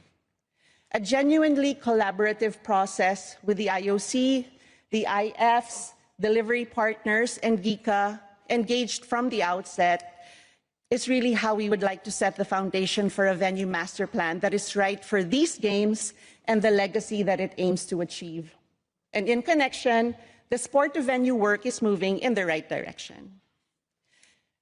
As our president had already mentioned earlier, the Fit for Future work will shape the direction of the Olympic program, and Brisbane has a real chance for its own program to fully reflect that guidance. Brisbane's evaluation of the IOC-recognized sports sits within that framework. So with a proposal on the sport program due later this year, the priority is to prepare a program that responds thoughtfully to the Fit for Future direction, while of course also reflecting Brisbane's unique culture and its landscape. The early commercial traction is truly encouraging. The key now is to keep pace as we move closer to the beginning of the rights period, which Cindy mentioned would be January 2027. Of great importance is a clear view of market capacity. Realistic revenue expectations must feed directly onto the upcoming OCOG budget update to ensure a strong and grounded financial plan through to 2032. The Meet the Buyer launch is an impressive step in opening access and building transparent procurement in this whole Brisbane environment. For a market of Australia's size, and particularly for a Summer Games, this kind of proactive initiative is essential. What matters most now is how this effort helps Brisbane understand the market capacity early on. So that's where the opportunities genuinely lie, where the gaps will require creative solutions, because that clarity will be really crucial in shaping sustainable procurement, delivering value for money, and ensuring long-term commercial benefit. And when it comes to data, well, it's rightfully becoming a more utilized part of Brisbane's planning. We believe that bringing in dedicated expertise and engaging early with regard to the operational data needed from other games, and in particular LA 2028, is the right approach. Understanding these insights now will help make Brisbane in making smarter and more grounded decisions as the preparations evolve. And lastly, while here with us in Milano Cortina, Brisbane's observation plan is well structured and will ensure that the appropriate insights are captured early and translated into stronger strategies back home. Because we know that the pressures and issues at the Winter Games may be different, the sophistication of broadcasting, technology, and delivery is every bit as relevant for Brisbane. Every lesson, every system, every workflow, and every real-time decision environment will be invaluable in shaping how Brisbane prepares for 2032. So, President and dear colleagues, this concludes my report. Thank you so much. Thank you, Mikey.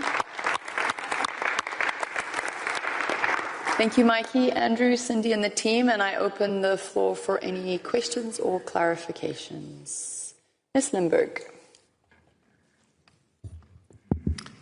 Thank you very much, and congratulations to a great, inspiring presentation, both to Brisbane and to Mikey.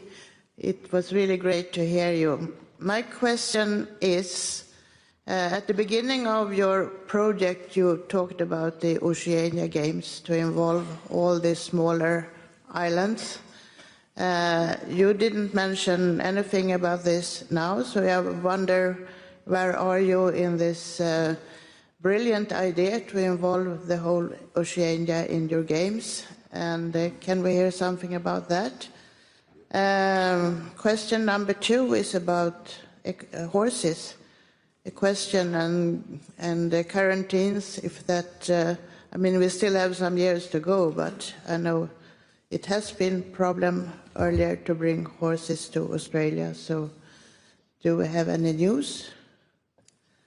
Maybe it was in the report, I don't know, but as my country was hosting the Equestrian Games in '56, I really want to know if we should prepare or not. Thank you. Thank you. We'll take all the questions and then come back to the team. Your Serene Highness, Prince Albert. Thank you, Madam President. Thank you very much, Brisbane 2032, for your presentation. Thank you, Michaela, for your presentation as well. Just a very quick question on your sustainability and legacy plans for Brisbane, just to have some clarifications on where you are on that and how the plan is progressing. Thank you very much. Thank you very much. Ms. Fox.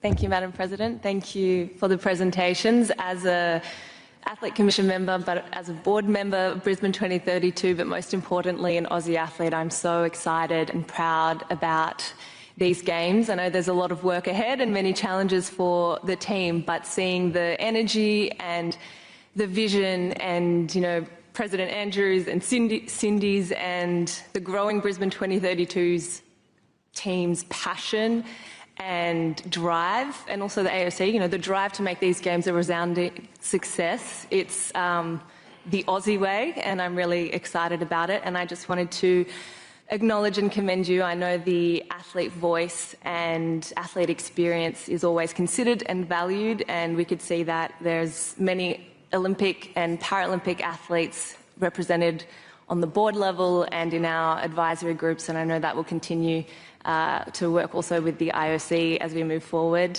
And like Milano Cortina, our games are very spread, so we're going to learn a lot from these games and maybe add 30 degrees to the temperature, but a lot to learn from here. And just wanted to say thank you for Brisbane 2032's commitment to ensuring the athlete voice and athlete experience is so well integrated. So see you in 2,362 days. Thank you. Thank you, Jess. Mr. Singh. Thank you for an excellent presentation. 8 years to go. Perhaps you could elaborate on the participation or involvement of the First Nations in your planning and programming and the role ahead. Thanks. Thank you. Mr. Ferris. Thank you very much. I would like to reassure that the COCOM visit in May, especially regarding the quality and the dedication of the team, was really reassuring. So congratulations, Andrew, Cindy and the team for all the work that you have been doing and for the presentation today. Also, Mikey, for chairing our active coordination commission. However, naturally, there were a few issues identified at the time of the visit. I would like to raise 2 questions. As a result of the regional Queensland First policy of the Queensland government, there quite a dispersed master plan has emerged with quite a few number of satellite villages, definitely impacting of the athletes' experience raised earlier too regarding the Winter Games. How final is the master plan? That's my first question. And has all the issues with the IFs been resolved? And the second one is that there's quite a lot to be built parallelly at the same time. Are you afraid, or do you think that any capacity constraint might happen? Is GICA well prepared for managing all these projects together? And do you expect any industry capacity constraint? Thank you. Thank you. Mr. De Vos. Thank you, Madam President, dear members. First of all, thank you, Gunilla, for your second question regarding the horses. I really did not intend to ask the question as we are in contact with the organizing committee, but I very much appreciate your concerns. Also, thank you, Mikey, for having taken over the chair of the Coordination Commission at such a short notice, and especially for your enthusiasm, which is really inspiring. Congratulations to Andrew, Cindy, and the whole team for another inspiring presentation, but really also for the thorough and detailed update, for your vision and for the progress that has been made. It's always great to connect with your team. It's small for the time being, but as already mentioned by colleagues, knowledgeable, passionate, and very experienced. We look forward to receive the proposed venue plans, but just as a reminder, and for the avoidance of any doubts, and Andrew, you know why I asked the question, that these venues and plans still need to be signed off by the international federations, and this is key.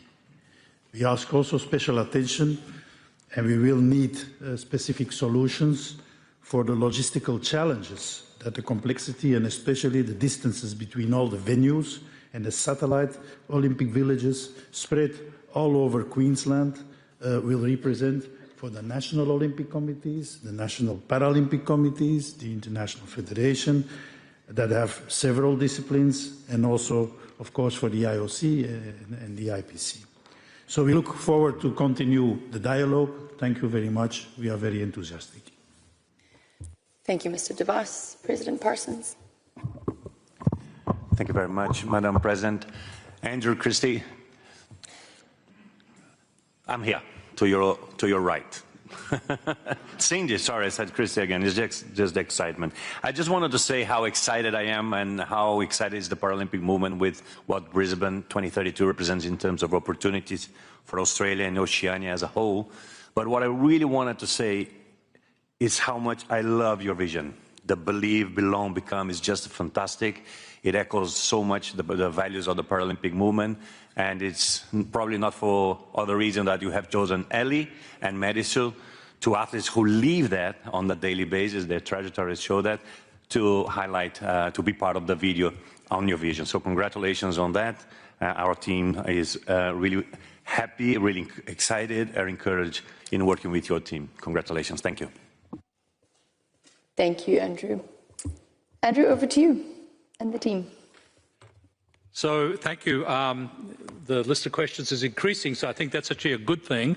And there's a lot of detail that Mikey actually referred to, and I will answer a couple of the questions, pass to Cindy, who then actually will get a couple of her team, the expertise, to be part of the answering of the questions. I just want to reassure on the first question that we're working very closely with ONOC and the ONOC President Buckley, who's also a co-com member. There's nothing more important to us than integrating ONOC into our games. We consider these ONOC's games too. And so we are definitely part of the dialogue. The fact that it didn't pop up on one of the slides is just because we just had a limited time, but it's critically important to us in the delivery and the consultation. And Ian Chesterman plays a very big role in that because he serves on both boards, and he's been a big part in making sure that we keep them top of mind at all times. So yes, that'll be a big part of our delivery. I do want to sort of pop over to the questions as it relates to venue sign-off, venue delivery plan, and making sure that the new disbursement of venues is top of mind. For sure, IF sign-off on the sports venue plan will occur. It's on track, being managed by Kit and our venues team, and I'll get him through Cindy to comment in a minute. But that, I will tell you that the work that was being done the last 12 months with the government delivery partners has been stellar. They understand this. GICA is impressive in who they put in place to make sure that the IFs and IOC consultation process through Brisbane 32 works. And so at this point in time, I see no concern. The timelines will be managed. I am constantly talking with the relevant people on capacity. The labour issue in Australia is no different to most of the rest of the developed world.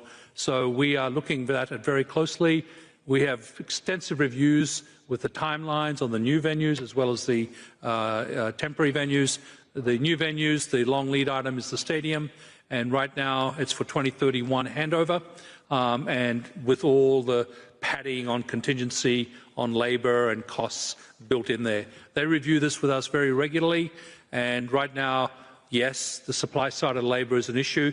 The southern states, in particular a couple of them, are losing jobs because they're losing work. They're not growing as much as Queensland, and we're the beneficiary of that. A lot of migration of labour coming north to our part of the country. So not solved, one that we work on. You know, I get asked what keeps me up at night. This is one of them, okay, that we've got to make sure that we're across. So a lot of transparency on that, and one that we care about a lot. The government is also working very closely with us on the issue that I think came up at the COCOM that we've been on top of ever since, and Cindy will speak to it. The delivery plan gave us, in essence, 9 locations. Now, Milano Cortina is going to be very instructive to us as dispersed games. But yeah, these are 9 locations that not only have a capital consequence, but an operating consequence. And so the costing out of that, Casey mentioned in his presentation, we had the bid budget, and that bears no resemblance to reality, especially right now. So we are working with the IOC on the revised budget. The revised budget, when we finish with that work product, will now have these new locations, the new locations of small villages and, you know, obviously transportation issues to get to those places. Those will be new costs that we have to work closely with our government delivery partners on. Clearly, they want dispersed games for good reasons. We actually don't object to it at all. Just got to make sure it's affordable and the athlete experience and the fan experience does not get compromised. The quality of that is the IFs working with us. And so that, we're your partner in that, and we're very much engaged with the government and OPCO to make sure that works. So, you know, there's still work in front of us. I don't want to, you know, smooth it over too quickly. It is a topic very critical to us. I think, Cindy, I'll pass on the other ones to you, if you've got them listed there. Yeah, so let me start with horses and immigration. I've learned a whole lot about this in the last 6 months. What's encouraging is Kit and I went down to Canberra, the national capital, and met with the department that's responsible for quarantine and immigration. I'd say that I was really impressed with how aware they were of the challenges ahead. We weren't having to over-educate them. It was also encouraging that they weren't insisting that all the horses would come through the existing facility in Melbourne. They're very open to the idea of creating temporary quarantine so horses could come directly into Queensland. And we do have an international airport in the same city as the proposed equestrian venue, so that's encouraging. A lot of work yet to be done, but we've had really good initial conversations, and happy, Ingmar, to catch up with you and talk about those discussions that Kit and I have had recently in Canberra. I'm going to turn it over to Marguerite. Marguerite's Chief Strategy and Optimization Officer. She's got all of program management, but in addition is leading the portfolio on sustainability to comment on the great projects that's already been done, and we're taking our draft strategy to the board soon. Yeah, thanks, Cindy. So I might start off by saying how important sustainability is in the work we're doing. Obviously, we're in a region, we talked about Oceania, we're in a region that is very attuned to the impacts. And so we're looking at it from two perspectives. One is making sure that we minimise the impact of the Games, and I'll talk more about that. But secondly, also planning for impacts that may happen to the Games because of the climate and the risks that are there. As Cindy referred to, we have actually just finished the strategy phase of our work there. We have put forward a strategy to the board, and that is something that will be made public in the next, I think, in the next few months. But at the core of it is making sure that sustainability is really a part of all the decisions that we make, whether that be climate, whether that be biodiversity. Those are things that we're very attuned to. So it is something that there'll be more coming on. But yes, it's very, very important and core to our decision making at the moment. And then I'll just come back on First Nations. That's been core to our planning from the very, very beginning, continues to be. The First Nations Advisory Group has been instrumental because this is an area you have to navigate very sensitively. Hopefully you see in our presentations, we speak to the traditional owners in everything we're doing. We've consulted on our emblems. We consulted deeply. I did a whole special session in our vision in designing that to make sure that it would resonate.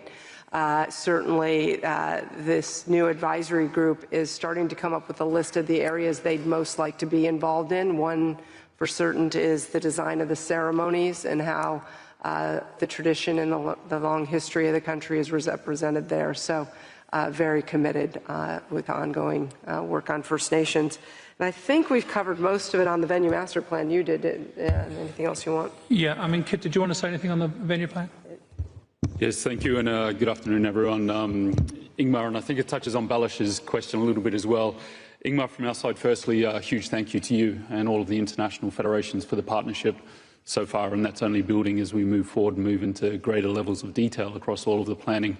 Specifically on the venue sign-off, I think Andrew and Cindy covered it off, absolutely well understood across all partners in regard to that need for the international federations to sign off on the competition venues.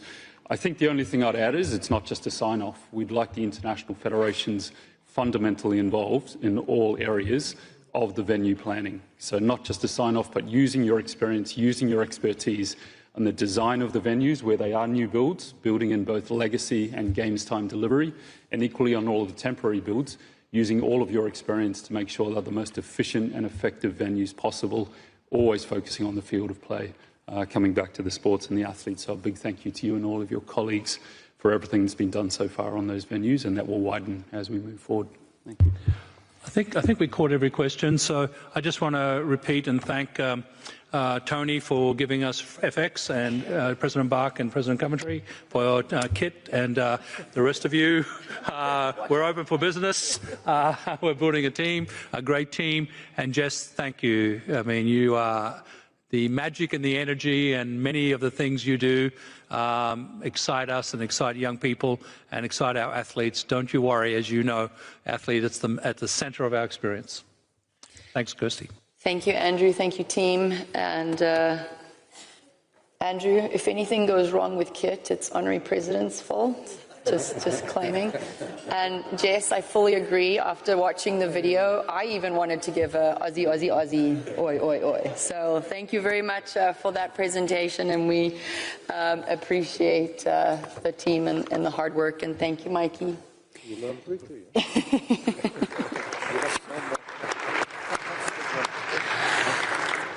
Ladies and gentlemen, we're going to move on to our next organizing committee and hear from our Utah Winter Games, being led by Fraser Bullock.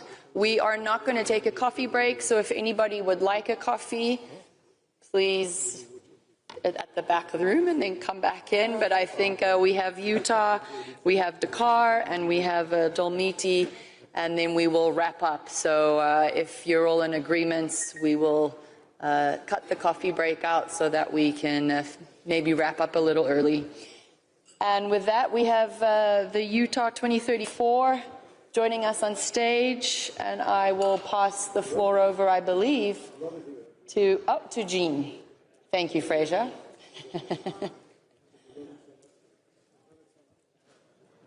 Jean, over to you.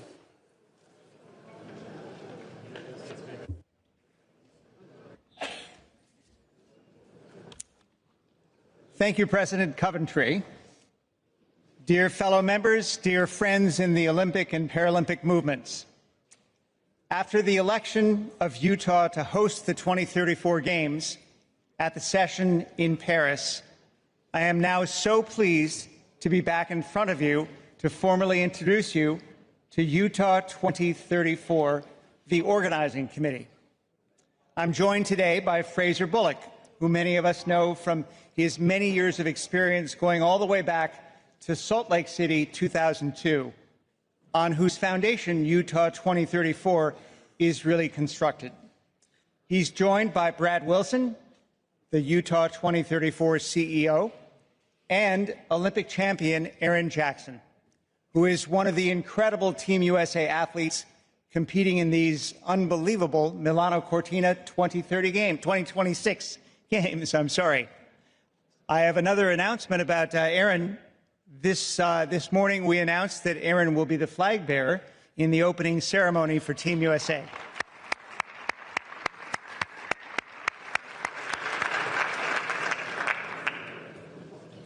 So it's a distinction reserved for athletes who embody excellence, leadership, and the very best of our movement, and Aaron does so in every sense. On behalf of the USOPC and as part of the Utah 2034 board, I can attest to the incredible capability of this team, their authentic ambitions to elevate their communities, sport, and the Winter Games. They have sprinted out of the gates 8 years in advance of their games, and you'll hear about the real progress they've made in preparing for their games, which Fraser will lead. However, before Fraser speaks, let's take a look at Utah 2034. Utah, our legacy is shaped by the mountains and carried in our canyons and rivers. These elements will define the 2034 Games,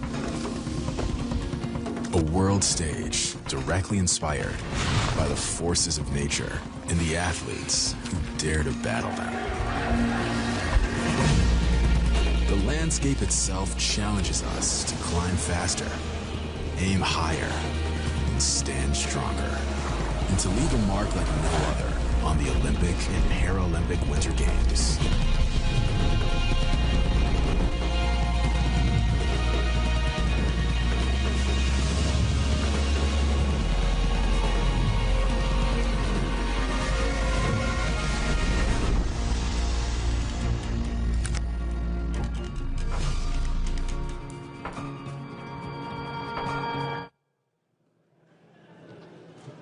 Isn't that spectacular? Wow.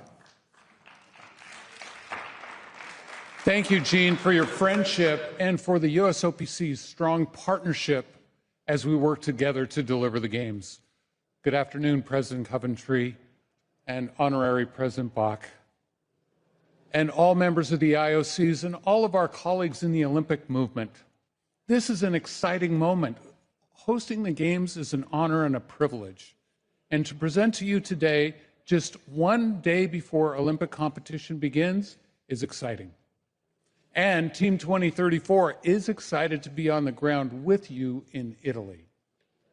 As hosts of the next Olympic and Paralympic Winter Games in 2034, we are eager to learn from the MECO team, and we wish them the very best of success in their Games delivery.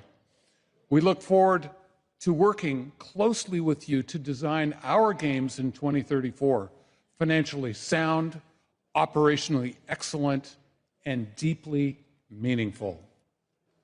Madam President, as we look forward to those next Games, we have completed the first year on our organizing committee's journey to 2034 with extraordinary enthusiasm and strong unified support from the residents of Utah, our business community, and political leaders.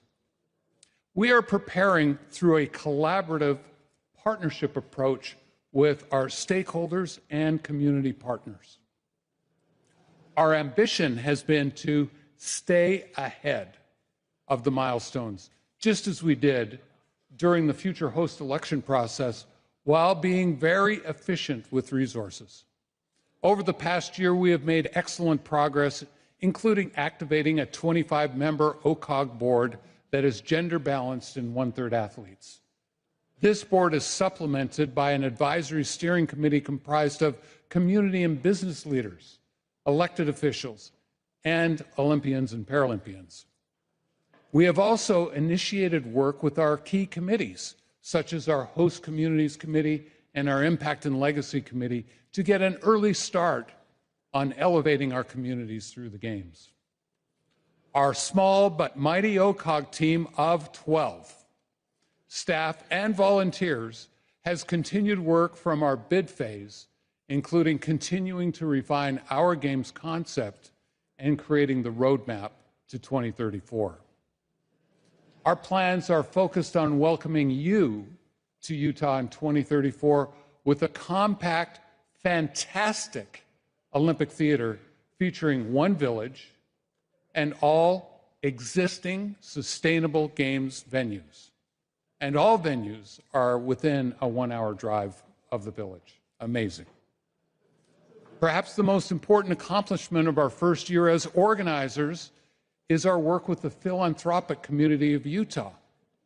As we wait for what will be incredible Games in LA 2028, we needed to find revenue sources to support our work because we have to wait till 2028 for other sources. So in September 2025, we launched Podium 34, the philanthropic initiative of the 2034 Games. Podium 34 mobilizes private donations to advance Games readiness while investing in lasting community impact, youth opportunity, athlete mental health, and many other outcomes tied to our Games. We have raised $250 million in this effort, which is unprecedented in the Games. Let's watch a brief video to see more. Utah doesn't simply stand on the world stage. We're helping build it. Shining a beacon of charity, Character and kindness. This is the spirit behind Podium 34, the official donor initiative of the 2034 Olympic and Paralympic Games. So when the world returns to Utah, they'll find something even more inspiring. A place built to believe. a place built for everyone. So stand with us. Dream with us. Build with us. Because we'll continue to carry the flame the only way we know how. Together. This is Podium 34. The next chapter begins with you. Good afternoon, everyone. I am Brad Wilson, CEO of Utah 2034, and it's absolutely a true honor for me to present to you for the very first time today. It's been a remarkable experience joining the Olympic movement to help guide our preparations. Like all of Utah, I am so excited to work together with you to deliver great games with an even greater impact. I would like to briefly share with you our priorities for 2026, which represent a foundational year in our journey. First, we aim to continue our work to generate revenues and financial sustainability. This includes continuing our historic momentum with Podium 34, while laying the groundwork for future sponsorship, licensing, and hospitality programs that can activate after LA 28's games. We are also building on the framework for strong financial discipline early, allowing us to spend wisely and responsibly as we progress towards games delivery. Second, in the area of advancing games delivery, we are prioritizing the critical building blocks that require long lead times, transportation, technology systems, and venue optimization. We have, as you know, a strong existing infrastructure, and in 2026, we're focused on refining and future-proofing those assets that can serve the games and athletes for generations to come. And finally, from the start of our project, we have been clear that these games must elevate more than sport alone.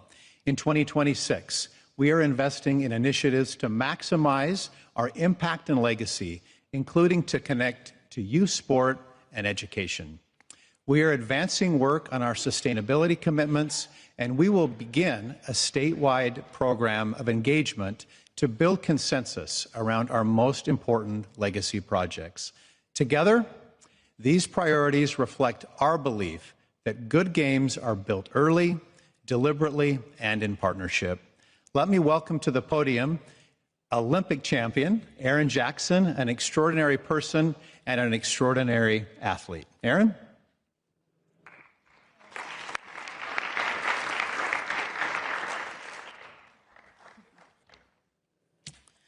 Good afternoon, Madam President, members of the International Olympic Committee, and friends of the Olympic and Paralympic movements. I'm so happy to be here today, not only as an Olympic champion, but as an athlete whose life and career have been shaped by Utah. Now, I grew up in sunny Florida, so ice was not a part of my world. But when my journey brought me to Utah, everything changed. I found a place where sport is not something you do only at the elite level. It's a part of daily life, part of the community, and part of how young people dream about their futures. Now in Utah, athletes are supported not just by facilities, but by people. Coaches, volunteers, families, and neighbors understand what it takes to pursue excellence. This culture matters. It creates confidence, resilience, and belief, qualities every Olympian depends on. It also helps that I train on the fastest ice in the world. Now, Utah's sports infrastructure allows athletes to prepare at the highest level every single day. As a speed skater, that environment has been essential to my success and to my ability to compete with the very best in the world.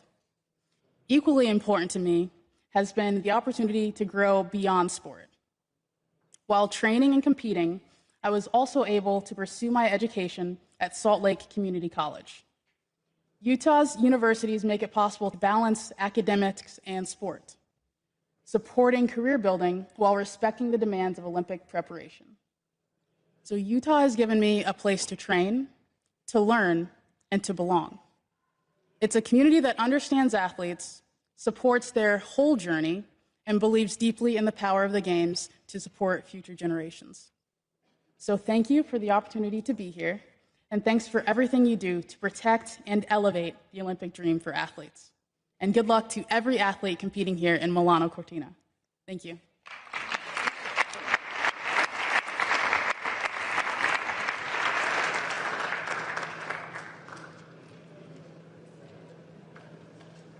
She's amazing. What a great story. And at the end of my brief remarks, we're going to excuse her because training awaits. Right now, her coaches are, okay, let's go. As we lay the groundwork to host in 2034, the excitement in our community is deep and wide. We are seeking to elevate our games in meaningful ways.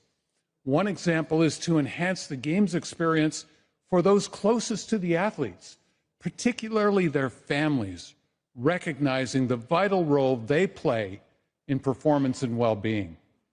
We call it our Athletes' Families Initiative.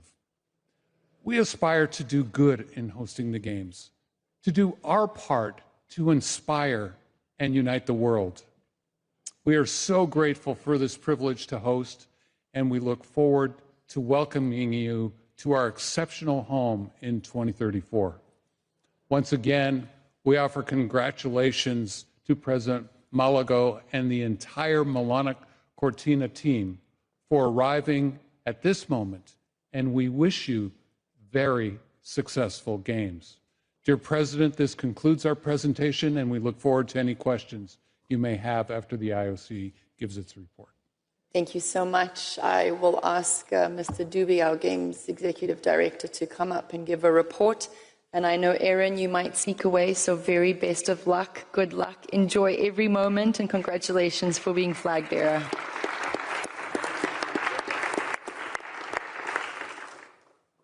Christoph, over to you.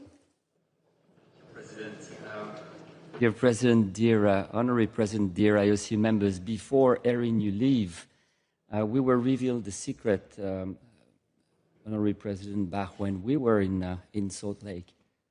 The ice is fast because of the quality of water. This is what we were told. So hopefully here we have equal conditions. So be fast and be successful. Thank you, Erin. Thank you. Listen, a trip down memory lanes 22 years later, you go to Salt Lake City, up in the mountains, Utah Olympic Park. You visit Delta Center. You go to Soldier Hollow. The venues are better than they were 20 years ago. It's outstanding what you have done over time. And I think it's a testament of the love that this community has for the Olympic Games and for Olympism. And if one ever doubts about the power of transformation of the Olympic Games, let's go back to Utah. And this is what we do. And when we go there, we are really hosted by a community that is immensely thankful to the fact that these games have brought Utah the quality of life, their citizens, and revealed to the rest of the world. It is truly extraordinary. I saw in the back of the room Spencer Eccles. You mentioned the support from the community, from the universities to the major businesses. They are all behind these games. The conditions that we have are really outstanding. Even the media, I should say, are incredibly supportive. This is very telling. Political support, of course, from the cities involved to the state of Utah. So it's really the full strength of Utah that is behind these games. And Fraser, when you say that your ambition is to elevate, I can understand why. We don't need to start organizing these games. When we look at what we have, all the assets that we have, those venues outstanding, as I said, you have the expertise. We have the full support of our trusted partners, the international federations. We have the expertise of the NOCs. We have long-term solutions with a number of our top partners. The only thing we have to do is focus on the elevation. And this means focusing on the experience, what truly matters. It is not what is behind the curtain, the systems. It's all about the experience we can bring, starting with the athletes and then the rest of the Olympic family. So, President, I don't need to expand much more. We have all the conditions for these games to be outstanding. The only thing I urge Utah 2034 to do is not to start planning for these games. Think about innovations, think about the legacy, think about elevate, but let's not plan. We don't need to do it at this stage. This concludes my report. Thank you so much. Thank you, Mr. Dubey. Thank you to the team. I will open the floor if there are any questions. Mr. Kim? Thank you, President. Not a question, just a comment. I attest to the report given by Dubey. I was there with Brad Wilson for a few days in November. I had the pleasure of talking to USOPC, mayor, stakeholders, and some of the Podium 34 leaders, and it is incredible how supportive the whole community is. And one thing that really impressed me was the community leaders, the members of Podium 34, they were looking beyond 2034, how the Olympics would put Salt Lake City in the global map, and also there's one other emphasis that one of the leaders was putting on is the emphasis on the mental wellness of athletes, of the young people. Regarding the venues, at least for skating, Salt Lake City, 2002 venues been in regular use for international and national events, which is a great news. Venues in great shape, and we're looking forward to elevating those venues for the 34 games. And I have no doubt you'll do amazing job in the legacy plan beyond the games. And we've started talking about the rotation model, and this is something that the Salt Lake City could be a great model where we would actually make the rotation model a reality. So thank you very much for the Salt Lake City, and I'm really looking forward to it. Thank you, Mr. Kim. I don't see any other hands or questions. I think those were all very positive comments, nothing to really answer. So thank you very, very much for being here with all of us. Thank you, Christophe. Thank you. Thank you. We will welcome our Dakar team. We are going to hear a report from our Summer Youth Olympic Games, Dakar 2026. And it is being led by our dear friend and colleague, Mr. Ndai.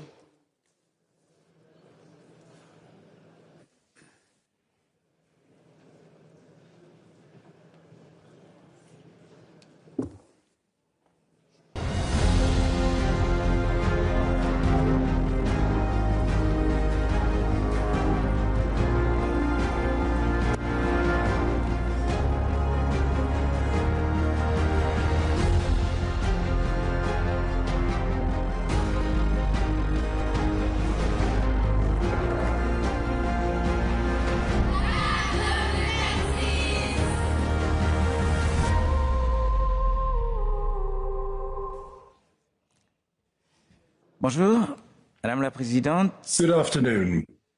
Cher Kirsty, Kirsty and Thomas, members of the IOC, and esteemed ladies and gentlemen, and to all participants. It is a great privilege to come before the great family of sport. And when we met in March 2025, I was able to talk about the Youth Games in 2026. And this follows on the spirit of construction, which reflects the joint efforts of the IOC and the national authorities. We have made considerable progress in recent months, and we have set out the priorities which are going to be our guide until the opening ceremony in October, that is in 270 days from now. There is an institutional support for the Games because there is now the direct and personal and daily involvement of the Senegalese president. We have mobilized his administration together with the co-judge, which we have discussed with you, President, and at the General Assembly in New York on the edges of, and also in October 2025 when you came to Dakar for the 1 year to go, so that we could then reveal the mascot, Ayo, and also you're getting weekly reports, and therefore the President in November 2025 went to the sites so they could see what is being done and what the public authorities are doing. In December last year, there was a meeting on the Games, and at the end of that, we spoke about the need for everyone to work day and night to take up this challenge. And I often go to the building sites at night, and things are going very well. So, as we have got from the Coordinating Commission, Dakar 2026 is working to get international coverage. We did this in Osaka 2025 at the International Exposition, the Congress in Pyeongchang, where the mayor of Dakar actually planted a tree, the African Cup in and all these sporting events have given us an ability to form strategic partnerships within the continent and beyond. And we now have open door for the 4th to the 7th of November and in 2025. And this brought together I see, from many continents, from all continents, in fact. We had a seminar of heads of mission this year. It is going to be an important part of our operational organization, and it is going to show people what is in place regarding transport, accommodation, and other parts of it. And they will also be able to see where the competitions will take place and where the training grounds are. Now, Dakar 2026, and we now have the countdown, and it is now 265 days. It will start the countdown. And we are also looking at getting good technical support, and also there is going to be making sure that we're going to very much involve those technical services. With the IOC, we're talking with our main sponsors so that they have a presence in Dakar. And here we have more local sponsors now. We have now got 70% of our needs met, and we are still looking at putting some of the finishing touches to some other agreements, such as the port authorities and others. And also, we are looking at licensed products, and commercialization is going to start in the second quarter of the year. And we are also looking at finalizing these licenses with a national partner who is used to making homemade clothes on a mass level. And we have also been working at delivery as well with local partners. Chair. And here we are now in the year of these games, and it's due 770 days until the opening ceremony. The whole Dakar team is behind this, and we're doing this under the guidance of our coordinator, and we're looking at the various parts of our roadmap. And we have now done monitoring, and we have worked together with the IOC and our different delivery partners. And this is based on rigorous planning, so that we can have the very best games possible. So I would again like to repeat our thanks to you and to all bodies. And since we embarked on this adventure, we would like to thank IOC teams for all the good cooperation that we've had. And I would like to thank Professor Yongwai Gayange and for the great support that we have had.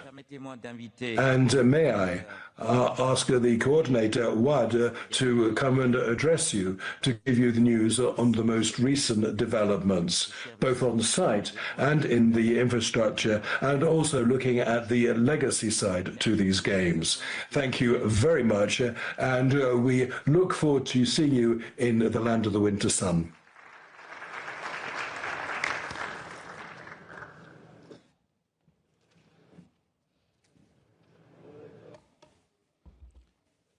Madame la Présidente, Madam President, President of Honour, distinguished members.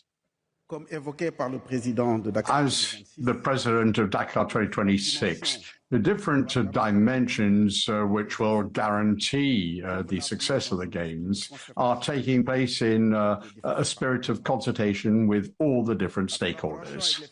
Cooperation with the international federations has been stepped up over this period with a long-standing dialogue. We've had webinars to exchange in October and December last year. We had technical inspections by 25 international federations whose sport will be in the competition schedule.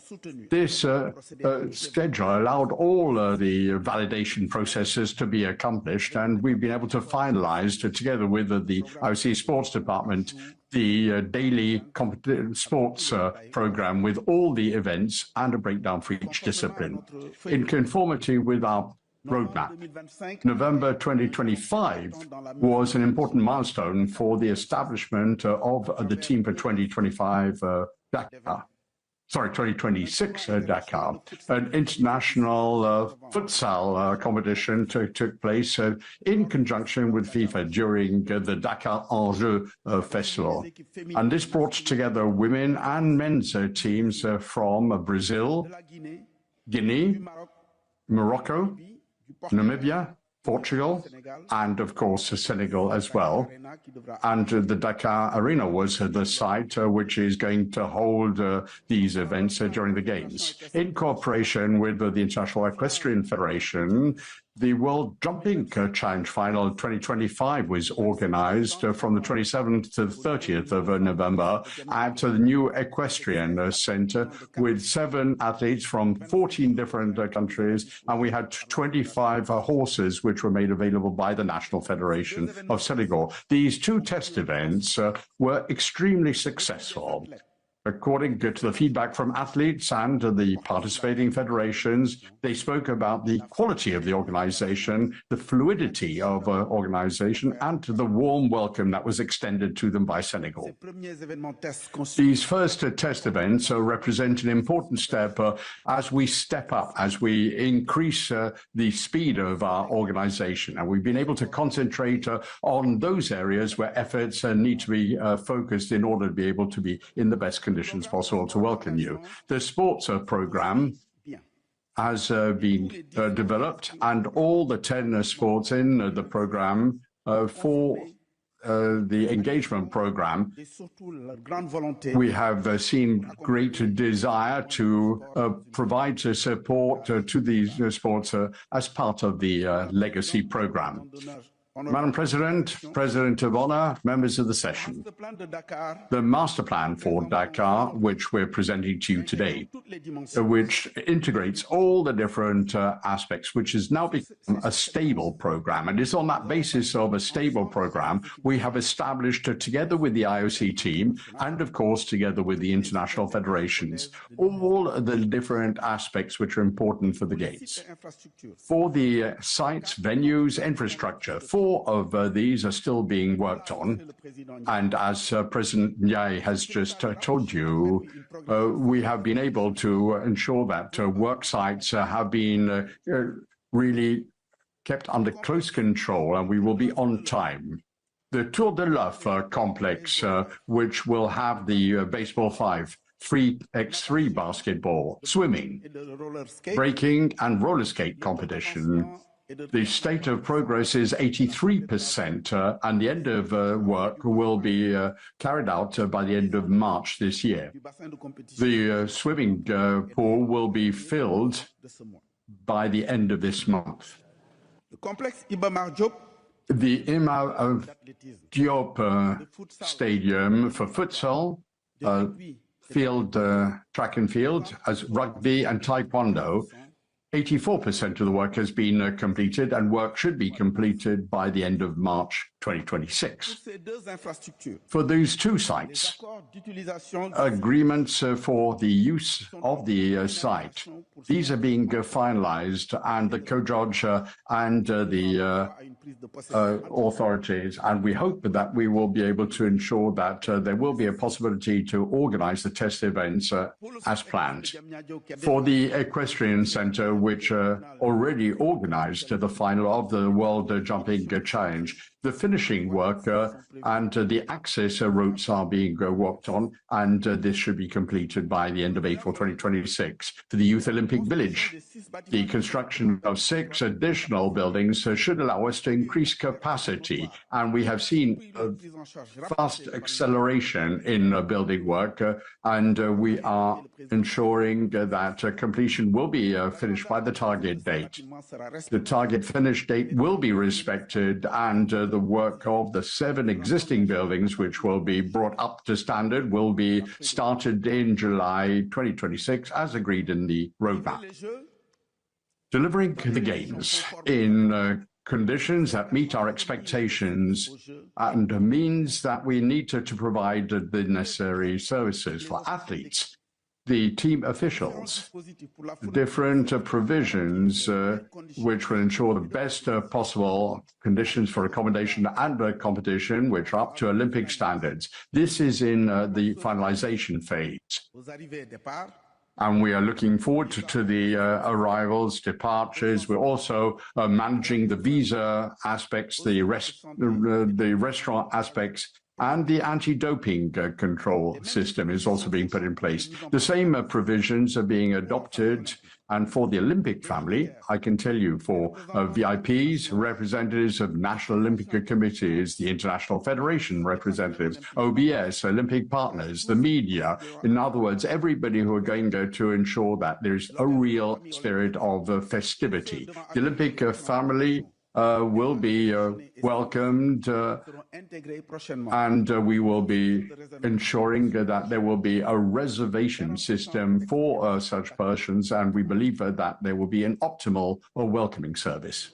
Dakar 2026 is already a legacy in action before the Games have actually started. In addition to our strategy, inclusion and diversity is at the heart of our activities.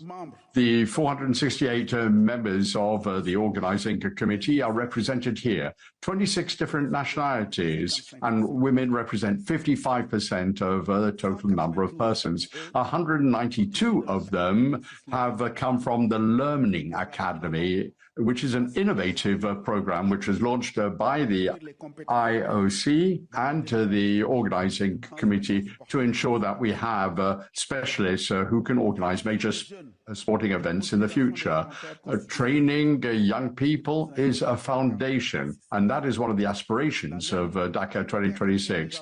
The Learning Academy has already produced a number of different professional cohorts, and that reinforces the human capacity to support the organization of the Games and to ensure that we can leave a sustainable skills to achieve these goals, thanks to the support of Olympic Solidarity and thanks to ANOC's support. A fifth cohort has been welcomed with 21 different African countries participating, and this has now been included in the 21 in the Dakar. The Jamba volunteer program has had an enormous success with thousands of candidacies which have been registered across not only the country but outside our borders. 1 month after its launch, 11,690 persons had registered with 160 countries represented. This legacy can also be reflected in an innovative program, which is to ensure that there is a program which can reach out to large swathes of younger people and associations, educators and local communities across the country. Youth promotion program to encourage the practice of sport and create citizen engagement programs. The legacy of Dakar 2026 is not waiting for the opening ceremony to be launched. We are already doing things which is something that is visible and which is well established in all the different parts of the country. In conclusion, Dakar 2026, as the President was saying, progresses with determination. Progress on infrastructure, sports coordination, the mobilization of the volunteers and legacy activities show how solid the program is. And as in any Olympic organization, we face challenges, but there are solutions, and we have a lot of commitment on the part of the organizing committee. Dakar 2026 will be a decisive moment for Africa, a symbol of international cooperation. Madam President, this concludes my presentation, and I'd like to ask you to follow this film on Dakar 2026.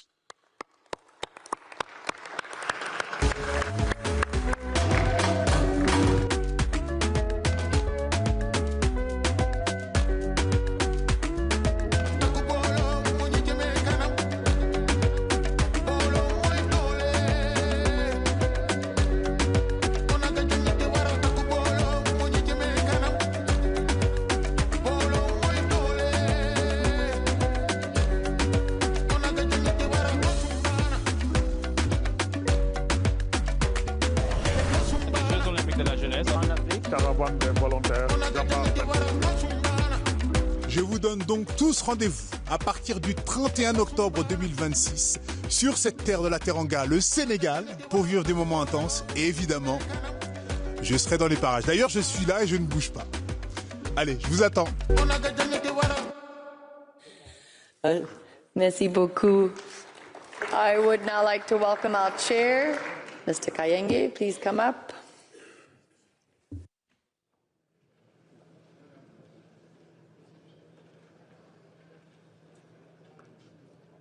Dear President, dear Honorary President, dear colleagues,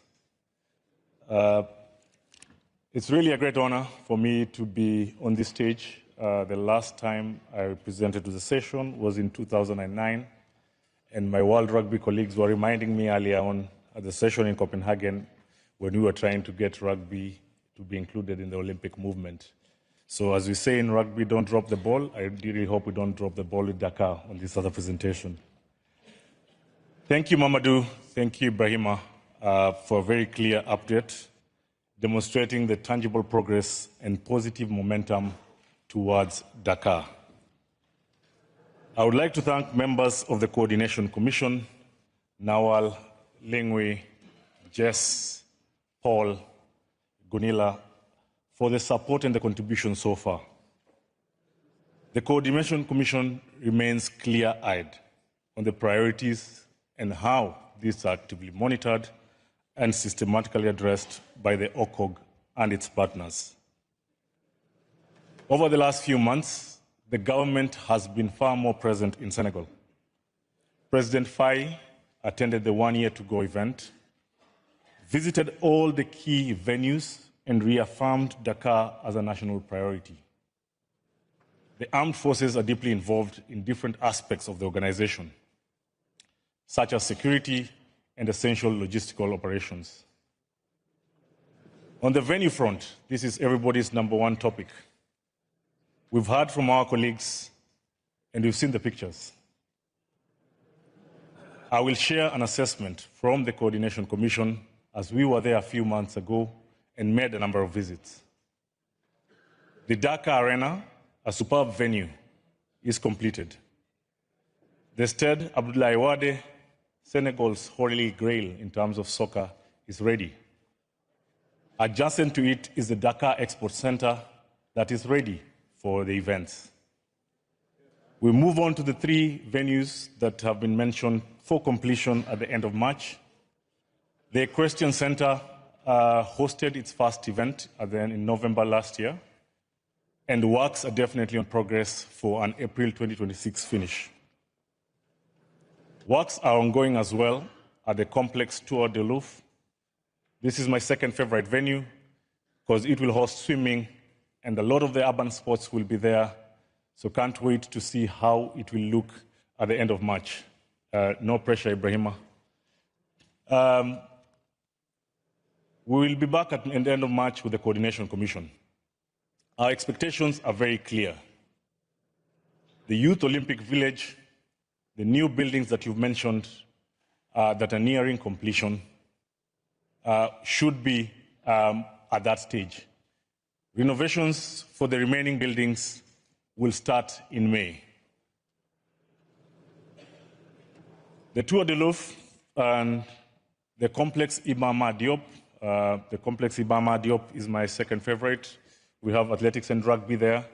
Will be ready, and we've seen several times from the pictures and from the contractors that this will be close to completion at the end of March.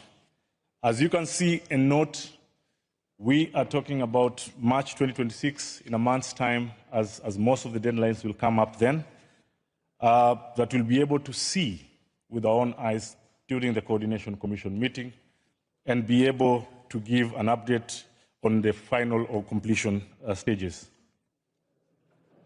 This will leave us 6 months for temporary installations.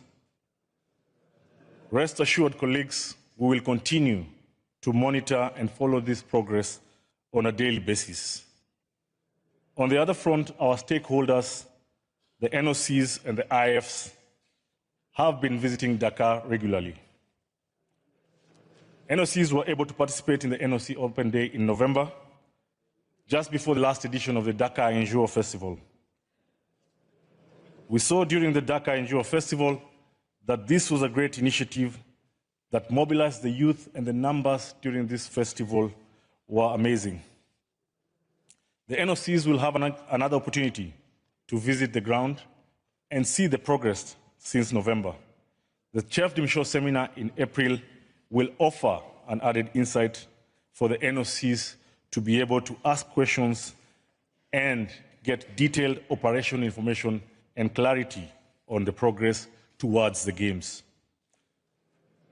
Madam President, our IOC team and the Games Delivery Unit are contributing actively to ensure that the event is a success. In terms of our international federations, they have also been in Dakar and completed their site visits. The organizing committee delivered 2 IF seminars focused on services and sport operations. Reports from the IFs are positive in respect to the depth of information received and the collaboration that is needed to ensure that the sports program is a success. May to September will offer us operational readiness to be able to validate the processes and strengthen our cross-functional coordination as we approach the game. Beyond the sports venues, the accommodation, the legacy of Dakar 2026 will be a formidable, trained, young human capital across Africa. Thank you to the NOCs who've registered the participants to the Learning Academy, and they will be joining the organizing committee in a couple of weeks' time.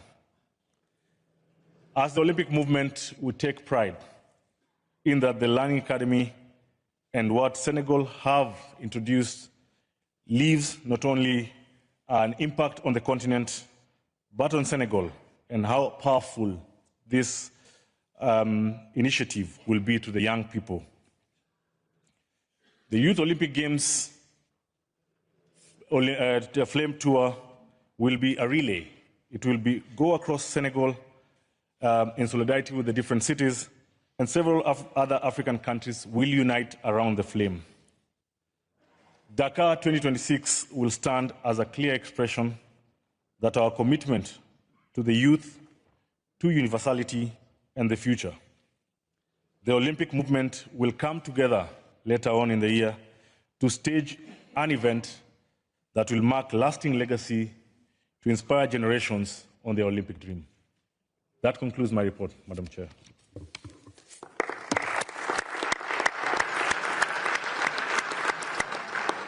Thank you, Humphrey, Mamadou, Ibrahima, and the team. I open the floor for any questions, clarifications. Mr. De Vos. Thank you, Madam President. Thank you, Humphrey. I will speak in French. Cher Mamadou, Ibrahim, thank you very much for that presentation.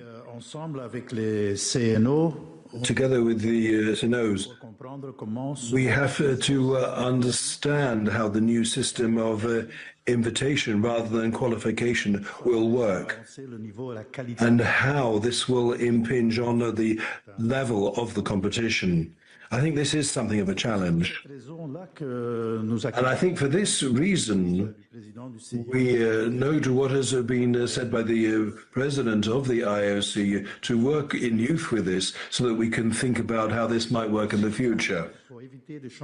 I think we shouldn't change the concept and format when it's underway. And I think we have to make sure that IOC keeps responsibility for this. Looking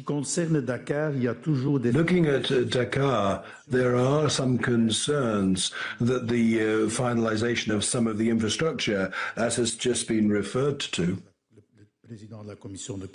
and in fact, as the coordinating committee said, such as the Olympic Village and their transport and some of the facilities are running late. We're nearly there, but not quite. And I would say that international federations have asked to provide sporting groups And we're able to do that with the support of our sponsors. But it's important that the logos of their sponsors be able to feature on their kit, which appears not to be the case at the moment. And that is something that perhaps could be looked at for the future. And also, we're there to help you and to give you our support. But I think what you now have to do is finish the building work. But you certainly have our support, and we wish you all strength. Thank you. Merci beaucoup, Mr. De Vos. President Baraf. Madame la Présidente. Thank you, President, Honorary President, friends, Director General, and friends from the IOC. I would, on behalf of our organization and on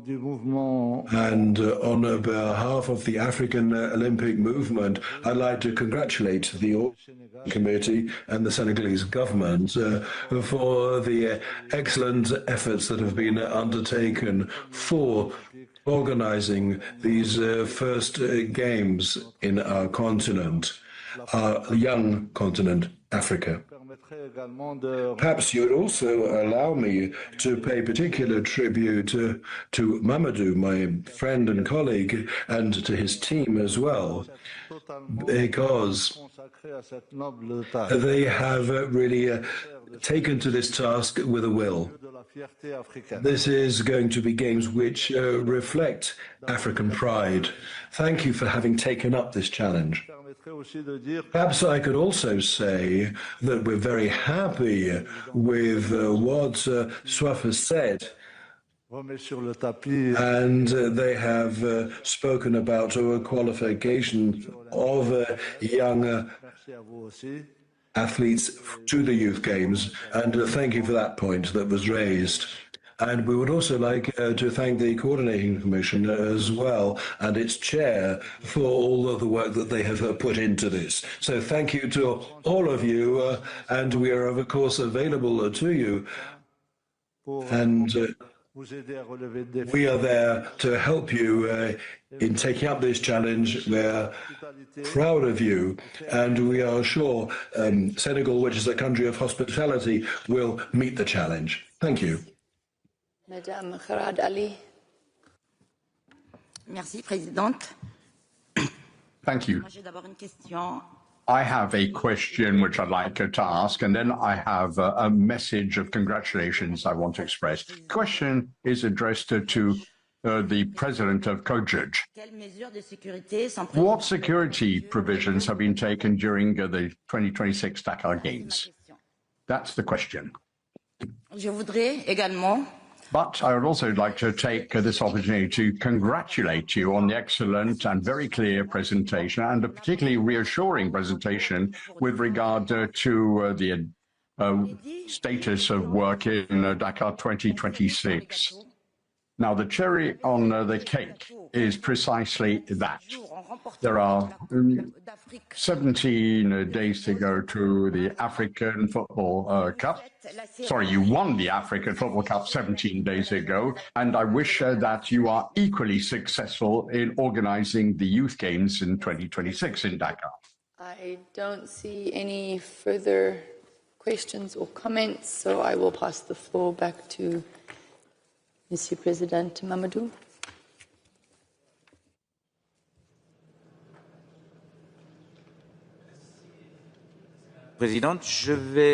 Madam President, I'm just going to answer the point made by Isha, and my colleague will answer the other questions. Good question you ask, because after all,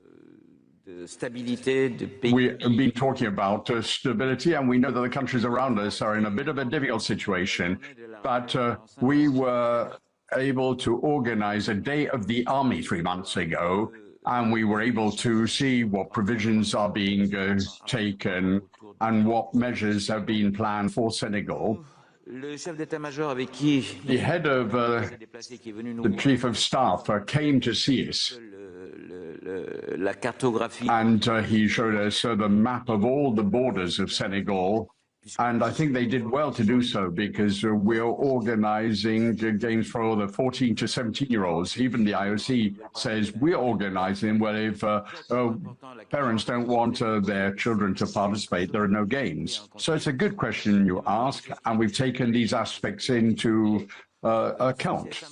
But please understand that on the 4th of April, Independence Day, the Army des fêtes de l'indépendance, c'est les Jeux olympiques de la jeunesse.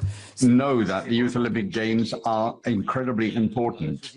This is something that Senegalese society has fully backed, and all operational measures have been taken to secure the Games. Thank you very much, Madam President. Perhaps I can come back to some of the questions that President Imar raised. To begin with, on the qualification system, it seems to us that this is a point which, together with the sports department, we have addressed time and again. And this has also been discussed within ASWAF meetings. And we will also be able to give you more information once the rules have been clarified. And we will see how we will go forward. With regard to our infrastructure, some time ago, there was a concern with regard to whether the sites could be completed on time. But as our president has told you, we have really been given full backing by the government, and the figures that you've seen really reflect a reality. The deadlines actually reflect reality, as President Humphrey said. And we will be able to get information via the coordination committee, and they will be able to actually see what is happening on site. The next coordination meeting is on the 25th and 26th of March, which is just a few days before the delivery of the Games. The work is going on. We've got inspections being carried out day and night, and there are inspectors going onto the various sites at night. And I can tell you you all that we will respect the deadlines, and there is no worries at all. Let me just take the example of the equestrian center, which you referred to. The whole country has been mobilized because the test event was organized there, and we were able to meet the challenge.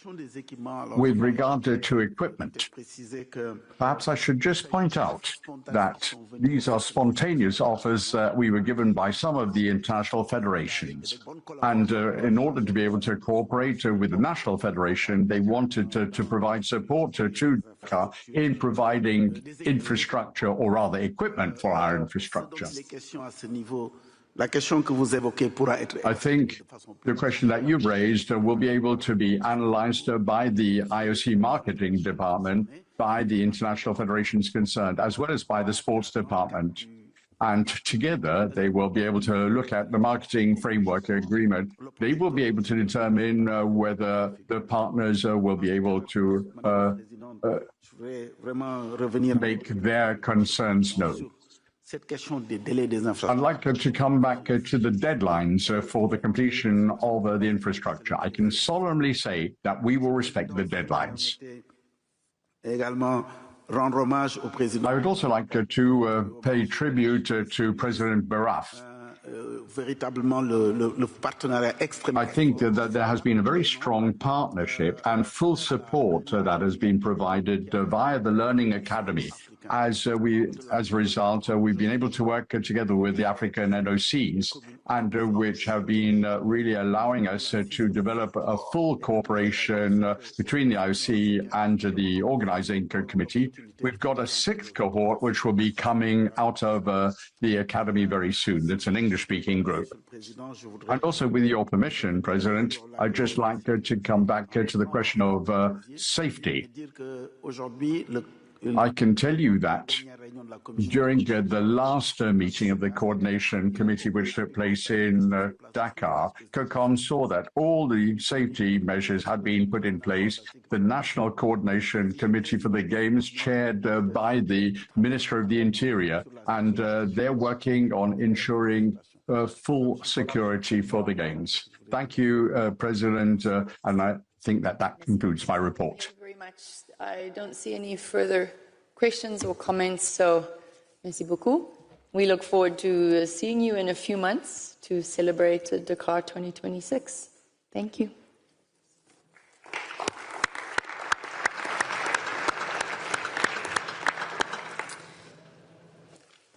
We have our last report today coming from the Winter Youth Olympic Games, Dolomiti Valtellina, and I would like to invite Mr. Chenta onto the stage, please.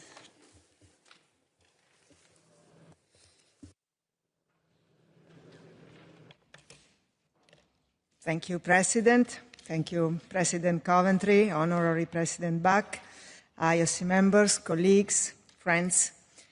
Thank you for giving me the opportunity to address you today. I do so with a strong sense of responsibility and with a clear awareness of the importance of this moment for Dolomiti Valtellina 2028. I was appointed only a few days ago, and I accepted this role with full commitment, supported by the Italian government, the Olympic Committee, and the regional authorities that led the bid Lombardy, Veneto, and Autonomous Province of Trento, and with the determination to ensure that this project now moves forward with clarity, discipline, and momentum. Dolomiti Valtellina 2028 was conceived from the very beginning as a natural continuation of Milano Cortina 2026, a genuine passing of the baton from one generation to the next. The Youth Olympic Games in 2028 are designed to fully exploit the legacy of the 2026 Winter Games. The venues, the infrastructure, are about the human capital and expertise that Milano Cortina 2026 is now activating. This legacy is not only physical but operational, encompassing experienced human resources, tested delivery systems, established suppliers and stakeholders relationships, and proven organizational standards that will significantly reduce risk and accelerate readiness for the Youth Olympic Games. I also foresee and strongly encourage the full involvement of the Italian sport federations, which organize, coordinate, and promote winter sport in Italy, including FISI, the Italian Winter Sport Federation, and FISC, the Italian Ice Sport Federation. Their experience, competence, and knowledge are essential to ensure the highest standard for sporting events in close cooperation with the relevant international federations. All competition venues already exist.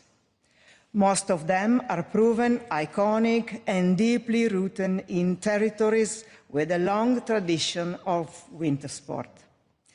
Italy brings extensive experience in hosting international winter events, and regions involved are fully aligned with the objectives of the Youth Olympic Games. This allows Dolomiti Valtellina 2028 to be delivered as a responsible, efficient, and future-oriented edition, consistent with Olympic agenda principles and with a strong focus on youth, education, and sustainability. In this context, we welcome the recent IOC decision on the events program and athletes quota for Dolomiti Valtellina 2028. This clarity provides a solid and timely foundation of the organizing committee's planning and delivery work. The Youth Olympic Games are, by definition, about the future. They are about empowering young athletes, promoting healthy lifestyle, fostering social engagement, inclusion and diversity, and strengthening friendship and solidarity across cultures. So Dolomiti Valtellina 2028 will be place young people at the center, not only as competitors, but as active participants in educational programs, cultural exchanges, volunteers, and community engagement. We are fully aware that the priority areas that the IOC has identified for the successful delivery of Dolomiti Valtellina 2028.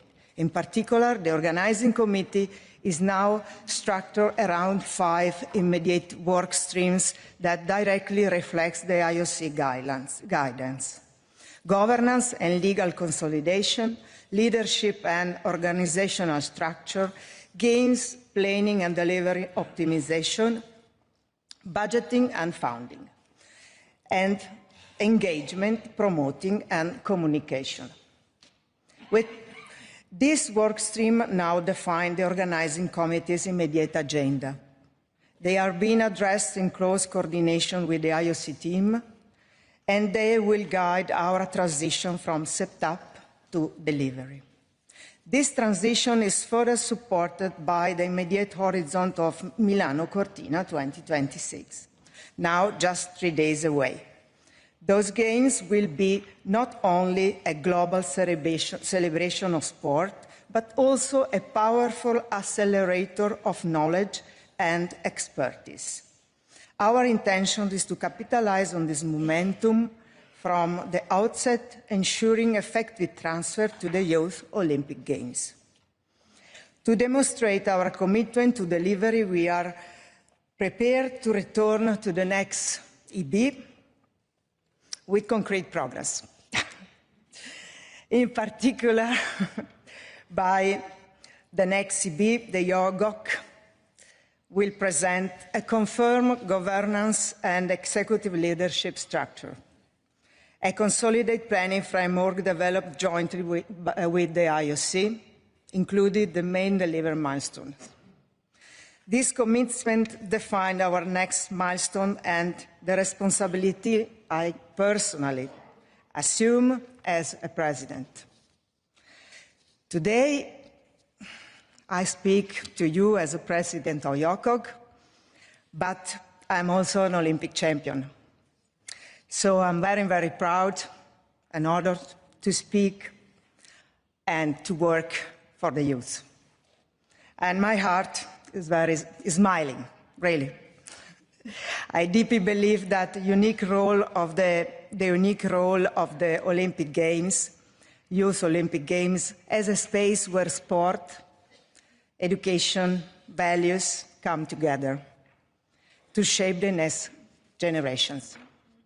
Dolomiti Valtellina 2028 is now ready to move forward with humility, determination, and full respect for the trust you have placed on us. Thank you very much. This concludes my report, and we have a short video.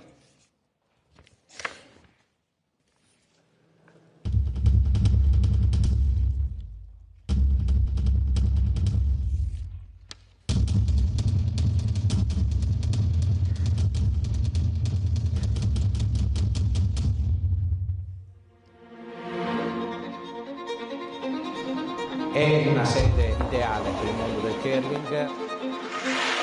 L'area è perfetta, c'è un pendio, tu da sotto vedi tutto.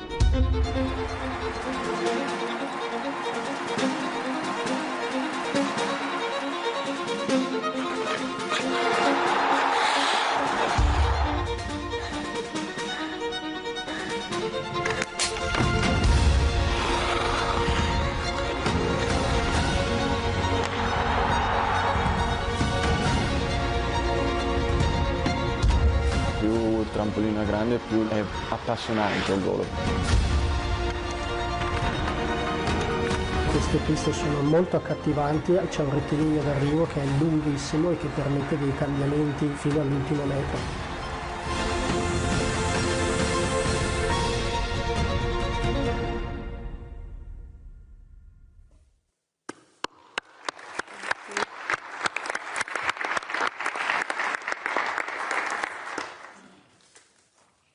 Grazie mille, Manuela. And I'll ask our Games Executive Director to come back up. Mr. Dubey, please, for a short presentation.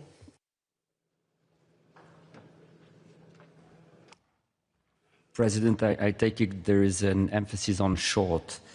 I allowed myself to conclude with don't plan too early, and this was for Utah. Here, it's planned very fast. Manuela, it's a great news that you have now joined the organizing committee as a president. Thank you for accepting the mission. With your energy and passion, we're going to move mountains, so it's great to have you on board. I would just like to re-emphasize a few priorities. They do matter. They were established for 2025. They are now the priorities for 26, which means that we have a really compressed time to plan for the Games. One, we have to recruit deep and wide. We have within MICO a very talented pool of individuals, so we can do that, we can recruit, but it has to be really fast. Second is we have to finalize the master plan. We have adjusted the sport program to allow for better usage of fields of play. Okay, so that's the second priority, and it needs to be done immediately, because the next step is operational planning. Operational planning without strategy or too much vision, it's straight to delivery mode. And the reason for this is that by the end of the year, we have to be in the market with the main contract procurement. So it is indeed doable. It is doable, but we have a very compressed timeline. I would conclude by saying that we have obviously the unwavering support, as I said before, of the international federations. The National Olympic Committees, they're going to be tremendously helpful. And at the IOC level, we will do, as we have for Dakar, setting up a Dolomiti Valtellina delivery unit. So this is the team that will have to work in this compressed timeline, but it remains incredibly exciting. We owe this to the young champions and their brilliant future. Thank you, President. Thank you, Christophe. Appreciate that. A very precise report. Do we have any questions? Nope. Oh, I was too quick. Mr. Bobka. Thank you, President. I don't have questions. I just want to congratulate Manuela and the team. I think this is great that you took leadership. I think it will be fantastic youth games. I wish you good luck. Your knowledge, your experience, it's very important. And of course, as great champion, this will be great motivation for the youth. Good luck, all the best. Thank you, President. Thank you. Ms. Harari Ali. Merci, Madame la Présidente. Thank you, President.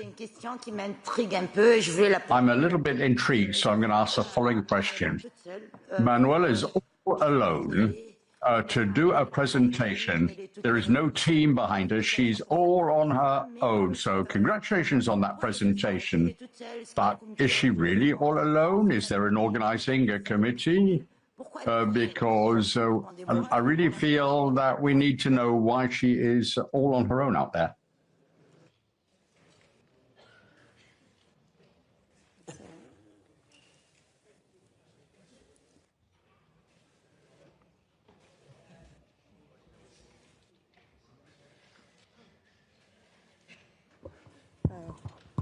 May I answer?